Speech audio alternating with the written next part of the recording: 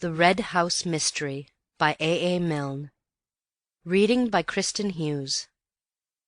To John Vine Milne, my dear father, like all really nice people, you have a weakness for detective stories, and feel that there are not enough of them. So after all that you have done for me, the least that I can do for you is to write you one. Here it is, with more gratitude and affection than I can well put down here. A.M. Chapter 1. Mrs. Stevens is Frightened. In the drowsy heat of the summer afternoon, the Red House was taking its siesta. There was a lazy murmur of bees in the flower borders, a gentle cooing of pigeons in the tops of the elms. From distant lawns came the whir of a mowing machine, that most restful of all country sounds, making ease the sweeter in that it is taken while others are working. It was the hour when even those whose business it is to attend to the wants of others have a moment or two for themselves. In the housekeeper's room, Audrey Stevens, the pretty parlour-maid, retrimmed her best hat and talked idly to her aunt, the cook-housekeeper of Mr. Mark Ablett's bachelor home. "For Joe?" said Mrs. Stevens placidly, her eyes on the hat. Audrey nodded. She took a pin from her mouth, found a place in the hat for it, and said, "He likes a bit of pink." "I don't say I mind a bit of pink myself," said her aunt. "Joe Turner isn't the only one." "It isn't everybody's colour," said Audrey, holding the hat out at arm's length, and regarding it thoughtfully. "Stylish, isn't it?" "Oh, it'll suit you all right, and it would have suited me at your age. A bit too dressy for me now, though wearing better than some people, I dare say. I was never one to pretend to be what I wasn't. If I'm 55, I'm 55, that's what I say." 58, isn't it, Auntie?" "I was just given that as an example," said Mrs. Stevens with great dignity. Audrey threaded a needle, held her hand out and looked at her nails critically for a moment, and then began to sew. "Funny thing that about Mr. Mark's brother. Fancy not seeing your brother for 15 years." She gave a self-conscious laugh and went on. "Wonder what I should do if I didn't see Joe for 15 years." "As I told you all this morning," said her aunt, "I've been here 5 years, and never heard of a brother. I could say that before everybody if I was going to die tomorrow. There's been no brother here while I've been here." "You could have knocked me down with a feather when he spoke about him at breakfast this morning. I didn't hear what went before, naturally, but they was all talking about the brother when I went in. Now what was it I went in for? Hot milk, was it, or toast?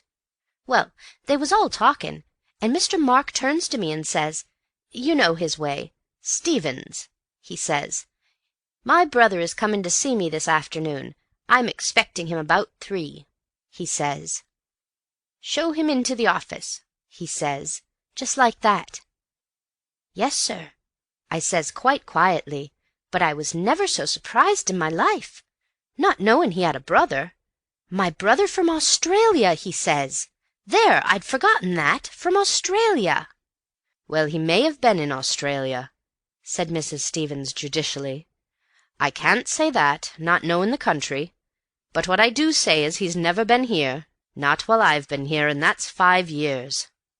"Well, but, Auntie, he hasn't been here for 15 years. I heard Mr. Mark telling Mr. Kayle. 15 years, he says. Mr. Kayle having arsed him when his brother was last in England. Mr. Kayle knew of him. I heard him telling Mr. Beverley, but didn't know when he was last in England, see? So that's why he arsed Mr. Mark." "I'm not saying anything about 15 years, Audrey.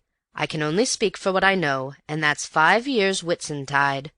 I can take my oath he's not set foot in the house since 5 years Whitsuntide, and if he's been in Australia, as you say, well, I dare say he's had his reasons." "What reasons?" said Audrey lightly. "Never you mind what reasons. Being in the place of a mother to you since your poor mother died, I say this, Audrey, when a gentleman goes to Australia he has his reasons, and when he stays in Australia 15 years, as Mr. Mark says, and as I know for myself for 5 years, he has his reasons, and a respectably brought-up girl doesn't ask what reasons." "Got into trouble, I suppose," said Audrey carelessly. "They were saying at breakfast he'd been a wild one. Debts. I'm glad Joe isn't like that. He's got £15 in the Post Office Savings Bank. Did I tell you?" But there was not to be any more talk of Joe Turner that afternoon. The ringing of a bell brought Audrey to her feet. No longer Audrey, but now Stevens. She arranged her cap in front of the glass. "There, that's the front door," she said. "That's him. Show him into the office," said Mr. Mark. "I suppose he doesn't want the other ladies and gentlemen to see him. Well, they're all out at their golf, anyhow. I wonder if he's going to stay. Perhaps he's brought back a lot of gold from Australia. I might hear something about Australia, because if anybody can get gold there, then I don't say but what Joe and I— Now, get on, Audrey." "Just going, darling." She went out. To anyone who had just walked down the drive in the August sun, the open door of the Red House revealed a delightfully inviting hall, of which even the mere sight was cooling. It was a big, low-roofed, oak-beamed place, with cream-washed walls and diamond-paned windows, blue-curtained. On the right and left were doors leading into other rooms, but on the side which faced you as you came in were windows again, looking on to a small grass court, and from open windows to open windows such air as there was played gently. The staircase went up in broad, low steps along the right-hand wall, and turning to the left led you along a gallery which ran across the width of the hall to your bedroom. That is, if you were going to stay the night. Mr. Robert Ablett's intentions in this matter were as yet unknown. As Audrey came across the hall, she gave a little start as she saw Mr. Kayle suddenly, sitting unobtrusively in his seat beneath one of the front windows, reading. No reason why he shouldn't be there. Certainly a much cooler place than the golf links on such a day, but somehow there was a deserted air about the house that afternoon, as if all the guests were outside, or perhaps, the wisest place of all, up in their bedrooms sleeping. Mr. Kayle, the master's cousin, was a surprise, and having given a little exclamation as she came suddenly upon him, she blushed and said, "Oh, I beg your pardon, sir. I didn't see you at first." And he looked up from his book and smiled at her. An attractive smile it was on that big ugly face. "Such a gentleman, Mr. Kayle," she thought to herself as she went on, and wondered what the master would do without him. If this brother, for instance, had to be bundled back to Australia, it was Mr. Kayle who would do most of the bundling. "So this is Mr. Robert," said Audrey to herself as she came in sight of the visitor. She told her aunt afterwards that she would have known him anywhere for Mr. Mark's brother, but she would have said that in any event. Actually, she was surprised. Dapper little Mark, with his neat pointed beard and his carefully curled moustache, with his quick darting eyes, always moving from one to the other of any company he was in, to register one more smile to his credit when he had said a good thing, or one more expectant look when he was only waiting his turn to say it. He was a very different man from this rough-looking, ill-dressed colonial, staring at her so loweringly. "I want to see Mr. Mark Ablett," he growled. It sounded almost like a threat. Audrey recovered herself and smiled reassuringly at him. She had a smile for everybody. "Yes, sir. He is expecting you, if you will come this way." "Oh, so you know who I am, eh?" "Mr. Robert Ablett?" "Aye, that's right. So he's expecting me, eh? He'll be glad to see me, eh?" "If you will come this way, sir," said Audrey primly. She went to the second door on the left and opened it. "Mr. Robert she began, and then broke off. The room was empty. She turned to the man behind her. "If you will sit down, sir, I will find the master. I know he's in, because he told me that you were coming this afternoon." "Oh." He looked round the room. "What do you call this place, eh?" "The office, sir." "The office?" "The room where the master works, sir." "Works, eh? That's new. Didn't know he'd ever done a stroke o' work in his life." "Where he writes, sir," said Audrey with dignity. The fact that Mr. Mark wrote, though nobody knew what, was a matter of pride in the housekeeper's room. "Not well dressed enough for the drawing-room, eh?" "I will tell the master you are here, sir," said Audrey decisively. She closed the door and left him there. Well, here was something to tell Auntie. Her mind was busy at once going over all the things which he had said to her, and she had said to him, quiet-like. "Directly I saw him, I said to myself—" Why, you could have knocked her over with a feather. Feathers, indeed, were a perpetual menace to Audrey. However, the immediate business was to find the master. She walked across the hall to the library, glanced in, came back a little uncertainly, and stood in front of Kayle. "If you please, sir," she said in a low, respectful voice, "can you tell me where the master is? It's Mr. Robert called." "What?" said Kayle, looking up from his book. "Who?" Audrey repeated her question. "I don't know. Isn't he in the office? He went up to the Temple after lunch. I don't think I've seen him since." "Thank you, sir. I will go up to the Temple." Kayle returned to his book. The Temple was a brick summer-house in the gardens at the back of the house, about 300 yards away. Here Mark meditated sometimes before retiring to the office to put his thoughts upon paper. The thoughts were not of any great value. Moreover, they were given off at the dinner-table more often than they got on to paper, and got on to paper more often than they got into print. But that did not prevent the master of the Red House from being a little pained when a visitor treated the Temple carelessly, as if it had been erected for the ordinary purposes of flirtation and cigarette-smoking. There had been an occasion when 2 of his guests had been found playing fives in it. Mark had said nothing at the time, save to ask with a little less than his usual point, whether they couldn't find anywhere else for their game.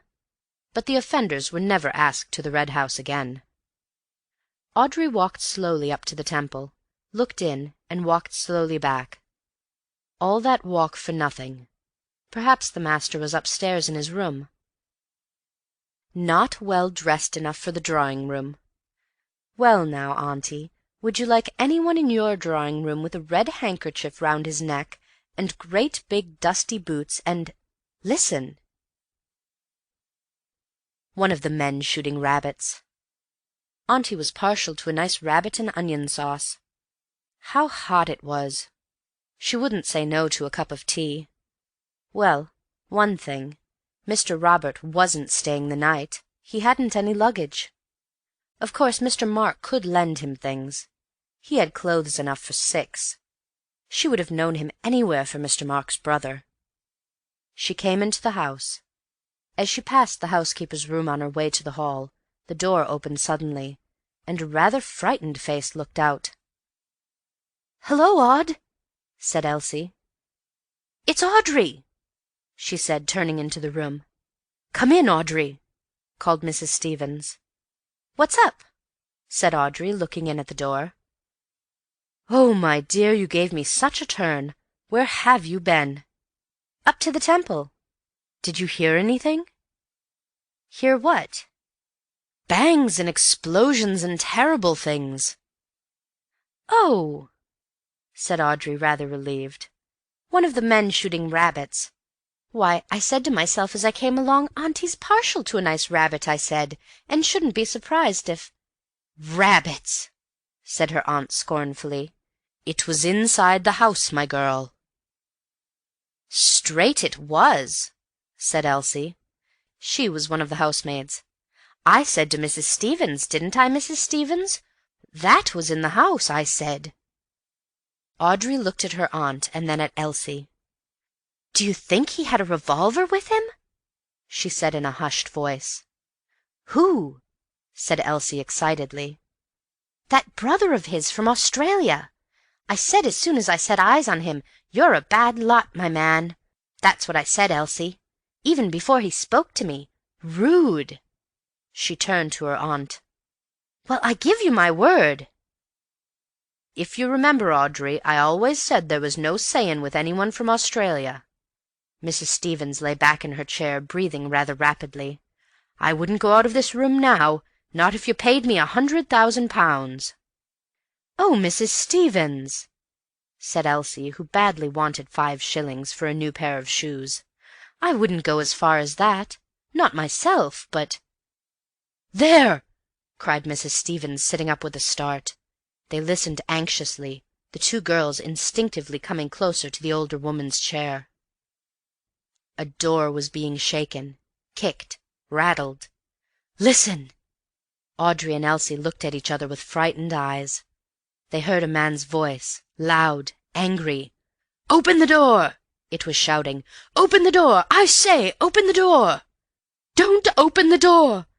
cried Mrs. Stevens in a panic, as if it was her door which was threatened. "Audrey, Elsie, don't let him in!" "Damn it, open the door!" came the voice again. "We're all going to be murdered in our beds!" she quavered. Terrified, the 2 girls huddled closer, and with an arm around each, Mrs. Stevens sat there, waiting. End of Chapter 1.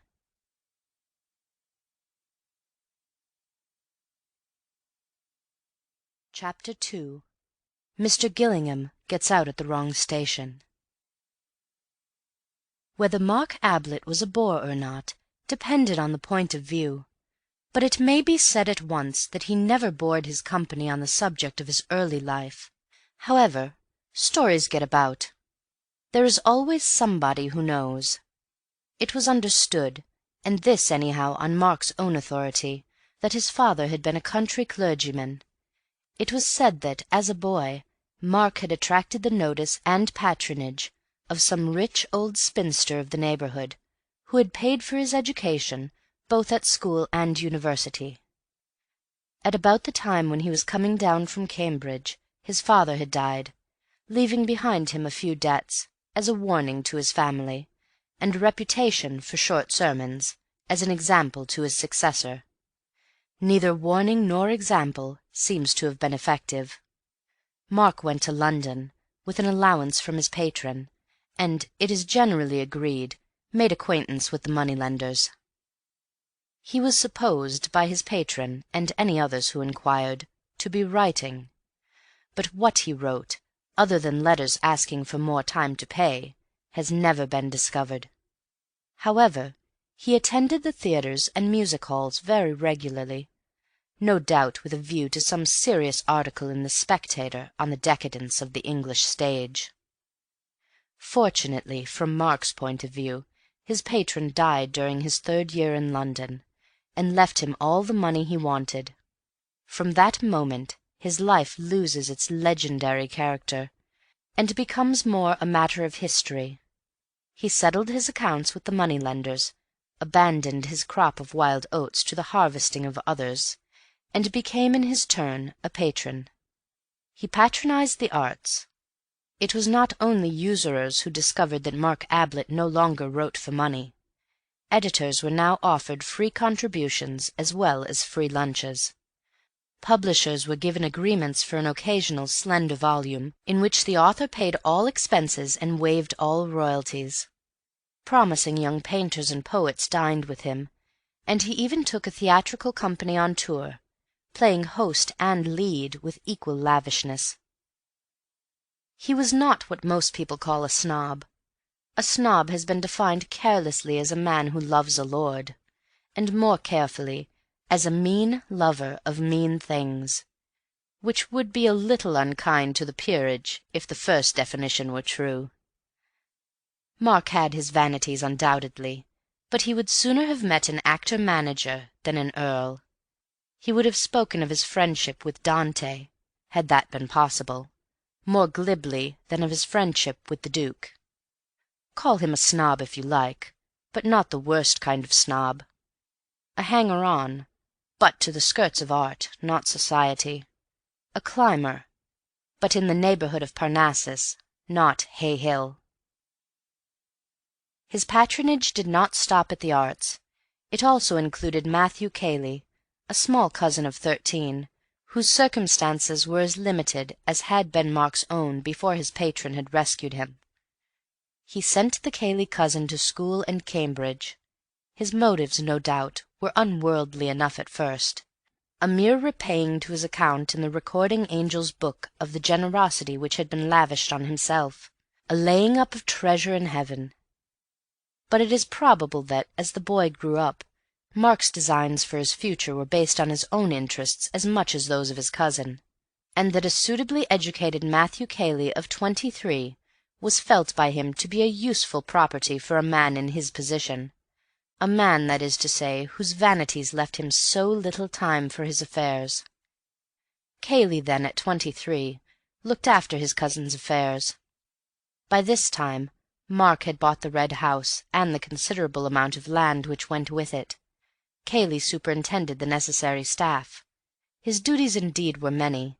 He was not quite secretary, not quite land agent, not quite business adviser, not quite companion, but something of all four. Mark leant upon him and called him Kaye, objecting quite rightly in the circumstances to the name of Matthew. Kaye, he felt, was, above all, dependable, a big, heavy-jawed, solid fellow, who didn't bother you with unnecessary talk, a boon to a man who liked to do most of the talking himself. Kayle was now 28, but had all the appearance of 40, which was his patron's age. Spasmodically they entertained a good deal at the Red House, and Mark's preference, call it kindliness or vanity as you please, was for guests who were not in a position to repay his hospitality. Let us have a look at them as they came down to that breakfast, of which Stevens, the parlour-maid, has already given us a glimpse. The first to appear was Major Rumbold, a tall, grey-haired, grey-moustached, silent man, wearing a Norfolk coat and grey flannel trousers, who lived on his retired pay and wrote natural history articles for the paper. He inspected the dishes on the side table, decided carefully on kedgeree, and got to work on it. He had passed on to a sausage by the time of the next arrival. This was Bill Beverley, a cheerful young man in white flannel trousers and a blazer. "Hullo, Major," he said as he came in. "How's the gout?" "It isn't gout," said the Major gruffly. "Well, whatever it is." The Major grunted. "I make a point of being polite at breakfast," said Bill, helping himself largely to porridge. "Most people are so rude. That's why I asked you. But don't tell me if it's a secret. Coffee?" he added as he poured himself out a cup. "No, thanks. I never drink till I've finished eating." "Quite right, Major. It's only manners." He sat down opposite to the other. "Well, we've got a good day for our game. It's going to be dashed hot, but that's where Betty and I score. On the 5th green, your old wound, the one you got in that frontier skirmish in '43, will begin to trouble you. On the 8th, your liver, undermined by years of curry, will drop to pieces. On the 12th—" "Oh, shut up, you ass!" "Well, I'm only warning you. Hullo, good morning, Miss Norris. I was just telling the Major what was going to happen to you and him this morning. Do you want any assistance, or do you prefer choosing your own breakfast?" "Please don't get up," said Miss Norris. "I'll help myself. Good morning, Major." She smiled pleasantly at him. The Major nodded. "Good morning. Going to be hot." "As I was telling him," began Bill. "That's where— Hello, here's Betty. Morning, Kayle." Betty Calladine and Kayle had come in together. Betty was the 18-year-old daughter of Mrs. John Calladine, widow of the painter, who was acting hostess on this occasion for Mark. Ruth Norris took herself seriously as an actress, and, on her holidays, seriously as a golfer. She was quite competent as either. Neither the stage society nor Sandwich had any terrors for her. "By the way, the car will be round at 10:30, said Kayle, looking up from his letters. "You're lunching there and driving back directly afterwards. Isn't that right?" "I don't see why we shouldn't have 2 rounds," said Bill hopefully. "Much too hot in the afternoon," said the Major. "Get back comfortably for tea." Mark came in. He was generally the last. He greeted them and sat down to toast and tea. Breakfast was not his meal. The others chattered gently while he read his letters. "Good God!" said Mark suddenly. There was an instinctive turning of heads toward him. "I beg your pardon, Miss Norris. Sorry, Betty." Miss Norris smiled her forgiveness. She often wanted to say it herself, particularly at rehearsals. "I say, Kaye." He was frowning to himself, annoyed, puzzled. He held up a letter and shook it.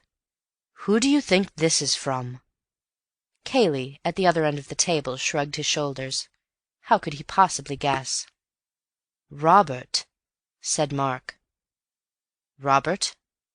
It was difficult to surprise Kayle. "Well?" "It's all very well to say 'well' like that," said Mark peevishly. "He's coming here this afternoon." "I thought he was in Australia or somewhere." "Of course, so did I."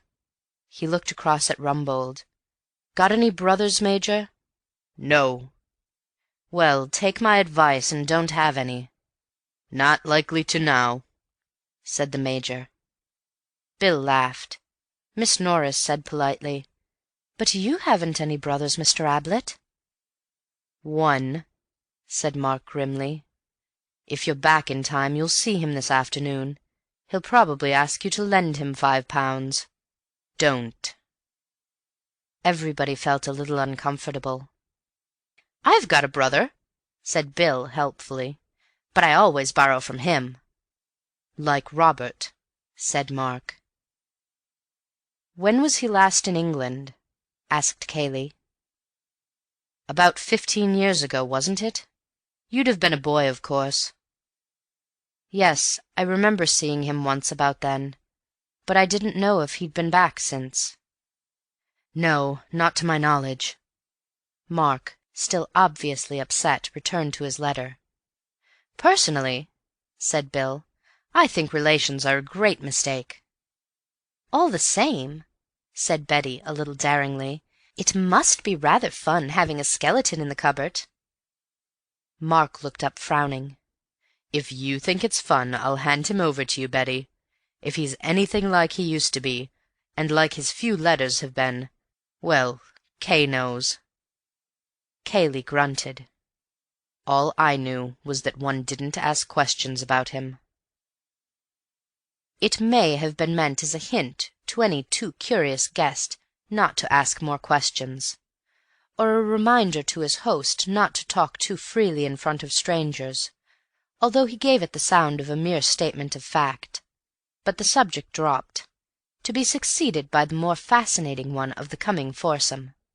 Mrs. Calladine was driving over with the players in order to lunch with an old friend who lived near the links, and Mark and Kayle were remaining at home on affairs.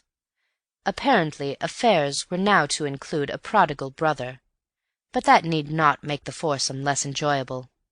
At about the time when the Major, for whatever reasons, was fluffing his tee-shot at the 16th, and Mark and his cousin were at their business at the Red House, an attractive gentleman of the name of Antony Gillingham was handing up his ticket at Woodham Station and asking his way to the village.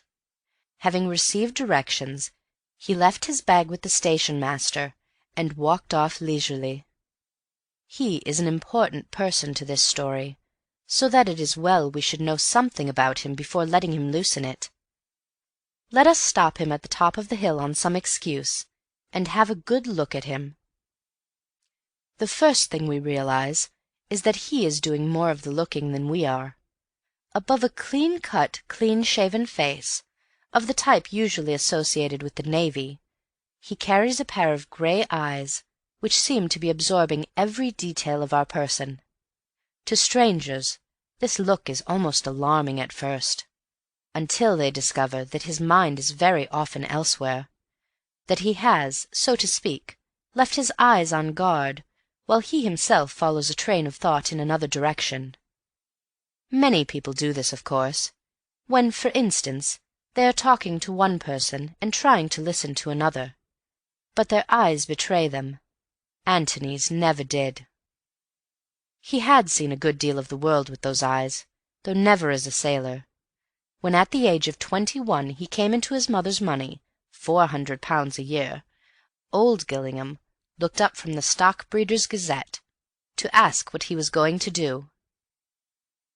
"See the world," said Antony. "Well, send me a line from America or wherever you get to."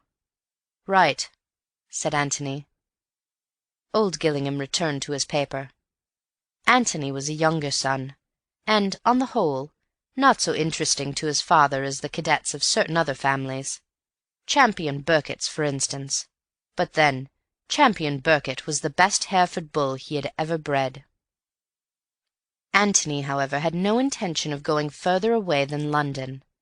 His idea of seeing the world was to see, not countries, but people, and to see them from as many angles as possible. There are all sorts in London if you know how to look at them, so Antony looked at them from various strange corners, from the viewpoint of the valet, the newspaper reporter, the waiter, the shop assistant. With the independence of £400 a year behind him, he enjoyed it immensely. He never stayed long in one job, and generally closed his connection with it by telling his employer, contrary to all etiquette as understood between master and servant, exactly what he thought of him. He had no difficulty in finding a new profession. Instead of experience and testimonials, he offered his personality and a sporting bet. He would take no wages the first month, and if he satisfied his employer, double wages the second. He always got his double wages. He was now 30. He had come to Waldheim for a holiday because he liked the look of the station. His ticket entitled him to travel further, but he had always intended to please himself in the matter. Waldheim attracted him, and he had a suit-case in the carriage with him and money in his pocket. Why not get out? The landlady of the George was only too glad to put him up, and promised that her husband would drive over that afternoon for his luggage. "And you would like some lunch, I expect, sir?" "Yes, but don't give yourself any trouble about it. Cold anything you've got."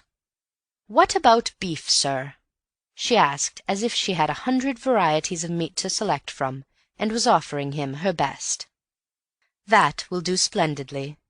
And a pint of beer." While he was finishing his lunch, the landlord came in to ask about the luggage. Antony ordered another pint, and soon had him talking. "It must be rather fun to keep a country inn," he said, thinking that it was about time he started another profession. "I don't know about fun, sir. It gives us a living and a bit over." "You ought to take a holiday," said Antony, looking at him thoughtfully. "Funny thing you're saying that," said the landlord with a smile. "Another gentleman, over from the Red House, was saying that only yesterday. He offered to take my place and all." He laughed rumblingly. "The Red House? Not the Red House, Stanton?" "That's right, sir. Stanton's the next station to Waldheim. The Red House is about a mile from here, Mr. Ablett's." Antony took a letter from his pocket. It was addressed from the Red House, Stanton, and signed Bill. "Good old Bill," he murmured to himself. "He's getting on." Antony had met Bill Beverley 2 years before in a tobacconist's shop. Gillingham was on one side of the counter, and Mr. Beverley on the other. Something about Bill, his youth and freshness perhaps, attracted Antony, and when cigarettes had been ordered and an address given to which they were to be sent, he remembered that he had come across an aunt of Beverley's once at a country house. Beverley and he met again a little later at a restaurant. Both of them were in evening dress, but they did different things with their napkins, and Antony was the more polite of the two. However, he still liked Bill, so on one of his holidays when he was unemployed he arranged an introduction through a mutual friend.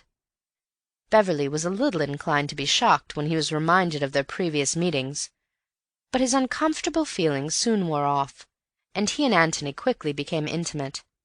But Bill generally addressed him as "dear madman" when he happened to write.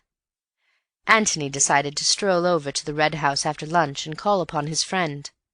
Having inspected his bedroom, which was not quite the lavender-smelling country inn bedroom of fiction, but sufficiently clean and comfortable, he set out over the fields. As he came down the drive and approached the old red-brick front of the house, there was a lazy murmur of bees in the flower borders, a gentle cooing of pigeons in the tops of the elms, and from the distant lawns the whir of a mowing machine, that most restful of all country sounds. And in the hall a man was banging at a locked door and shouting, "Open the door, I say! Open the door!" "Hullo!" said Antony in amazement. End of Chapter 2.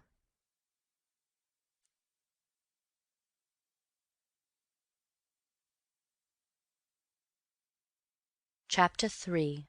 2 Men and a Body. Kayle looked around suddenly at the voice. "Can I help?" said Antony politely. "Something's happened," said Kayle. He was breathing quickly. "I heard a shot. It sounded like a shot. I was in the library. A loud bang. I didn't know what it was, and the door's locked." He rattled the handle again and shook it. "Open the door!" he cried. "I say, Mark, what is it? Open the door!" "But he must have locked the door on purpose," said Antony. "So why should he open it just because you ask him to?" Kayle looked at him in a bewildered way. Then he turned to the door again. "We must break it in," he said, putting his shoulder to it. "Help me." "Isn't there a window?"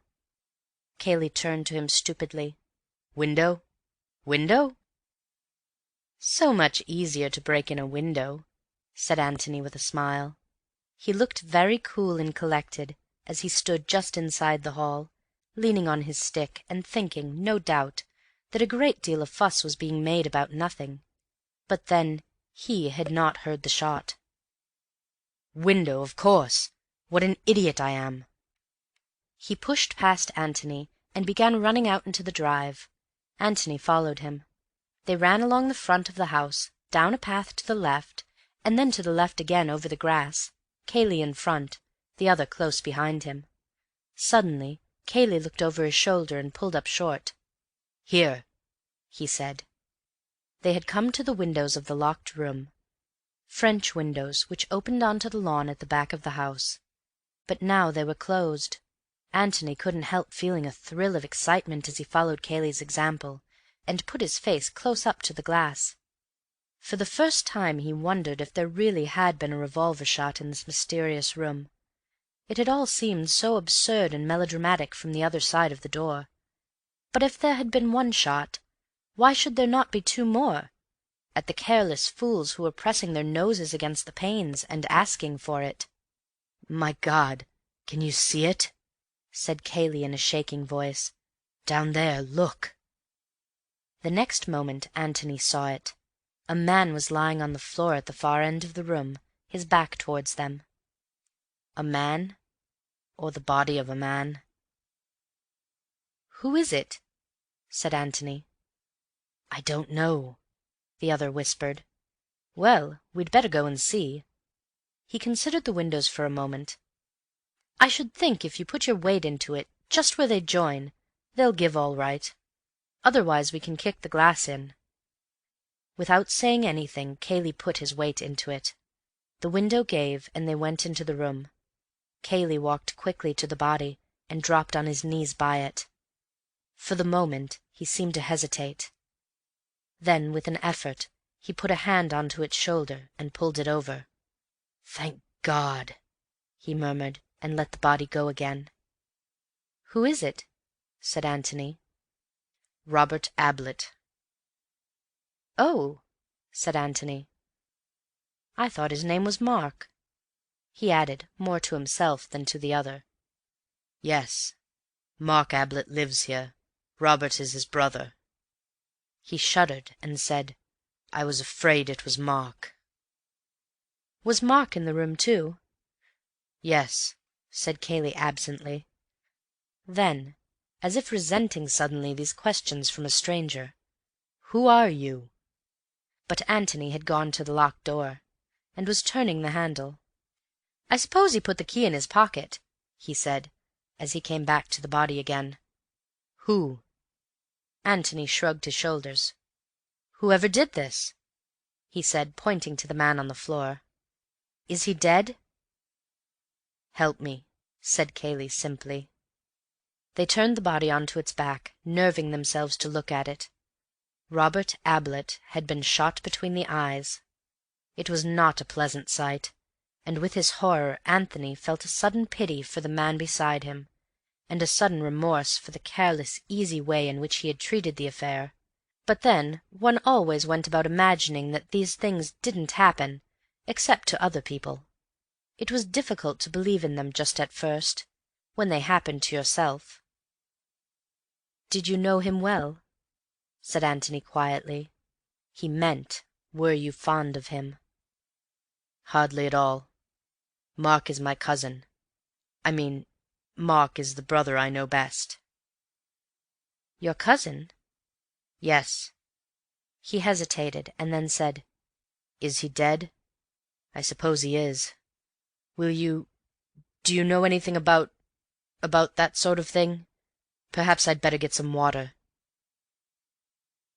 There was another door opposite to the locked one, which led, as Antony was to discover for himself directly, into a passage from which opened two more doors.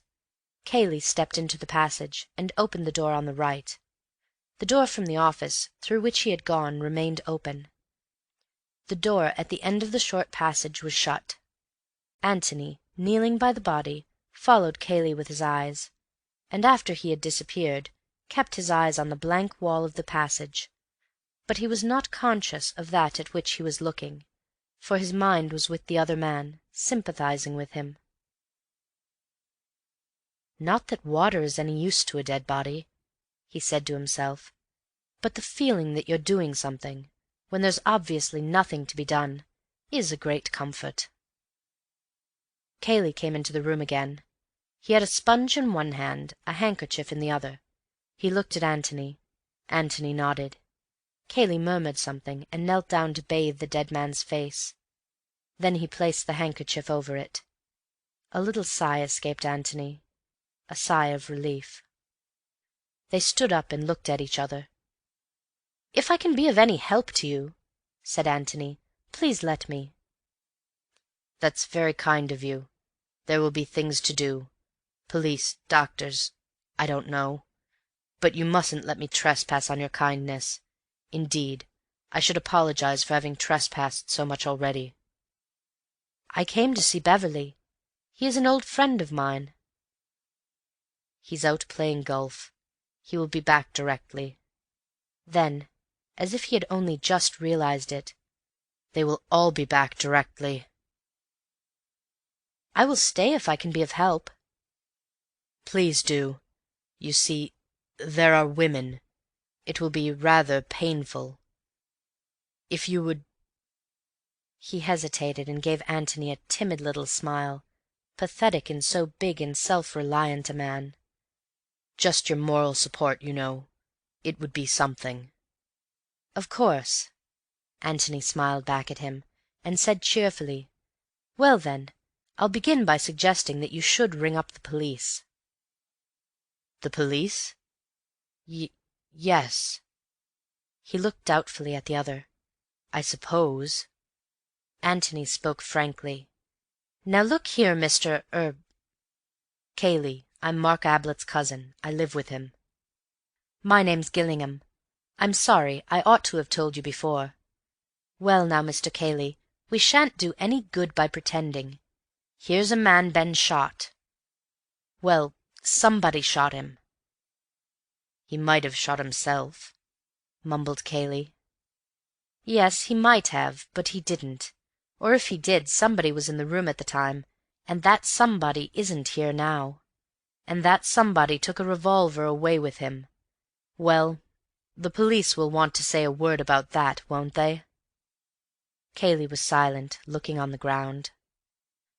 "Oh, I know what you're thinking, and believe me, I do sympathize with you, but we can't be children about it.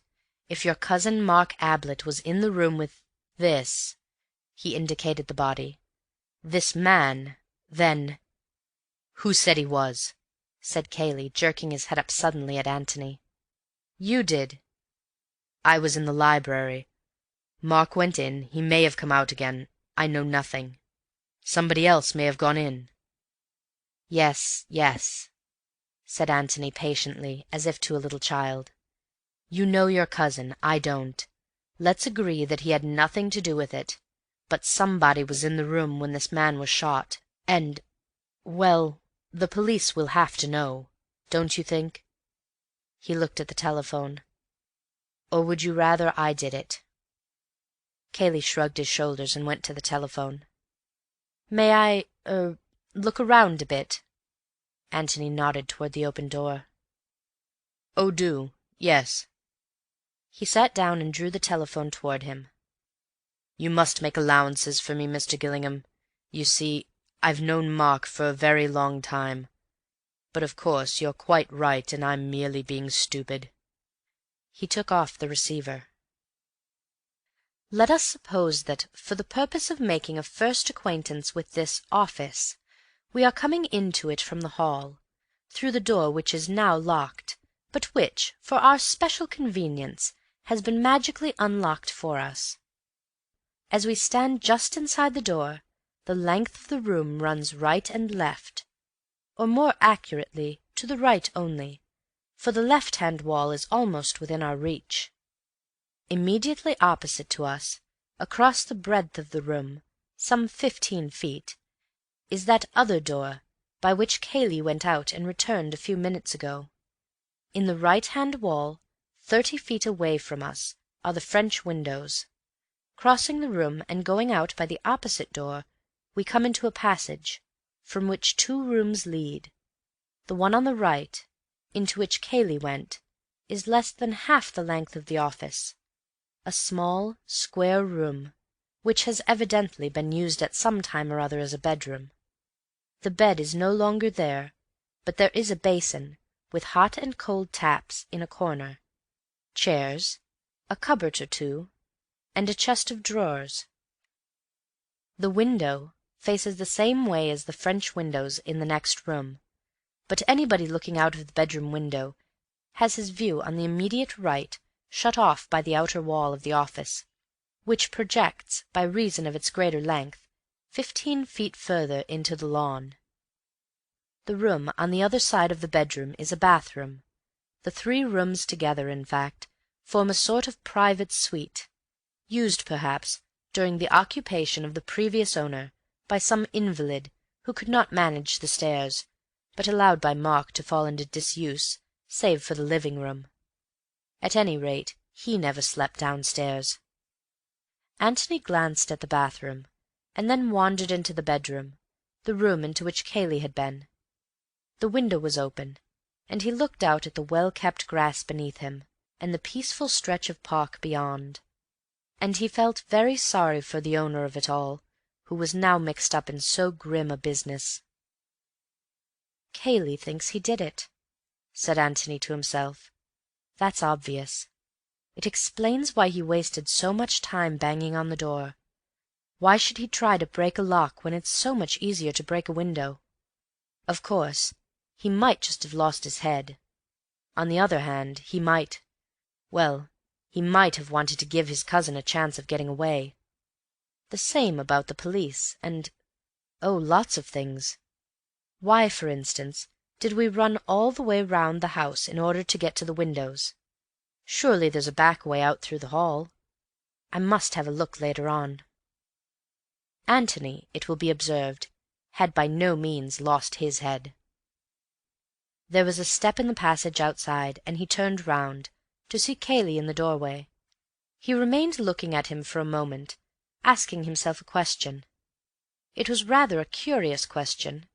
He was asking himself why the door was open. Well, not exactly why the door was open. That could be explained easily enough. But why had he expected the door to be shut? He did not remember shutting it, but somehow he was surprised to see it open now, and to see Cayley through the doorway, just coming into the room. Something, working subconsciously in his brain, had told him that it was surprising. Why? He tucked the matter away in a corner of his mind for the moment. The answer would come to him later on. He had a wonderfully retentive mind. Everything which he saw or heard seemed to make its corresponding impression somewhere in his brain, often without his being conscious of it. And these photographic impressions were always there, ready for him when he wished to develop them. Cayley joined him at the window. "I've telephoned," he said. "They're sending an inspector or someone from Middleston, and the local police and doctor from Stanton." He shrugged his shoulders. "We're in for it now." "How far away is Middleston?" It was the town for which Antony had taken a ticket that morning, only 6 hours ago. How absurd it seemed. "About 20 miles. These people will be coming back soon." "Beverley and the others?" "Yes, I expect they'll want to go away at once." "Much better that they should." "Yes." Cayley was silent for a little. Then he said, "You're staying near here?" "I'm at the George, at Waldheim." "If you're by yourself, I wish you'd put up here. You see," he went on awkwardly, "you'll have to be here for the inquest and so on. If I may offer you my cousin's hospitality and I mean, if he really has—" Antony broke in hastily with his thanks and acceptance. "That's good. Perhaps Beverley will stay on, if he's a friend of yours. He's a good fellow." Antony felt quite sure, from what Cayley had said and had hesitated to say, that Mark had been the last to see his brother alive. It didn't follow that Mark Ablett was a murderer. Revolvers go off accidentally, and when they have gone off, people lose their heads and run away, fearing that their story will not be believed. Nevertheless, when people run away, whether innocent or guilty, one can't help wondering which way they went. "I suppose this way," said Antony aloud, looking out of the window. "Who?" said Cayley stubbornly. "Well, whoever it was," said Antony, smiling to himself. "The murderer, or let us say, the man who locked the door after Robert Ablett was killed." "I wonder." "Well, how else could he have got away? He didn't go by the windows in the next room, because they were shut." "Isn't that rather odd?" "Well, I thought so at first, but—" He pointed to the wall jutting out on the right. "You see, you're protected from the rest of the house if you get out here, and you're quite close to the shrubbery. If you go out at the French windows, I imagine you're much more visible. All that part of the house," he waved his right hand, "the west, well, northwest almost, where the kitchen parts are, you see, you're hidden from them here. Oh, yes." He knew the house, whoever it was, and he was quite right to come out of this window. He'd be into the shrubbery at once. Cayley looked at him thoughtfully. "It seems to me, Mr. Gillingham, that you know the house pretty well, considering that this is the first time you've been to it." Antony laughed. "Oh, well, I notice things, you know. I was born noticing. But I'm right, aren't I, about why he went out this way?" "Yes, I think you are." Cayley looked away towards the shrubbery. "Do you want to go noticing in there now?" He nodded at it. "I think we might leave that to the police," said Antony gently. Well, there's no hurry." Cayley gave a little sigh, as if he had been holding his breath for the answer, and could now breathe again. "Thank you, Mr. Gillingham," he said. End of Chapter 3.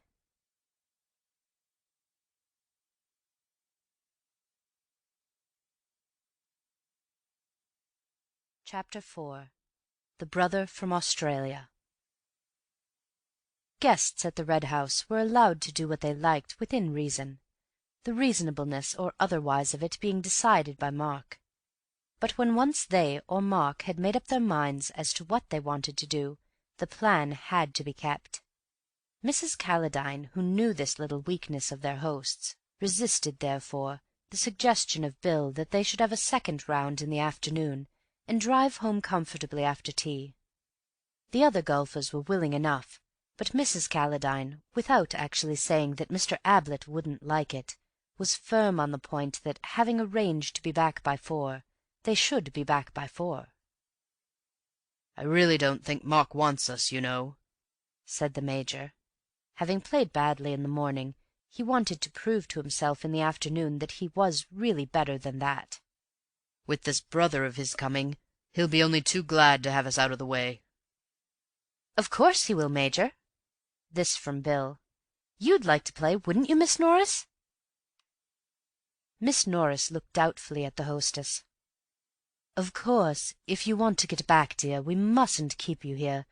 Besides, it's so dull for you not playing." "Just 9 holes, Mother," pleaded Betty.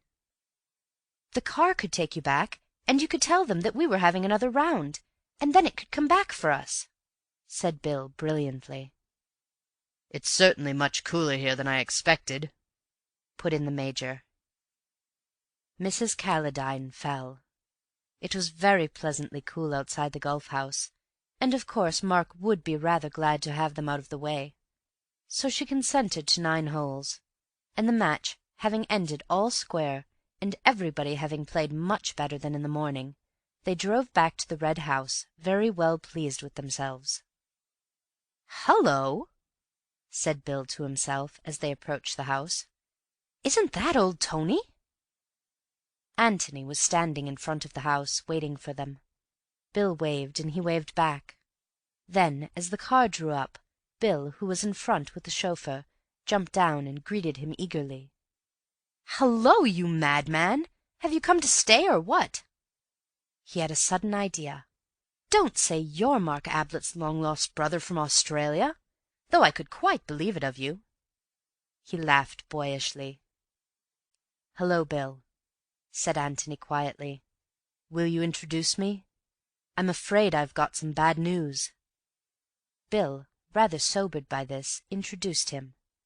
The Major and Mrs. Calladine were on the near side of the car, and Antony spoke to them in a low voice. "I'm afraid I'm going to give you rather a shock," he said. "Robert Ablett, Mr. Mark Ablett's brother, has been killed." He jerked a thumb over his shoulder. "In the house." "Good God!" said the Major. "Do you mean that he has killed himself?" asked Mrs. Calladine. "Just now?" "It was about 2 hours ago. I happened to come here." He half turned to Beverley and explained. "I was coming to see you, Bill. I arrived just after the death. Mr. Kayle and I found the body. Mr. Kayle being busy just now, there are police and doctors and so on in the house. He asked me to tell you. He says that no doubt you would prefer, the house party having been broken up in this tragic way, to leave as soon as possible." He gave a pleasantly apologetic little smile and went on. "I am putting it badly, but what he means, of course, is that you must consult your own feelings in the matter entirely, and please make your own arrangements about ordering the car for whatever train you wish to catch. There is one this evening, I understand, which you could go by if you wished it." Bill gazed with open mouth at Antony. He had no words in his vocabulary to express what he wanted to say, other than those the Major had already used. Betty was leaning across to Miss Norris and saying, "Who's killed?" in an awestruck voice, and Miss Norris, who was instinctively looking as tragic as she looked on the stage when a messenger announced the death of one of the cast, stopped for a moment in order to explain. Mrs. Calladine was quietly mistress of herself. "We shall be in the way. Yes, I quite understand," she said. "But we can't just shake the dust of the place off our shoes because something terrible has happened there. I must see Mark, and we can arrange later what to do. He must know how very deeply we feel for him. Perhaps we—" She hesitated. "The Major and I might be useful anyway," said Bill. Isn't that what you mean, Mrs. Calladine?" "Where is Mark?" said the Major suddenly, looking hard at Antony. Antony looked back unwaveringly, and said nothing. "I think," said the Major gently, leaning over to Mrs. Calladine, "that it would be better if you took Betty back to London tonight." "Very well," she agreed quietly. "Will you come with us, Ruth?" "I'll see you safely there," said Bill in a meek voice. He didn't quite know what was happening, and having expected to stay at the Red House for another week, he had nowhere to go to in London, but London seemed to be the place that everyone was going to, and when he could get Tony alone for a moment, Tony no doubt would explain. "Cayley wants you to stay, Bill. You have to go anyhow tomorrow, Major Rumbold?" "Yes, I'll come with you, Mrs. Calladine." "Mr. Cayley would wish me to say again that you will please not hesitate to give your own orders, both as regards the car and as regarding any telephoning or telegraphing that you want done." He smiled again and added, "Please forgive me if I seem to have taken a good deal upon myself, but I just happened to be handy as a mouthpiece for Cayley." He bowed to them and went into the house.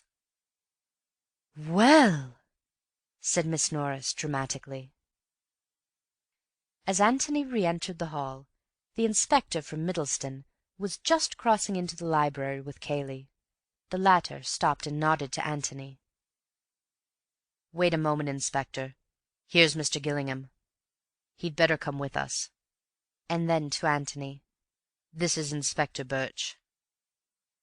Birch looked inquiringly from one to the other. "Mr. Gillingham and I found the body together," explained Cayley. "Oh, well, come along, and let's get the facts sorted out a bit. I like to know where I am, Mr. Gillingham." "We all do." "Oh?" He looked at Antony with interest. "Do you know where you are in this case?" "I know where I'm going to be." "Where's that?" "Put through it by Inspector Birch," said Antony with a smile. The inspector laughed genially. "Well, I'll spare you as much as I can. Come along." They went into the library. The inspector seated himself at a writing-table, and Cayley sat in a chair by the side of it. Antony made himself comfortable in an arm-chair and prepared to be interested. "We'll start with the dead man," said the inspector. "Robert Ablett, didn't you say?" He took out his notebook. "Yes, brother of Mark Ablett, who lives here." "Ah!" He began to sharpen a pencil. "Staying in the house?" "Oh, no." Antony listened attentively while Cayley explained all that he knew about Robert. This was news to him. "I see. Sent out of the country in disgrace. What had he done?" "I hardly know. I was only about 12 at the time. The sort of age when you're told not to ask questions." "Inconvenient questions?" "Exactly. So you don't really know whether he had been merely wild or wicked?" "No. Old Mr. Ablett was a clergyman," added Cayley. "Perhaps what might seem wicked to a clergyman might seem only wild to a man of the world." "I dare say, Mr. Cayley," smiled the inspector. "Anyhow, it was more convenient to have him in Australia?" "Yes." "Mark Ablett never talked about him?" "Hardly ever. He was very much ashamed of him, and, well, very glad he was in Australia." "Did he write Mark sometimes?" "Occasionally. Perhaps 3 or 4 times in the last 5 years." "Asking for money?" "Something of the sort. I don't think Mark always answered them. As far as I know, he never sent any money." "Now, your own private opinion, Mr. Cayley. Do you think that Mark was unfair to his brother, unduly hard on him?" "They never liked each other as boys. There was never any affection between them. I don't know whose fault it was in the first place, if anybody's." "Still, Mark might have given him a hand." "I understand," said Cayley, "that Robert spent his whole life asking for hands." The inspector nodded. "I know that sort. Well, now, we'll go on to this morning." This letter that Mark got, did you see it?" "Not at the time. He showed it to me afterwards." "Any address?" "No. A half sheet of rather dirty paper." "Where is it now?" "I don't know. In Mark's pocket, I expect." "Ah!" He pulled at his beard. "Well, we'll come to that. Can you remember what it said?" "As far as I remember, something like this: 'Mark, your loving brother is coming to see you tomorrow, all the way from Australia. I give you warning so that you will be able to conceal your surprise, but not, I hope, your pleasure. Expect him at 3 or thereabouts.'" "Ah!" The inspector copied it down carefully. "Did you notice the postmark?" "London." "And what was Mark's attitude?" "Annoyance, disgust." Cayley hesitated. "Apprehension?" "No, not exactly. Or rather, apprehension of an unpleasant interview, not of any unpleasant outcome for himself." "You mean that he wasn't afraid of violence or blackmail or anything of that sort?" "He didn't appear to be." "Right. Now then, he arrived, you say, about 3 o'clock?" "Yes, about that." "Who was in the house then?" "Mark and myself, and some of the servants. I don't know which. Of course you will ask them directly, no doubt." "With your permission. No guests?" "They were out all day, playing golf," explained Cayley. "Oh, by the way," he put in, "if I may interrupt a moment, will you want to see them at all? It isn't very pleasant for them now, naturally, and I suggested—" He turned to Antony, who nodded back to him. "I understand that they want to go back to London this evening. There's no objection to that, I suppose?" "You will let me have their names and addresses in case I want to communicate with them?" "Of course. One of them is staying on, if you would like to see him later, but they only came back from their golf as we crossed the hall." "That's all right, Mr. Cayley. Well, now then, let's go back to 3 o'clock. Where were you when Robert arrived?" Cayley explained how he had been sitting in the hall, how Audrey had asked him where the master was, and how he had said that he had last seen him going up to the temple. "She went away, and I went on with my book. There was a step on the stair, and I looked up to see Mark coming down. He went into the office, and I went on with my book again. I went into the library for a moment to refer to another book, and when I was in there I heard a shot. At least, it was a loud bang. I wasn't sure if it was a shot. I stood and listened. Then I came slowly to the door and looked out. Then I went back again, hesitated a bit, you know, and finally decided to go across to the office and make sure that it was all right. I turned the handle of the office door and found it was locked. Then I got frightened, and I banged at the door, and shouted, and, well, that was when Mr. Gillingham arrived." He went on to explain how they had found the body. The inspector looked at him with a smile. "Yes, well, we shall have to go over some of that again, Mr. Cayley. Mr. Mark, now, you thought he was in the Temple. Could he have come in and gone up to his room without your seeing him?" "There are back stairs. He wouldn't have used them in the ordinary way, of course, but I wasn't in the hall all the afternoon. He might easily have gone upstairs without my knowing anything about it." "So that you weren't surprised when you saw him coming down?" "Oh, not a bit." "Well, did he say anything?" "He said 'Robert's here,' or something of the sort. I suppose he'd heard the bell, or the voices in the hall." "Which way does his bedroom face? Could he have seen him coming down the drive?" "He might have, yes." "Well?" "Well, then, I said 'yes,' and he gave a sort of shrug and said, 'Don't go too far away, I might want you,' and then went in." "What did you think he meant by that?" "Well, he consults me a good deal, you know. I'm his sort of unofficial solicitor in a kind of way." "This was a business meeting rather than a brotherly one?" "Oh, yes, that's how he regarded it, I'm sure." "Yes. How long was it before you heard the shot?" "Very soon. 2 minutes, perhaps." The inspector finished his writing, and then regarded Kayle thoughtfully. Suddenly he said, "What is your theory of Robert's death?"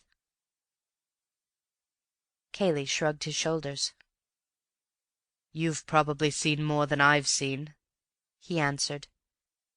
"It's your job. I can only speak as a layman and Mark's friend." "Well?"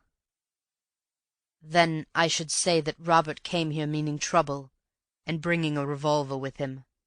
He produced it almost at once. Mark tried to get it from him. There was a little struggle, perhaps, and it went off. Mark lost his head finding himself there with a revolver in his hand and a dead man at his feet. His one idea was to escape. He locked the door almost instinctively, and then, when he heard me hammering at it, went out of the window." "Yes. Well, that sounds reasonable enough. What do you say, Mr. Gillingham?" "I should hardly call it reasonable to lose your head," said Antony, getting up from his chair and coming towards them. "Well, you know what I mean. It explains things." "Oh, yes. Any other explanation would make them much more complicated." "Have you any other explanation?" "Not I." "Are there any points on which you would like to correct Mr. Kayle? Anything that he left out after you arrived here?" "No, thanks. He described it all very accurately." "Ah. Well, now, about yourself. You're not staying in the house, I gather?" Antony explained his previous movements. "Yes. Did you hear the shot?" Antony put his head on one side, as if listening. "Yes. Just as I came in sight of the house. It didn't make any impression at the time, but I remember it now." "Where were you then?" "Coming up the drive. I was just in sight of the house." "Nobody left the house by the front door after the shot?" Antony closed his eyes and considered. "Nobody," he said. "No." "You're certain of that?" "Absolutely," said Antony, as though rather surprised that he could be suspected of a mistake. "Thank you. You're at the George if I want you?" "Mr. Gillingham is staying here until after the inquest," explained Kayle. "Good. Well, now, about these servants." End of chapter 4. Chapter 5. Mr. Gillingham chooses a new profession. As Kayle went over to the bell, Antony got up and moved to the door. "Well, you won't want me, I suppose, Inspector," he said. "No, thank you, Mr. Gillingham. You'll be about, of course." "Oh, yes."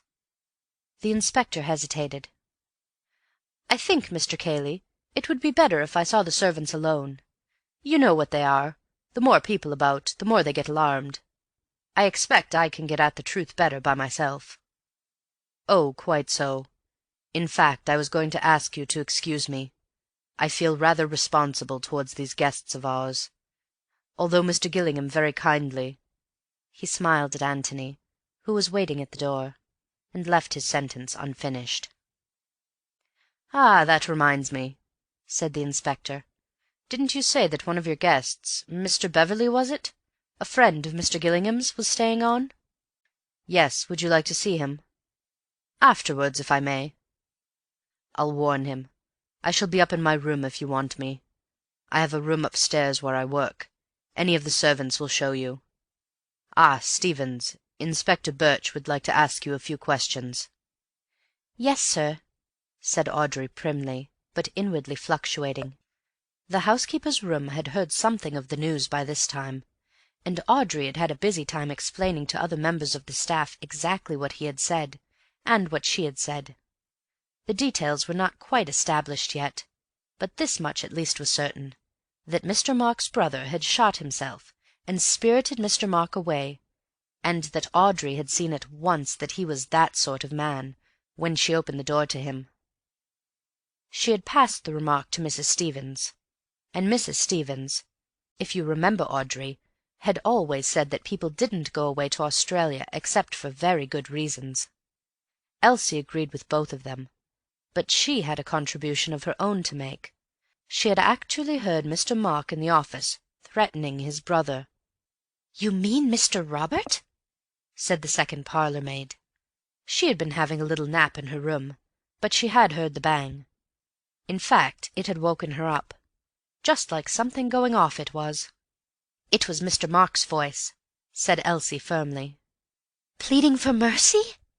said an eager-eyed kitchen-maid hopefully from the door, and was hurried out again by the others, wishing that she had not given her presents away. But it was hard to listen in silence when she knew so well from her novelettes just what happened on these occasions. "I shall have to give that girl a piece of my mind," said Mrs. Stevens. "Well, Elsie?" "He said, I heard him say it with my own ears, 'It's my turn now,' he said, triumphant-like." "Well, if you think that's a threat, dear, you're very peculiar, I must say." But Audrey remembered Elsie's words when she was in front of Inspector Birch. She gave her own evidence with the readiness of one who had already repeated it several times, and was examined and cross-examined by the inspector with considerable skill. The temptation to say, "Never mind about what you said to him," was strong, but he resisted it, knowing that in this way he would discover best what he said to her. By this time, both his words and the looks he gave her were getting their full value from Audrey, but the general meaning of them seemed to be well established. "Then you didn't see Mr. Mark at all?"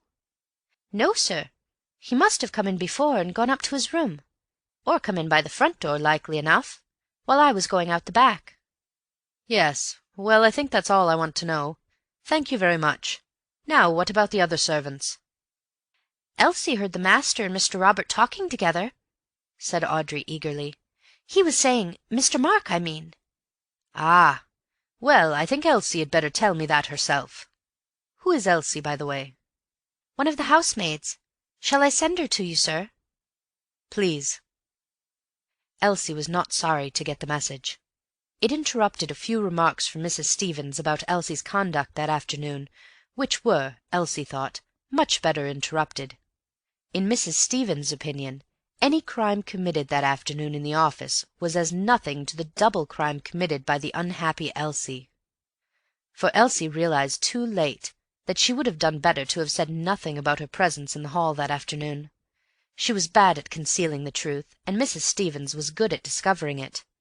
Elsie knew perfectly well that she had no business to come down the front stairs, and it was no excuse to say that she happened to come out of Miss Norris's room just at the head of the stairs, and didn't think it would matter, as there was nobody in the hall, and what was she doing anyhow in Miss Norris's room at that time? Returning a magazine? Lent by Miss Norris, might she ask? Well, not exactly lent. Really, Elsie? And this in a respectable house? In vain for poor Elsie to plead that a story by her favourite author was advertised on the cover, with a picture of the villain falling over the cliff. "That's where you'll go to, my girl, if you aren't careful," said Mrs. Stevens firmly. But of course there was no need to confess all these crimes to Inspector Birch. All that interested him was that she was passing through the hall and heard voices in the office. "And stopped to listen?" "Certainly not," said Elsie with great dignity, feeling that nobody really understood her. "I was just passing through the hall, just as you might have been yourself, and not supposing they was talking secrets, didn't think to stop my ears, as no doubt I ought to have done." She sniffed slightly. "Come, come," said the inspector soothingly. "I didn't mean to suggest—" "Everyone is very unkind to me," said Elsie between sniffs, "and there's that poor man lying dead there, and sorry they'd have been, if it had been me, to have spoken to me as they've done this day." "Nonsense, we're going to be very proud of you. I shouldn't be surprised if your evidence were of very great importance. Now then, what was it you heard? Try to remember the exact words." Something about working in a passage, thought Elsie. Yes, but who said it? "Mr. Robert." How do you know it was Mr. Robert? Had you heard his voice before?" "I don't take it upon myself to say that I had had any acquaintance with Mr. Robert, but seeing that it wasn't Mr. Mark, nor yet Mr. Kayle, nor any other of the gentlemen, and Miss Stevens had shown Mr. Robert into the office not 5 minutes before—" "Quite so," said the inspector hurriedly. "Mr. Robert undoubtedly. Working in a passage?" "That was what it sounded like, sir." Working a passage over? Could that have been it?" "That's right, sir," said Elsie eagerly. "He'd worked his passage over." "Well?" "And then Mr. Mark said loudly, sort of triumphant like, 'It's my turn now, you wait.'" "Triumphantly?" "As much as to say his chance had come." "And that's all you heard?" "That's all, sir. Not standing there listening, but just passing through the hall, as it might be any time." "Yes. Well, that's really very important, Elsie. Thank you." Elsie gave him a smile and returned eagerly to the kitchen. She was ready for Mrs. Stevens or anybody now. Meanwhile, Antony had been exploring a little on his own. There was a point which was puzzling him. He went through the hall to the front of the house and stood at the open door, looking out onto the drive. He and Kayle had run round the house to the left. Surely it would have been quicker to have run round to the right. The front door was not in the middle of the house. It was to the end. Undoubtedly they went the longest way round. But perhaps there was something in the way, if one went to the right. A wall, say. He strolled off in that direction, followed a path round the house, and came in sight of the office windows. Quite simple, and about half the distance of the other way. He went on a little farther and came to a door, just beyond the broken-in windows. It opened easily, and he found himself in a passage. At the end of the passage was another door. He opened it, and found himself in the hall again. "And of course, that's the quickest way of the three," he said to himself. "Through the hall and out at the back.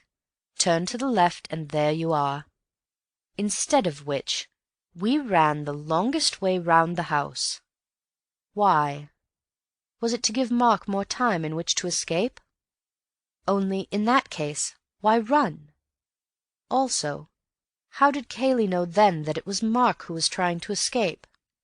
If he had guessed, well, not guessed, but been afraid that one had shot the other, it was much more likely that Robert had shot Mark. Indeed, he had admitted that this was what he thought. The first thing he had said when he turned the body over was, 'Thank God, I was afraid it was Mark.' But why should he want to give Robert time in which to get away? And again, why run, if he did want to give him time? Antony went out of the house again to the lawns at the back, and sat down on a bench in view of the office windows. "Now then," he said, "let's go through Kayle's mind carefully and see what we get." Kayle had been in the hall when Robert was shown into the office. The servant goes off to look for Mark, and Kayle goes on with his book. Mark comes down the stairs, warns Kayle to stand by in case he is wanted, and goes to meet his brother. What does Kayle expect? Possibly that he won't be wanted at all. Possibly that his advice may be wanted in the matter, say, of paying Robert's debts, or getting him a passage back to Australia. Possibly that his physical assistance may be wanted, to get an obstreperous Robert out of the house. Well, he sits there for a moment, and then he goes into the library. Why not? He is still within reach if wanted. Suddenly he hears a pistol shot. A pistol shot is the last noise you expect to hear in a country house. Very natural, then, that for the moment he would hardly realize what it was. He listens, and hears nothing more. Perhaps it wasn't a pistol shot after all. After a moment or two he goes to the library door again. The profound silence makes him uneasy now. Was it a pistol shot? Absurd. Still, no harm in going into the office on some excuse, just to reassure himself. So he tries the door and finds it locked. What are his emotions now? Alarm? Uncertainty? Something is happening. Incredible though it seems, it must have been a pistol shot. He is banging at the door and calling out to Mark, and there is no answer. Alarm, yes. But alarm for whose safety?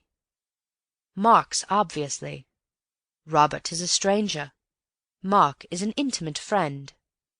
Robert has written a letter that morning, the letter of a man in a dangerous temper. Robert is the tough customer, Mark the highly civilized gentleman.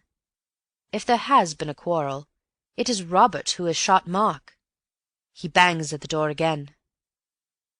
Of course, to Antony, coming suddenly upon this scene, Cayle's conduct had seemed rather absurd, but then, just for the moment, Kayle had lost his head. Anybody else might have done the same. But as soon as Antony suggested trying the windows, Kayle saw that that was the obvious thing to do. So he leads the way to the windows, the longest way. Why? To give the murderer time to escape? If he had thought then that Mark was the murderer, perhaps yes. But he thinks that Robert is the murderer. If he is not hiding anything, he must think so. Indeed, he says so, when he sees the body. "I was afraid it was Mark," he says, when he finds that it is Robert who was killed. No reason then for wishing to gain time. On the contrary, every instinct would urge him to get into the room as quickly as possible and seize the wicked Robert. Yet he goes the longest way round. Why? And then, why run?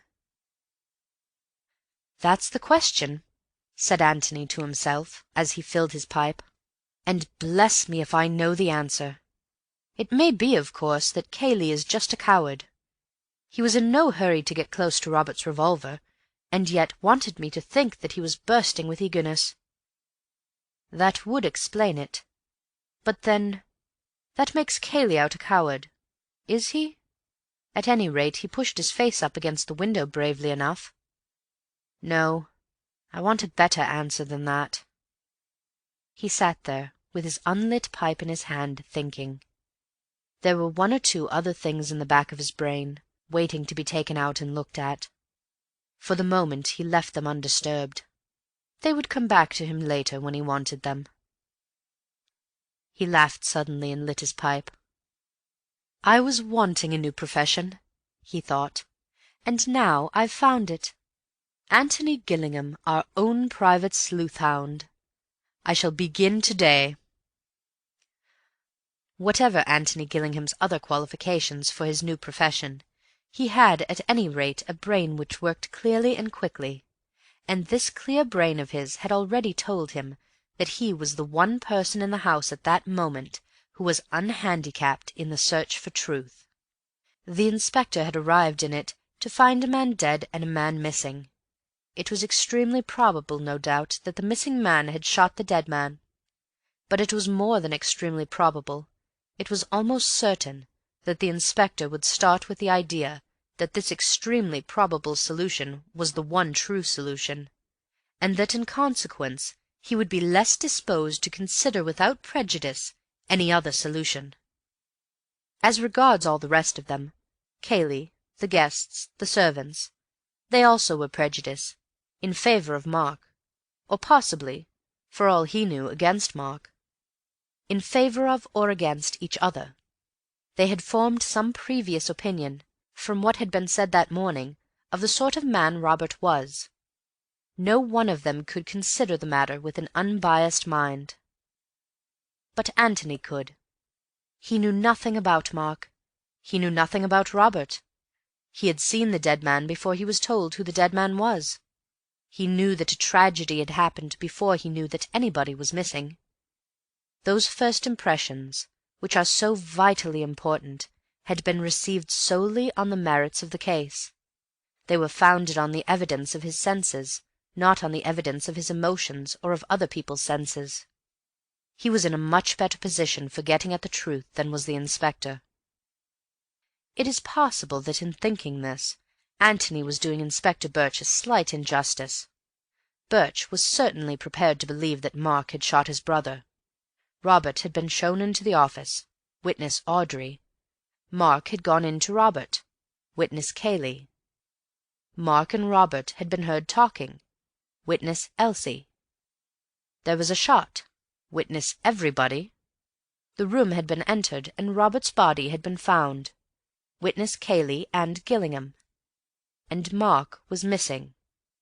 Obviously, then, Mark had killed his brother, accidentally as Kayle believed, or deliberately as Elsie's evidence seemed to suggest. There was no point in looking for a difficult solution to a problem when the easy solution had no flaw in it.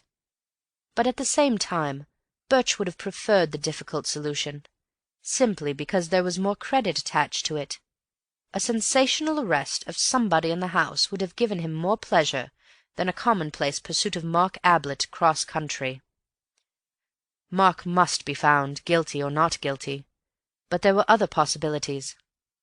It would have interested Antony to know that just at the time when he was feeling rather superior to the prejudiced inspector, the inspector himself was letting his mind dwell lovingly upon the possibilities in connection with Mr. Gillingham.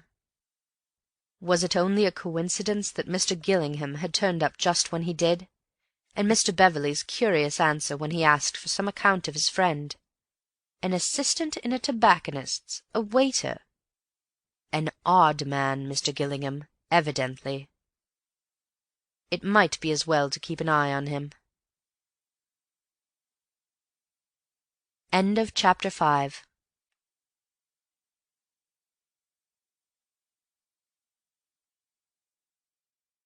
Chapter 6.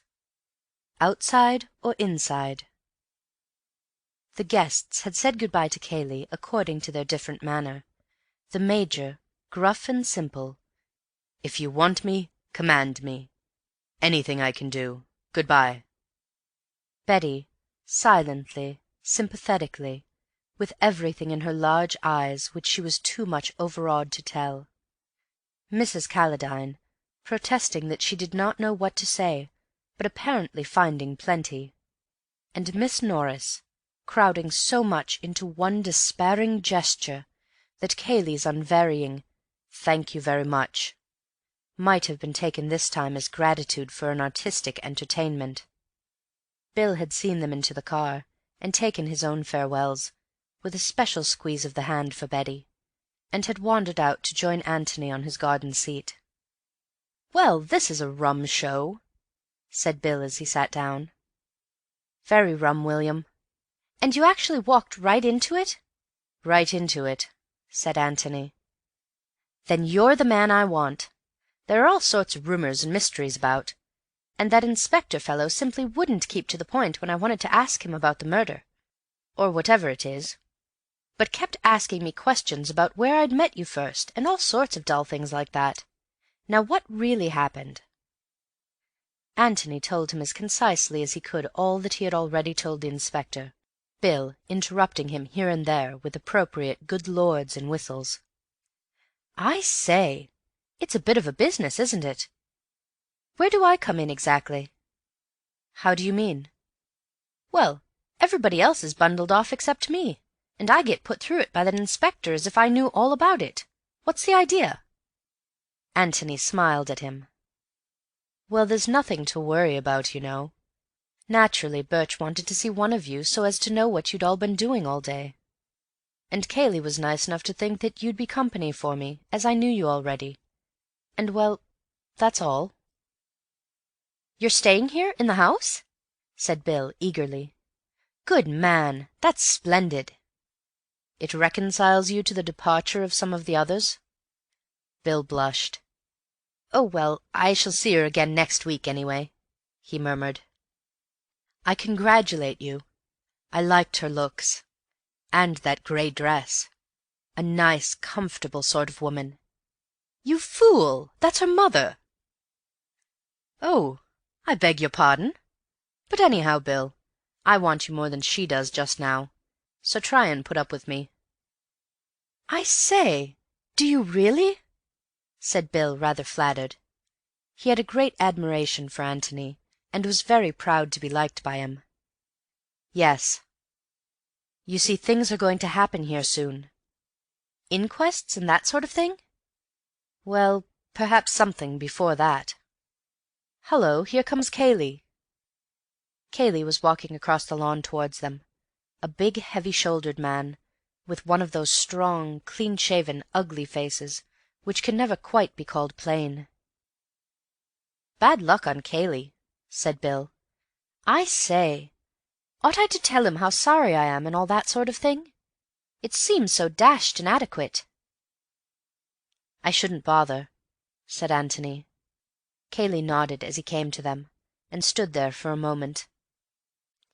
"We can make room for you," said Bill, getting up. "Oh, don't bother, thanks. I just came to say," he went on to Antony, "that naturally they've rather lost their heads in the kitchen, and dinner won't be till 8:30. Do just as you like about dressing, of course. And what about your luggage?" "I thought Bill and I would walk over to the inn directly and see about it." "The car can go and fetch it as soon as it comes back from the station." "That's very good of you, but I shall have to go over myself anyhow to pack up and pay my bill. Besides, it's a good evening for a walk, if you wouldn't mind it, Bill." "I should love it." "Well, then, if you leave the bag there, I'll send the car round for it later." "Thanks, very much." Having said what he wanted to say, Kayle remained there a little awkwardly, as if not sure whether to go or to stay. Antony wondered whether he wanted to talk about the afternoon's happenings, or whether it was the one subject he wished to avoid. To break the silence, he asked carelessly if the inspector had gone. Kayle nodded. Then he said abruptly, "He's getting a warrant for Mark's arrest." Bill made a suitably sympathetic noise, and Antony said with a shrug of the shoulders, "Well, he was bound to do that, wasn't he? It doesn't follow that... well, it doesn't mean anything. They naturally want to get hold of your cousin, innocent or guilty." "Which do you think he is, Mr. Gillingham?" said Kayle, looking at him steadily. "Mark? It's absurd," said Bill impetuously. "Bill's loyal, you see, Mr. Kayle." "And you owe no loyalty to anyone concerned?" "Exactly. So perhaps I might be too frank." Bill had dropped down on the grass, and Kayle took his place on the seat, and sat there heavily, his elbows on his knees, his chin on his hands, gazing at the ground. "I want you to be quite frank," he said at last. "Naturally, I am prejudiced where Mark is concerned, so I want to know how my suggestion strikes you who have no prejudice either way." "Your suggestion?" "My theory that if Mark killed his brother it was purely accidental, as I told the inspector." Bill looked up with interest. "You mean that Robert did the hold-up business," he said, "and there was a bit of a struggle, and the revolver went off, and then Mark lost his head and bolted. That sort of idea?" "Exactly." "Well, that seems all right." He turned to Antony. "There's nothing wrong with that, is there? It's the most natural explanation to anyone who knows Mark." Antony pulled at his pipe. "I suppose it is," he said slowly.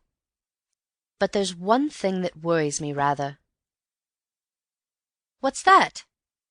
"What's that?" Bill and Kayle asked the question simultaneously. "The key." "The key?" said Bill. Kayle lifted his head and looked at Antony. "What about the key?" he asked. "Well, there may be nothing in it. I just wondered.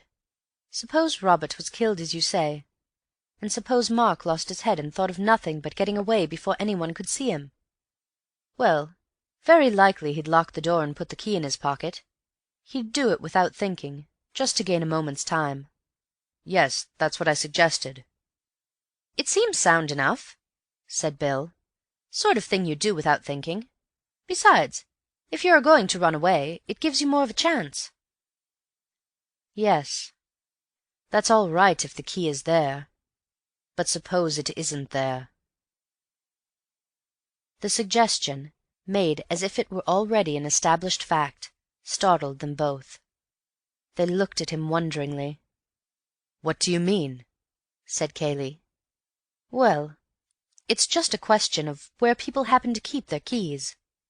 You go upstairs to your bedroom, and perhaps you like to lock your door in case anybody comes wandering in when you've only got one sock and a pair of braces on. Well, that's natural enough. And if you look round the bedrooms of almost any house, you'll find the keys all ready, so that you can lock yourself in at a moment's notice. But downstairs people don't lock themselves in. It's really never done at all. Bill, for instance, has never locked himself into the dining-room in order to be alone with the sherry. On the other hand, all women, and particularly servants, have a horror of burglars. And if a burglar gets in by the window, they like to limit his activities to that particular room. So they keep the keys on the outside of the doors and lock the doors when they go to bed." He knocked the ashes out of his pipe and added, "At least, my mother always used to." "You mean," said Bill excitedly, "that the key was on the outside of the door when Mark went into the room?" "Well, I was just wondering." "Have you noticed the other rooms, the billiard-room, and library, and so on?" said Kayle. "I've only just thought about it while I've been sitting out here. You live here. Haven't you ever noticed them?" Kayle sat considering with his head on one side. "It seems rather absurd, you know, but I can't say that I have." He turned to Bill. "Have you?" "Good Lord, no. I should never worry about a thing like that." "I'm sure you wouldn't," laughed Antony. "Well, we can have a look when we go in. If the other keys are outside, then this one was probably outside too, and in that case, well, it makes it more interesting." Kayle said nothing. Bill chewed a piece of grass, and then said, "Does it make much difference?" "It makes it more hard to understand what happened in there. Take your accidental theory, and see where you get to. No instinctive turning of the key now, is there? He's got to open the door to get it, and opening the door means showing his head to anybody in the hall. His cousin, for instance, whom he left there 2 minutes ago, is a man in Mark's state of mind, frightened to death lest he should be found with the body, going to do anything so foolhardy as that?" "He needn't have been afraid of me," said Kayle. "Then why didn't he call for you? He knew you were about. You could have advised him. Heaven knows he wanted advice. But the whole theory of Mark's escape is that he was afraid of you and of everybody else, and that he had no other idea but to get out of the room himself, and prevent you or the servants from coming into it. If the key had been on the inside, he would probably have locked the door. If it were on the outside, he almost certainly wouldn't." "Yes, I expect you're right," said Bill thoughtfully. "Unless he took the key in with him and locked the door at once." "Exactly. But in that case you have to build up a new theory entirely." "You mean that it makes it seem more deliberate?" "Yes, that certainly. But it also seems to make Mark out an absolute idiot. Just suppose for a moment that, for urgent reasons which neither of you know anything about, he had wished to get rid of his brother. Would he have done it like that? Just killed him and then run away? Why, that's practically suicide. Suicide whilst of unsound mind. No, if you really wanted to remove an undesirable brother, you would do it a little bit more cleverly than that. You'd begin by treating him as a friend so as to avoid suspicion, and when you did kill him at last, you would try to make it look like an accident, or suicide, or the work of some other man, wouldn't you?" "You mean you'd give yourself a bit of a run for your money?" "Yes, that's what I mean. If you were going to do it deliberately, that is to say, and lock yourself in before you began." Kayle had been silent, apparently thinking over this new idea. With his eyes still on the ground, he said now, "I hold to my opinion that it was purely accidental, and that Mark lost his head and ran away." "But what about the key?" asked Bill. We don't know yet that the keys were outside. I don't at all agree with Mr. Gillingham that the keys of the downstairs rooms are always outside the doors. Sometimes they are, no doubt, but I think we shall probably find that these are inside." "Oh, well, of course, if they are inside, then your original theory is probably the correct one. Having often seen them outside, I just wondered, that's all. You asked me to be quite frank, you know, and tell you what I thought. But no doubt you're right, and we shall find them inside, as you say." "Even if the key was outside," went on Cayley stubbornly, "I still think it might have been accidental. He might have taken it in with him, knowing that the interview would be an unpleasant one and not wishing to be interrupted." "But he had just told you to stand by in case he wanted you, so why would he lock you out? Besides, I should think that if a man were going to have an unpleasant interview with a threatening relation, the last thing he would do would be to barricade himself in with him. He would want to open all the doors and say, 'Get out of it.'" Cayley was silent, but his mouth looked obstinate. Antony gave a little apologetic laugh and stood up. "Well, come on, Bill," he said. "We ought to be stepping." He held out a hand and pulled his friend up. Then turning to Cayley, he went on. "You must forgive me if I have let my thoughts run on rather. Of course, I was considering the matter purely as an outsider. Just as a problem, I mean, which didn't concern the happiness of any of my friends." "That's all right, Mr. Gillingham," said Cayley, standing up too. "It is for you to make allowances for me. I'm sure you will. You say that you're going up to the inn now, about your bag?" "Yes."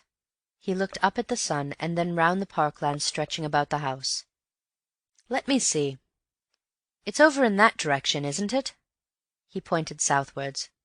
"Can we get to the village that way, or must we go by the road?" "I'll show you, my boy," said Bill. "Bill will show you. The park reaches almost as far as the village. Then I'll send the car round in about half an hour." "Thanks very much." Cayley nodded and turned to go into the house. Antony took hold of Bill's arm and walked off with him in the opposite direction. End of chapter 6.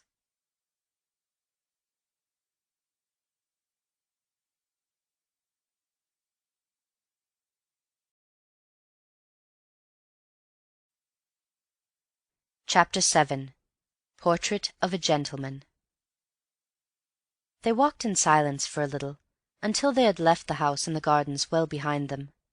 In front of them and to the right, the park dipped and then rose slowly, shutting out the rest of the world. A thick belt of trees on the left divided them from the main road. "Ever been here before?" said Antony suddenly. "Oh, rather. Dozens of times." "I meant just here where we are now. Or do you stay indoors and play billiards all the time?" "Oh, Lord, no." "Well, tennis and things. So many people with beautiful parks never by any chance use them, and all the poor devils passing by on the dusty road think how lucky the owners are to have them, and imagine doing all sorts of jolly things inside." He pointed to the right. "Ever been over there?" Bill laughed, as if a little ashamed. "Well, not very much. I've often been along here, of course, because it's the short way to the village." "Yes, all right. Now tell me something about Mark." "What sort of things?" "Well, never mind about his being your host, or about your being a perfect gentleman, or anything like that. Cut out the manners for men, and tell me what you think of Mark, and how you like staying with him, and how many rows your little house party has had this week, and how you get on with Cayley, and all the rest of it." Bill looked at him eagerly. "I say, are you being the complete detective?" "Well, I wanted a new profession," smiled the other. "What fun! I mean," he corrected himself apologetically, "one oughtn't to say that, when there's a dead man in the house, and one's host—" He broke off a little uncertainly, and then rounded off his period by saying, "By Jove, what a rum show it is! Good Lord!" "Well," said Antony, "carry on, Mark." What do I think of him? Yes. Bill was silent, wondering how to put into words thoughts which had never formed themselves very definitely in his own mind. What did he think of Mark? Seeing his hesitation, Antony said, "I ought to have warned you that nothing you say will be taken down by the reporters, so you needn't bother about a split infinitive or two. Talk about anything you like, how you like. Well, I'll give you a start. Which do you enjoy more, a week-end here or at the Barringtons, say?" "Well, of course, that would depend." "Take it that she was there in both cases." "Ass," said Bill, putting an elbow into Antony's ribs. "It's a little difficult to say," he went on. "Of course, they do you awfully well here." "Yes." "I don't think I know any house where things are so comfortable. One's room, the food, drinks, cigars, the way everything's arranged, all that sort of thing. They look after you awfully well." "Yes?" "Yes." He repeated it slowly to himself, as if it had given him a new idea. "They look after you awfully well. Well, that's just what it is about Mark. That's one of his little ways. Weaknesses. Looking after you." "Arranging things for you?" "Yes. Of course, it's a delightful house, and there's plenty to do, and opportunities for every game or sport that's ever been invented, and as I say, one gets awfully well done. But with it all, Tony, there's a faint sort of feeling that, well, that one is on parade, as it were. You've got to do as you're told." "How do you mean?" "Well, Mark fancies himself rather at arranging things. He arranges things, and it's understood that all the guests fall in with the arrangements. For instance, Betty, Miss Calladine, and I were going to play a single just before tea the other day. Tennis. She's frightfully hot stuff at tennis, and backed herself to take me on level. I'm rather erratic, you know. Mark saw us going out with our rackets and asked us what we were going to do. Well, he got up a little tournament for us after tea, handicaps all arranged by him, and everything ruled out neatly in red and black ink, prizes and all, quite decent ones, you know. He'd had the lawn specially cut and marked for it. Well, of course Betty and I wouldn't have spoilt the court, and we'd have been quite ready to play again after tea. I had to give her half 15 according to his handicap, but somehow—" Bill stopped and shrugged his shoulders. "It didn't quite fit in?" "No. It spoilt the effect of his tournament. Took the edge off it just a little, I suppose he felt. So we didn't play." He laughed and added, "It would have been as much as our place was worth to have played." "Do you mean you wouldn't have been asked here again?" "Probably. Well, I don't know. Not for some time, anyway." "Really, Bill?" "Oh, rather. He's a devil for taking offence. That Miss Norris, did you see her? She's done for herself. I don't mind betting what you like that she never comes here again." "Why?" Bill laughed to himself. "We were all in it, really, at least Betty and I were. There's supposed to be a ghost attached to the house. Lady Anne Patten. Ever hear of her?" "Never." "Mark told us about her at dinner one night. He rather liked the idea of there being a ghost in his house, you know, except that he doesn't believe in ghosts. I think he wanted all of us to believe in her, and yet he was annoyed with Betty and Mrs. Calladine for believing in ghosts at all. Rum chap. Well, anyhow, Miss Norris. She's an actress. Some actress, too. Dressed up as a ghost and played the fool a bit, and poor Mark was frightened out of his life. Just for a moment, you know." "What about the others?" "Well, Betty and I knew. In fact, I told her, Miss Norris, I mean, not to be a silly ass. Knowing Mark. Mrs. Calladine wasn't there. Betty wouldn't let her be. As for the Major, I don't believe anything would frighten him." "Where did the ghost appear?" "Down by the bowling green. That's supposed to be its haunt, you know. We were all down there in the moonlight, pretending to wait for it. Do you know the bowling green?" "No." "I'll show it to you after dinner." "I wish you would. Was Mark very angry afterwards?"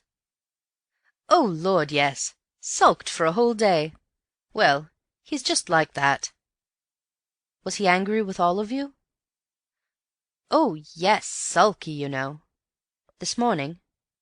"Oh, no. He got over it. He generally does." "He's just like a child." "That's really it, Tony. He's like a child in some ways. As a matter of fact, he was unusually bucked with himself this morning, and yesterday."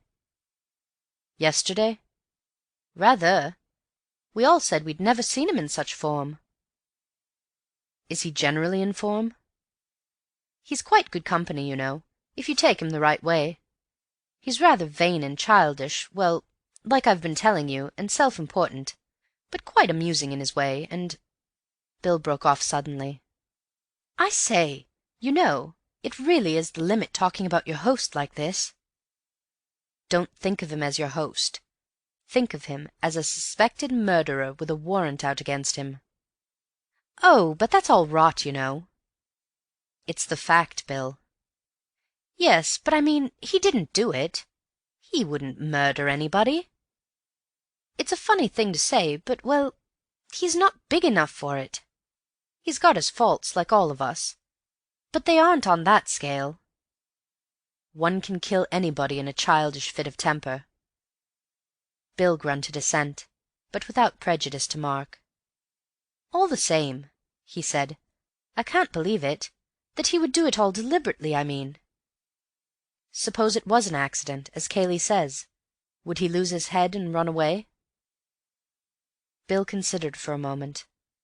"Yes, I really think he might, you know. He nearly ran away when he saw the ghost.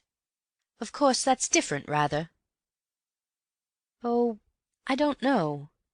In each case it's a question of obeying your instincts instead of your reason." They had left the open land and were following a path through the bordering trees. Two abreast was uncomfortable, so Antony dropped behind, and further conversation was postponed until they were outside the boundary fence and in the high road. The road sloped gently down to the village of Waldheim, a few red-roofed cottages, and the grey tower of a church showing above the green. "Well now," said Antony, as they stepped out more quickly, "what about Kayle?" "How do you mean, what about him?" "I want to see him. I can see Mark perfectly, thanks to you, Bill. You were wonderful. Now let's have Kayle's character. Kayle from within." Bill laughed in pleased embarrassment, and protested that he was not a blooming novelist. "Besides," he added, "Mark's easy. Kayle's one of these heavy, quiet people who might be thinking about anything. Mark gives himself away. Ugly, black-jawed devil, isn't he?" "Some women like that type of ugliness." "Yes, that's true. Between ourselves, I think there's one here that does. Rather a pretty girl at Jallan's." He waved his left hand. "Down that way." "What's Jallan's?" "Well, I suppose it used to be a farm, belonging to a bloke called Jalland, but now it's a country cottage belonging to a widow called Norbury. Mark and Kayle used to go there a good deal together. Miss Norbury, the girl, has been here once or twice for tennis. Seems to prefer Kayle to the rest of us. But of course he hadn't much time for that sort of thing." "What sort of thing?" "Walking about with a pretty girl and asking if she's been to any theatres lately. He nearly always has something to do." "Mark kept him busy?" "Yes. Mark never seemed quite happy unless he had Kayle doing something for him. He was quite lost and helpless without him. And funnily enough, Kayle seemed lost without Mark." "Was he fond of him?" "Yes, I should say so. In a protective kind of way. He'd sized Mark up, of course, his vanity, his self-importance, his amateurishness, and all the rest of it, but he liked looking after him, and he knew how to manage him." "Yes." "What sort of terms was he on with the guests? You and Miss Norris and all of them?" "Just polite and rather silent, you know, keeping himself to himself. We didn't see so very much of him, except at meals. We were here to enjoy ourselves, and, well, he wasn't." "He wasn't there when the ghost walked?" "No. I heard Mark calling for him when he went back to the house. I expect Kayle stroked down his feathers a bit, and told him that girls will be girls. Hallo, here we are." They went into the inn, and while Bill made himself pleasant to the landlady, Antony went upstairs to his room. It appeared that he had not very much packing to do after all. He returned his brushes to his bag, glanced round to see that nothing else had been taken out, and went down again to settle his bill. He had decided to keep on his room for a few days, partly to save the landlord and his wife the disappointment of losing a guest so suddenly, partly in case he found it undesirable later on to remain at the Red House. For he was taking himself seriously as a detective. Indeed, he took himself seriously, while getting all the fun out of it which was possible, at every new profession he adopted. And he felt that there might come a time after the inquest, say, when he could not decently remain at the Red House as a guest. A friend of Bill's, enjoying the hospitality of Mark or Kayle, whichever was to be regarded as his host, without forfeiting his independent attitude towards the events of that afternoon. At present he was staying in the house merely as a necessary witness, and since he was there, Kayle could not object to him using his eyes. But if, after the inquest, it appeared that there was still work for a pair of independent and very keen eyes to do, then he must investigate, either with his host's approval, or from beneath the roof of some other host, the landlord of the George, for instance, who had no feelings in the matter. For of one thing Antony was certain: Kayle knew more than he professed to know. That is to say, he knew more than he wanted other people to know he knew. Antony was one of the other people. If, therefore, he was for trying to find out what it was that Kayle knew, he could hardly expect Kayle's approval of his labours. It would be the George, then, for Antony, after the inquest. What was the truth? Not necessarily discreditable to Kayle, even though he were hiding something. All that could be said against him at the moment was that he had gone the longest way round to get into the locked office, and that this did not fit in with what he had told the inspector. But it did fit in with the theory that he had been an accessory after the event, and that he wanted, while appearing to be in a hurry, to give his cousin as much time as possible in which to escape. That might not be the true solution, but it was at least a workable one. The theory which he had suggested to the inspector was not. However, there would be a day or two before the inquest, in which Antony could consider all these matters from within the Red House. The car was at the door. He got in with Bill. The landlord put his bag on the front seat next to the chauffeur, and they drove back. End of chapter 7. Chapter 8. Do you follow me, Watson? Antony's bedroom overlooked the park at the back of the house. The blinds were not yet drawn while he was changing his clothes for dinner, and at various stages of undress he would pause and gaze out of the window, sometimes smiling to himself, sometimes frowning, as he turned over in his mind all the strange things that he had seen that day. He was sitting on his bed in shirt and trousers, absently smoothing down his thick black hair with his brushes, when Bill shouted an "Hullo!" through the door, and came in. "I say, buck up, old boy, I'm hungry," he said. Antony stopped smoothing himself and looked up at him thoughtfully. "Where's Mark?" he said. "Mark? You mean Kayle." Antony corrected himself with a little laugh. "Yes, I mean Kayle. Is he down? I say, I shan't be a moment, Bill." He got up from the bed and went on briskly with his dressing. "Oh, by the way," said Bill, taking his place on the bed, "your idea about the keys is a washout." "Why? How do you mean?" "I went down just now and had a look at them.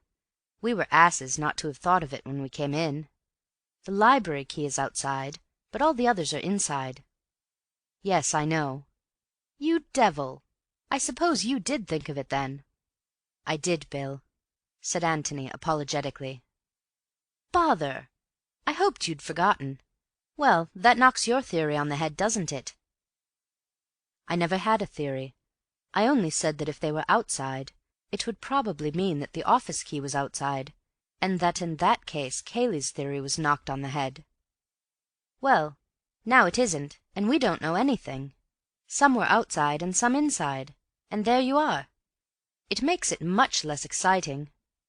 When you were talking about it on the lawn, I really got quite keen on the idea of the key being outside and Mark taking it in with him." "It's going to be exciting enough," said Antony mildly, as he transferred his pipe and tobacco into the pocket of his black coat. "Well, let's come down. I'm ready now." Cayley was waiting for them in the hall.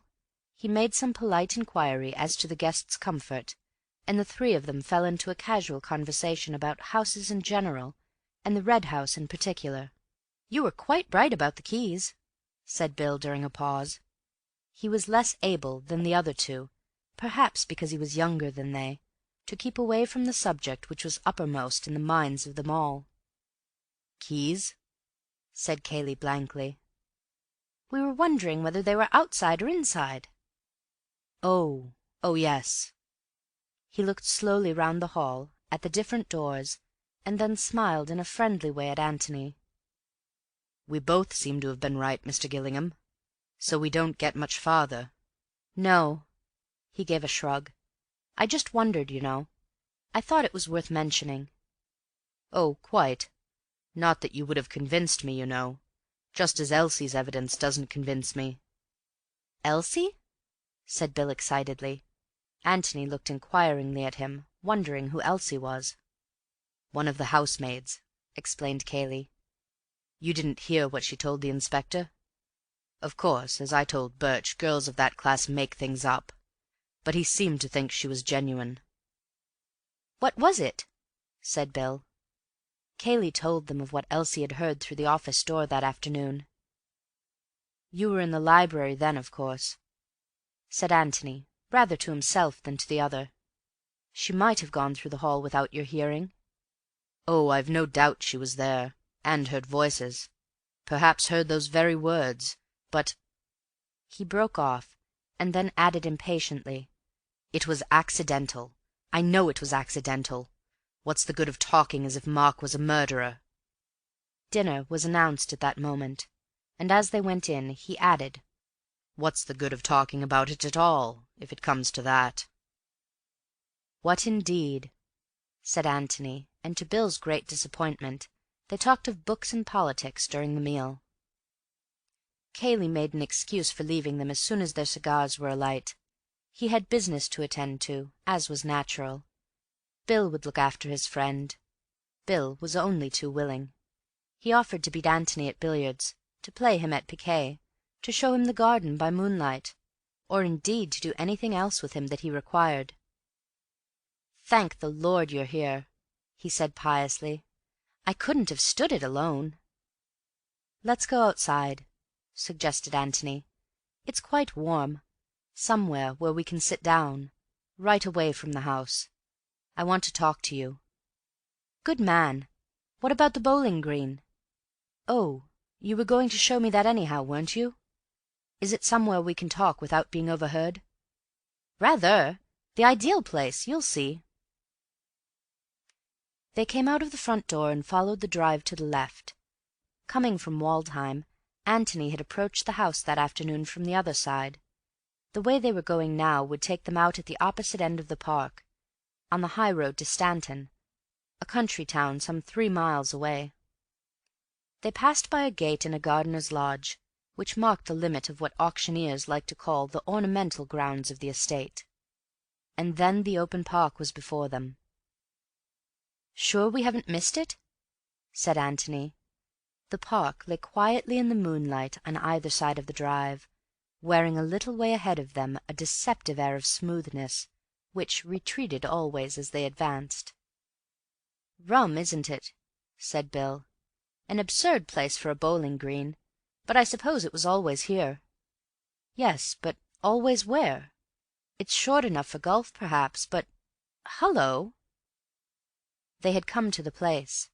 The road bent round to the right, but they kept straight on, over a broad grass path for nearly 20 yards, and there in front of them was the green. A dry ditch, 10 feet wide and 6 feet deep, surrounded it, except in the one place where the path went forward. 2 or 3 grass steps led down to the green, on which there was a long wooden bench for the benefit of spectators. "Yes, it hides itself very nicely," said Antony. "Where do you keep the bowls?" "In a sort of summer-house place, round here." They walked along the edge of the green until they came to it, a low wooden bunk which had been built into one wall of the ditch. Jolly view." Bill laughed. "Nobody sits there. It's just for keeping things out of the rain." They finished their circuit of the green. "Just in case anybody's in the ditch," said Antony, and then sat down on the bench. "Now then," said Bill, "we are alone. Fire ahead." Antony smoked thoughtfully for a little. Then he took his pipe out of his mouth and turned to his friend. "Are you prepared to be the complete Watson?" he asked. "Watson?" "Do you follow me, Watson? That one. Are you prepared to have quite obvious things explained to you, to ask futile questions, to give me chances of scoring off you, to make brilliant discoveries of your own 2 or 3 days after I have made them myself, all that kind of thing? Because it all helps." "My dear Tony," said Bill delightedly, "need you ask?" Antony said nothing, and Bill went on happily to himself. "I perceive from the strawberry mark on your shirt front that you had strawberries for dessert. Holmes, you astonish me. Tut, tut, you know my methods. Where is the tobacco? The tobacco is in the Persian slipper. Can I leave my practice for a week? I can." Antony smiled and went on smoking. After waiting hopefully for a minute or two, Bill said in a firm voice, "Well then, Holmes, I feel bound to ask you if you have deduced anything. Also, whom do you suspect?" Antony began to talk. "Do you remember," he said, "one of Holmes' little scores over Watson about the number of steps up to the Baker Street lodging? Poor old Watson had been up and down them 1,000 times, but he had never thought of counting them, whereas Holmes had counted them as a matter of course, and knew that there were 17. And that was supposed to be the difference between observation and non-observation. Watson was crushed again, and Holmes appeared to him more amazing than ever. Now, it always seems to me that in that matter Holmes was the ass, and Watson the sensible person. What on earth is the point of keeping in your head an unnecessary fact like that? If you really want to know at any time the number of steps to your lodging, you can ring up your landlady and ask her. I've been up and down the steps of the club 1,000 times, but if you asked me to tell you at this moment how many steps there are, I couldn't do it. Could you?" "I certainly couldn't," said Bill. "But if you really wanted to know," said Antony casually, with a sudden change of voice, "I could find out for you without even bothering to ring up the hall porter." Bill was puzzled as to why they were talking about the club steps, but he felt it his duty to say that he wanted to know how many there were. "Right," said Antony. "I'll find out." He closed his eyes. "I'm walking up St. James Street," he said slowly. "Now I've come to the club, and I'm going past the smoking room. Windows. 1, 2, 3, 4. Now I'm at the steps. I turn in and begin going up them. 1, 2, 3, 4, 5, 6. Then a broad step. 6, 7, 8, 9. Another broad step. 9, 10, 11. 11, I'm inside. Good morning, Rogers. Fine day again." With a little start he opened his eyes and came back again to his present surroundings. He turned to Bill with a smile. 11, he said. "Count them next time you're there. 11, and now I hope I shall forget it again." Bill was distinctly interested. "That's rather hot," he said. "Expound." "Well, I can't explain it. whether it's something in the actual eye, or something in the brain, or what, but I have got rather an uncanny habit of recording things unconsciously. You know that game where you look at a tray full of small objects for 3 minutes, and then turn away and try to make a list of them? It means a devil of a lot of concentration for the ordinary person, if he wants to get his list complete. But in some odd way I manage to do it without concentration at all. I mean that my eyes seem to do it without the brain consciously taking any part. I could look at the tray, for instance, and talk to you about golf at the same time, and still get my list right. I should think that's rather a useful gift for an amateur detective. You ought to have gone into the profession before. Well, it is rather useful. It's rather surprising, you know, to a stranger. Let's surprise Kayle with it, shall we?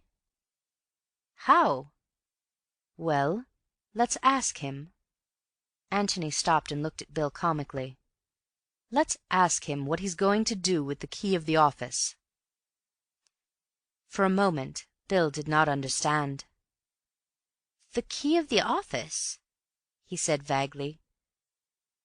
"You don't mean— Tony, what do you mean? Good God! Do you mean that Kayle— But what about Mark?" "I don't know where Mark is. That's another thing I want to know. But I'm quite certain that he hasn't got the key of the office with him, because Kayle's got it." "Are you sure?" "Quite." Bill looked at him wonderingly. "I say," he said almost pleadingly, "don't tell me that you can see into people's pockets and all that sort of thing as well." Antony laughed and denied it cheerfully. "Then how do you know?" "You're the perfect Watson, Bill. You take to it quite naturally. Properly speaking, I oughtn't to explain till the last chapter, but I always think that that's so unfair. So here goes. Of course, I don't really know that he's got it, but I do know that he had it. I know that when I came on him this afternoon, he had just locked the door and put the key in his pocket." "You mean that you saw him at the time, but you've only just remembered it, reconstructed it in the way you were explaining just now?" "No, I didn't see him, but I did see something.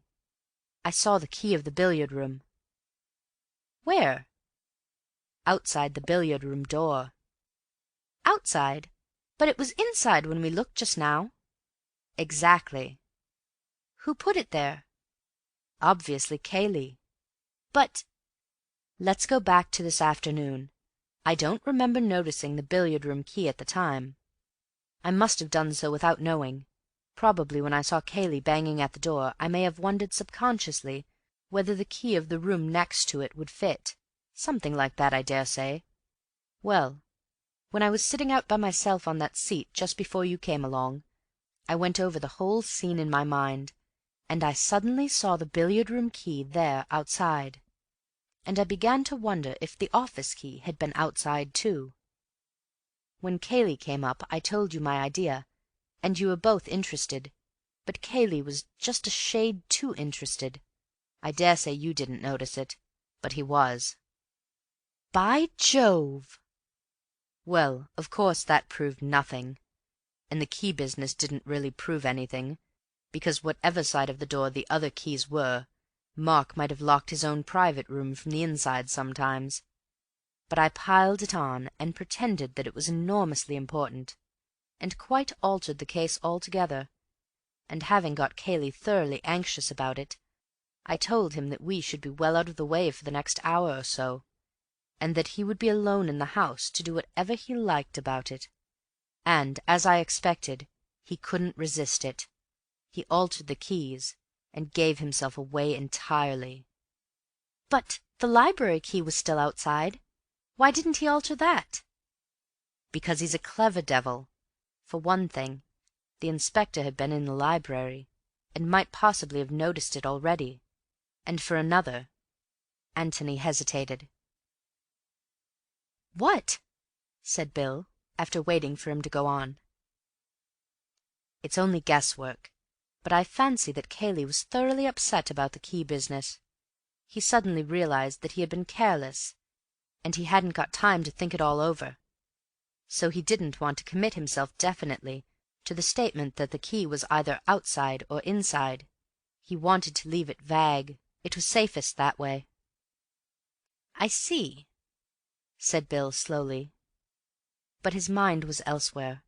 He was wondering suddenly about Kayle. Kayle was just an ordinary man like himself. Bill had little jokes with him sometimes. Not that Kayle was much of a hand at joking. Bill had helped him to sausages, played tennis with him, borrowed his tobacco, lent him a putter. And here was Antony saying that he was what? Well, not an ordinary man, anyway. A man with a secret. Perhaps a murderer. No, not a murderer, not Kayle. That was rot, anyway. Why, they had played tennis together. "Now then, Watson," said Antony suddenly, "it's time you said something." "I say, Tony, do you really mean it?" "Mean what?"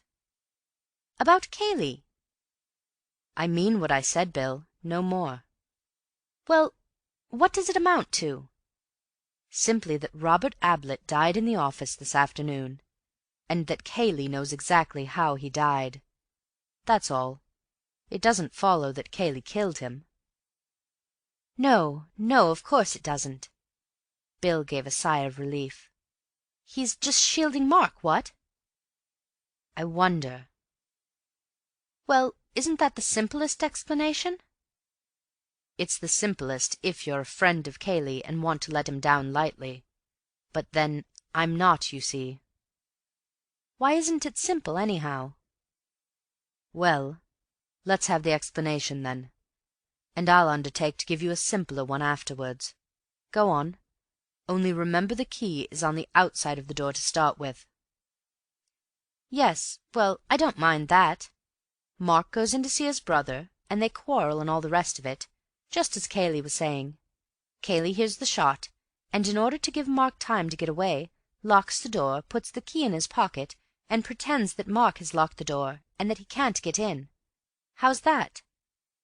"Hopeless, Watson, hopeless." "Why?" "How does Kayle know that it is Mark who has shot Robert, and not the other way round?" "Oh," said Bill, rather upset. "Yes." He thought for a moment. "All right. Say that Kayle has gone into the room first, and seen Robert on the ground." "Well?" "Well, there you are." "And what does he say to Mark? That it's a fine afternoon, and could he lend him a pocket-handkerchief? Or does he ask him what's happened?" "Well, of course, I suppose he asks what happened," said Bill reluctantly. "And what does Mark say?" "Explains that the revolver went off accidentally during a struggle." "Whereupon Kayle shields him by doing what, Bill? Encouraging him to do the damn silliest thing that any man could possibly do, confess his guilt by running away." "No, that's rather hopeless, isn't it?" Bill thought again. "Well," he said reluctantly, "suppose Mark confessed that he'd murdered his brother." "That's better, Bill. Don't be afraid of getting away from the accident idea. Well, then, your new theory is this. Mark confesses to Kayle that he shot Robert on purpose, and Kayle decides, even at the risk of committing perjury and getting into trouble himself, to help Mark escape. Is that right?" Bill nodded. "Well, then, I want to ask you two questions. First, is it possible, as I said before dinner, that any man would commit such an idiotic murder, a murder that puts the rope so very tightly round his neck? Secondly, if Kayle is prepared to perjure himself for Mark, as he has to anyway now, wouldn't it be simpler for him to say that he was in the office all the time, and that Robert's death was accidental?" Bill considered this carefully, and then nodded slowly again. "Yes, my simple explanation is a wash-out," he said. "Now, let's have yours." Antony did not answer him. He had begun to think about something quite different. End of chapter 8.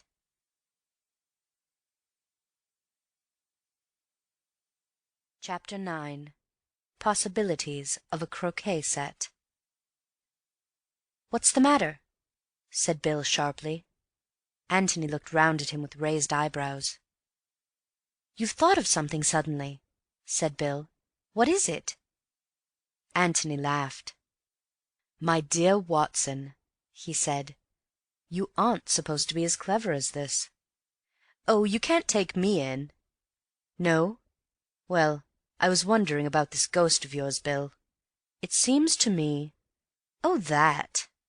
Bill was profoundly disappointed.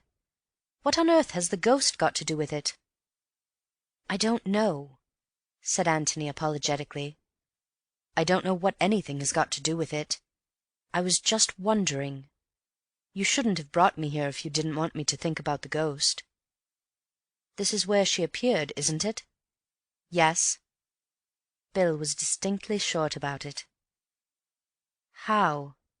"What?" "I said how." "How?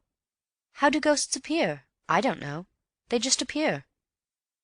"Over 400 or 500 yards of open park?" "Well, but she had to appear here, because this is where the original one, Lady Anne, you know, was supposed to walk." "Oh, never mind Lady Anne. A real ghost can do anything. But how did Miss Norris appear suddenly over 500 yards of bare park?" Bill looked at Antony with open mouth. I don't know," he stammered. "We never thought of that." "You would have seen her long before, wouldn't you, if she had come the way we came?" "Of course we should." "And that would have spoiled it rather. You would have had time to recognize her walk." Bill was interested now. "That's rather funny, you know, Tony. We none of us thought of that." "You're sure she didn't come across the park when none of you were looking?" "Quite. Because, you see, Betty and I were expecting her, and we kept looking round in case we saw her, so that we should all be playing with our backs to her." "You and Miss Calladine were playing together?" "I say, however do you know that?" "Brilliant deductive reasoning. Well, then you suddenly saw her?" "Yes, she walked across that side of the lawn." He indicated the opposite side, nearer to the house. "She couldn't have been hiding in the ditch? Do you call it the moat, by the way?" "Mark does. We don't among ourselves. No, she couldn't. Betty and I were here before the others, and walked round a bit. We should have seen her."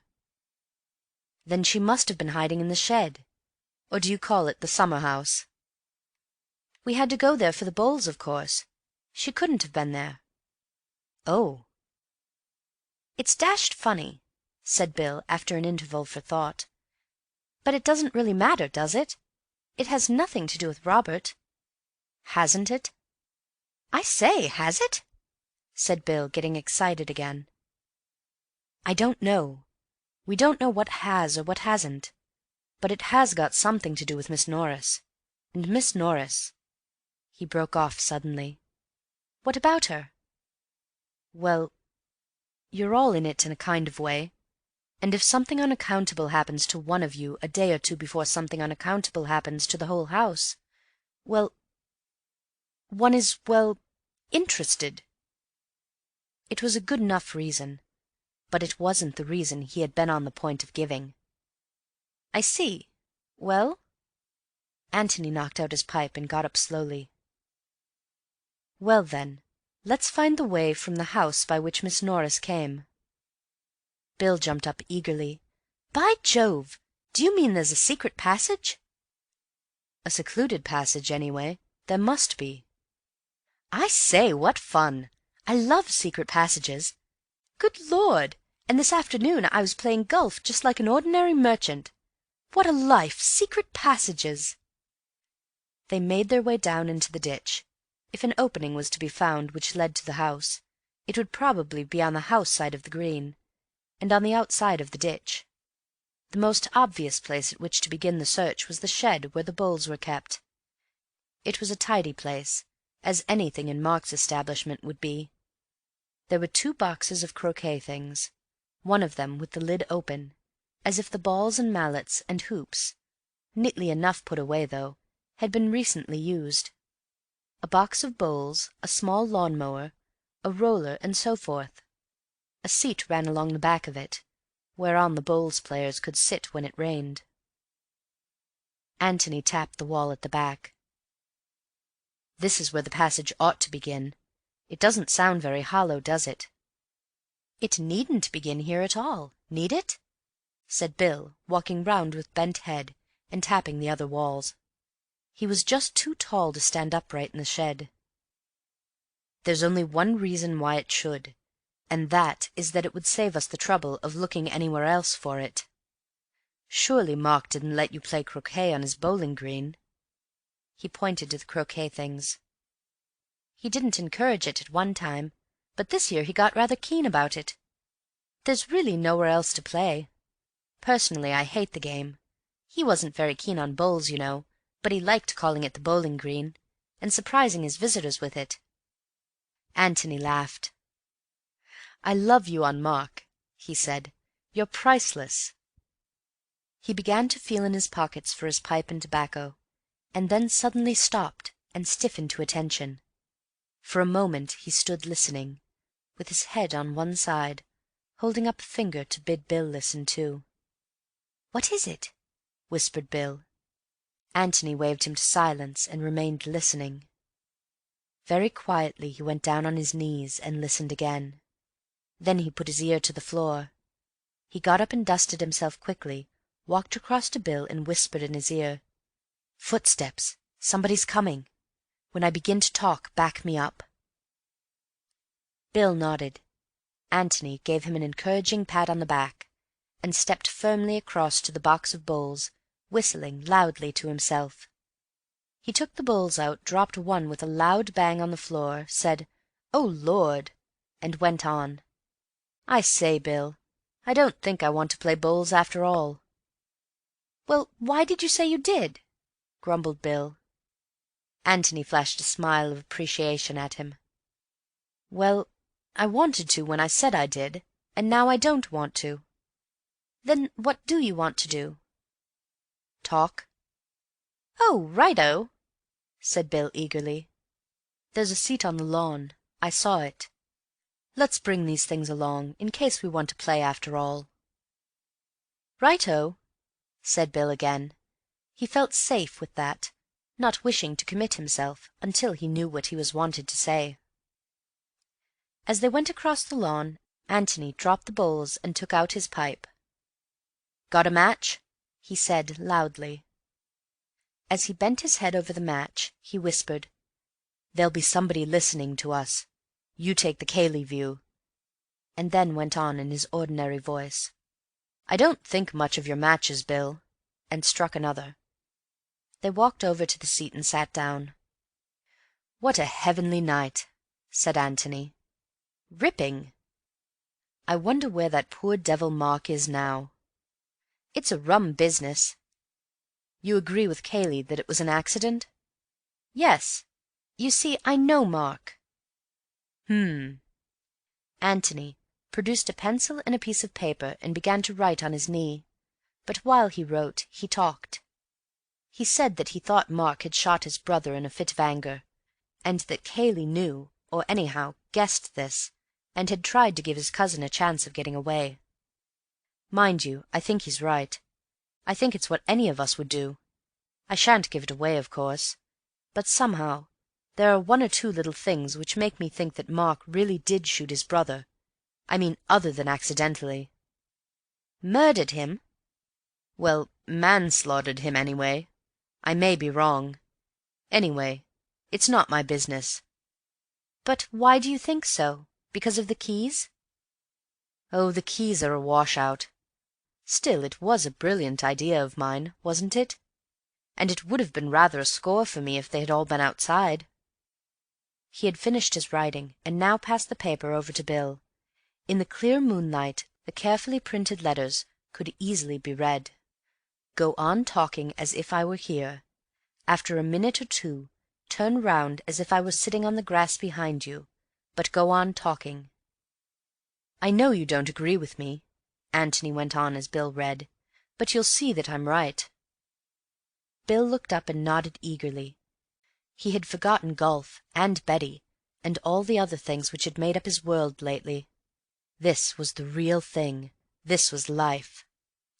"Well," he began deliberately, "the whole point is that I know Mark. Now Mark—" But Antony was off the seat and letting himself gently down into the ditch. His intention was to crawl round it until the shed came into sight. The footsteps which he had heard seemed to be underneath the shed. Probably there was a trap-door of some kind in the floor. Whoever it was would have heard their voices, and would probably think it worth while to listen to what they were saying.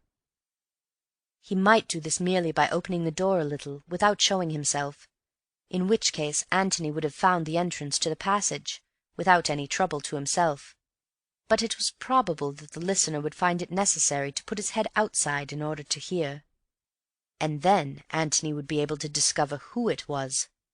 Moreover, if he should venture out of his hiding-place altogether and peep at them over the top of the bank, the fact that Bill was talking over the back of the seat would mislead the watcher into thinking that Antony was still there, sitting on the grass, no doubt, behind the seat, swinging his legs over the side of the ditch. He walked quickly but very silently along the half-length of the bowling-green to the first corner, passed cautiously round, and then went even more carefully along the width of it to the second corner. He could hear Bill hard at it, arguing from his knowledge of Mark's character that this, that, and the other must have happened, and he smiled appreciatively to himself. Bill was a great conspirator with 100 Watsons. As he approached the second corner he slowed down, and did the last few yards on hands and knees. Then, lying at full length, inch by inch his head went round the corner. The shed was 2 or 3 yards to his left, on the opposite side of the ditch. From where he lay he could see almost entirely inside it. Everything seemed to be as they left it. The bowls box, the lawn-mower, the roller, the open croquet-box, the— "By Jove!" said Antony to himself. "That's neat." The lid of the other croquet-box was open too. Bill was turning round now. His voice became more difficult to hear. "You see what I mean?" he was saying. "If Kayle—" And out of the second croquet-box came Cayley's black head. Antony wanted to shout his applause. It was neat, devilish neat. For a moment he gazed, fascinated, at that wonderful new kind of croquet-ball which had appeared so dramatically out of the box, and then reluctantly wiggled himself back. There was nothing to be gained by staying there, and a good deal to be lost, for Bill showed signs of running down. As quickly as he could Antony hurried round the ditch, and took up his place at the back of the seat. Then he stood up with a yawn, stretched himself, and said carelessly, "Well, don't worry yourself about it, Bill, old man. I dare say you're right. You know Mark, and I don't, and that's the difference. Shall we have a game, or shall we go to bed?" Bill looked at him for inspiration, and receiving it, said, "Oh, just let's have one game, shall we?" "Right you are," said Antony. But Bill was much too excited to take the game which followed very seriously. Antony, on the other hand, seemed to be thinking of nothing but bowls. He played with great deliberation for 10 minutes, and then announced that he was going to bed. Bill looked at him anxiously. "It's all right," laughed Antony. "You can talk if you want to. Just let's put 'em away first, though." They made their way down to the shed, and while Bill was putting the bowls away, Antony tried the lid of the closed croquet-box. As he expected, it was locked. "Now then," said Bill, as they were walking back to the house again, "I'm simply bursting to know. Who was it?" "Kayle." "Good Lord, where?" "Inside one of the croquet-boxes." "Don't be an ass." "It's quite true, Bill." He told the other what he had seen. "But aren't we going to have a look at it?" asked Bill in great disappointment. "I'm longing to explore, aren't you?" "Tomorrow and tomorrow and tomorrow. We shall see Kayle coming along this way directly. Besides, I want to get in from the other end if I can. I doubt very much if we can do it this end without giving ourselves away. Look, there's Kayle." They could see him coming along the drive towards them. When they were a little closer, they waved to him, and he waved back. "I wondered where you were," he said as he got up to them. "I rather thought you might be along this way. What about bed?" "Bed it is," said Antony. "We've been playing bowls," added Bill, "and talking, and playing bowls. Ripping night, isn't it?" But he left the rest of the conversation, as they wandered back to the house, to Antony. He wanted to think. There seemed to be no doubt now that Kayle was a villain. Bill had never been familiar with a villain before. It didn't seem quite fair of Kayle, somehow. He was taking rather a mean advantage of his friends. A lot of funny people there were in the world, funny people with secrets. Look at Tony, that first time he had met him in a tobacconist's shop. Anybody would have thought he was a tobacconist's assistant. And Kayle. Anybody would have thought that Kayle was an ordinary, decent sort of person. And Mark. Dash it! One could never be sure of anybody. Now, Robert was different. Everybody had always said that Robert was a shady fellow. But what on earth had Miss Norris got to do with it? What had Miss Norris got to do with it?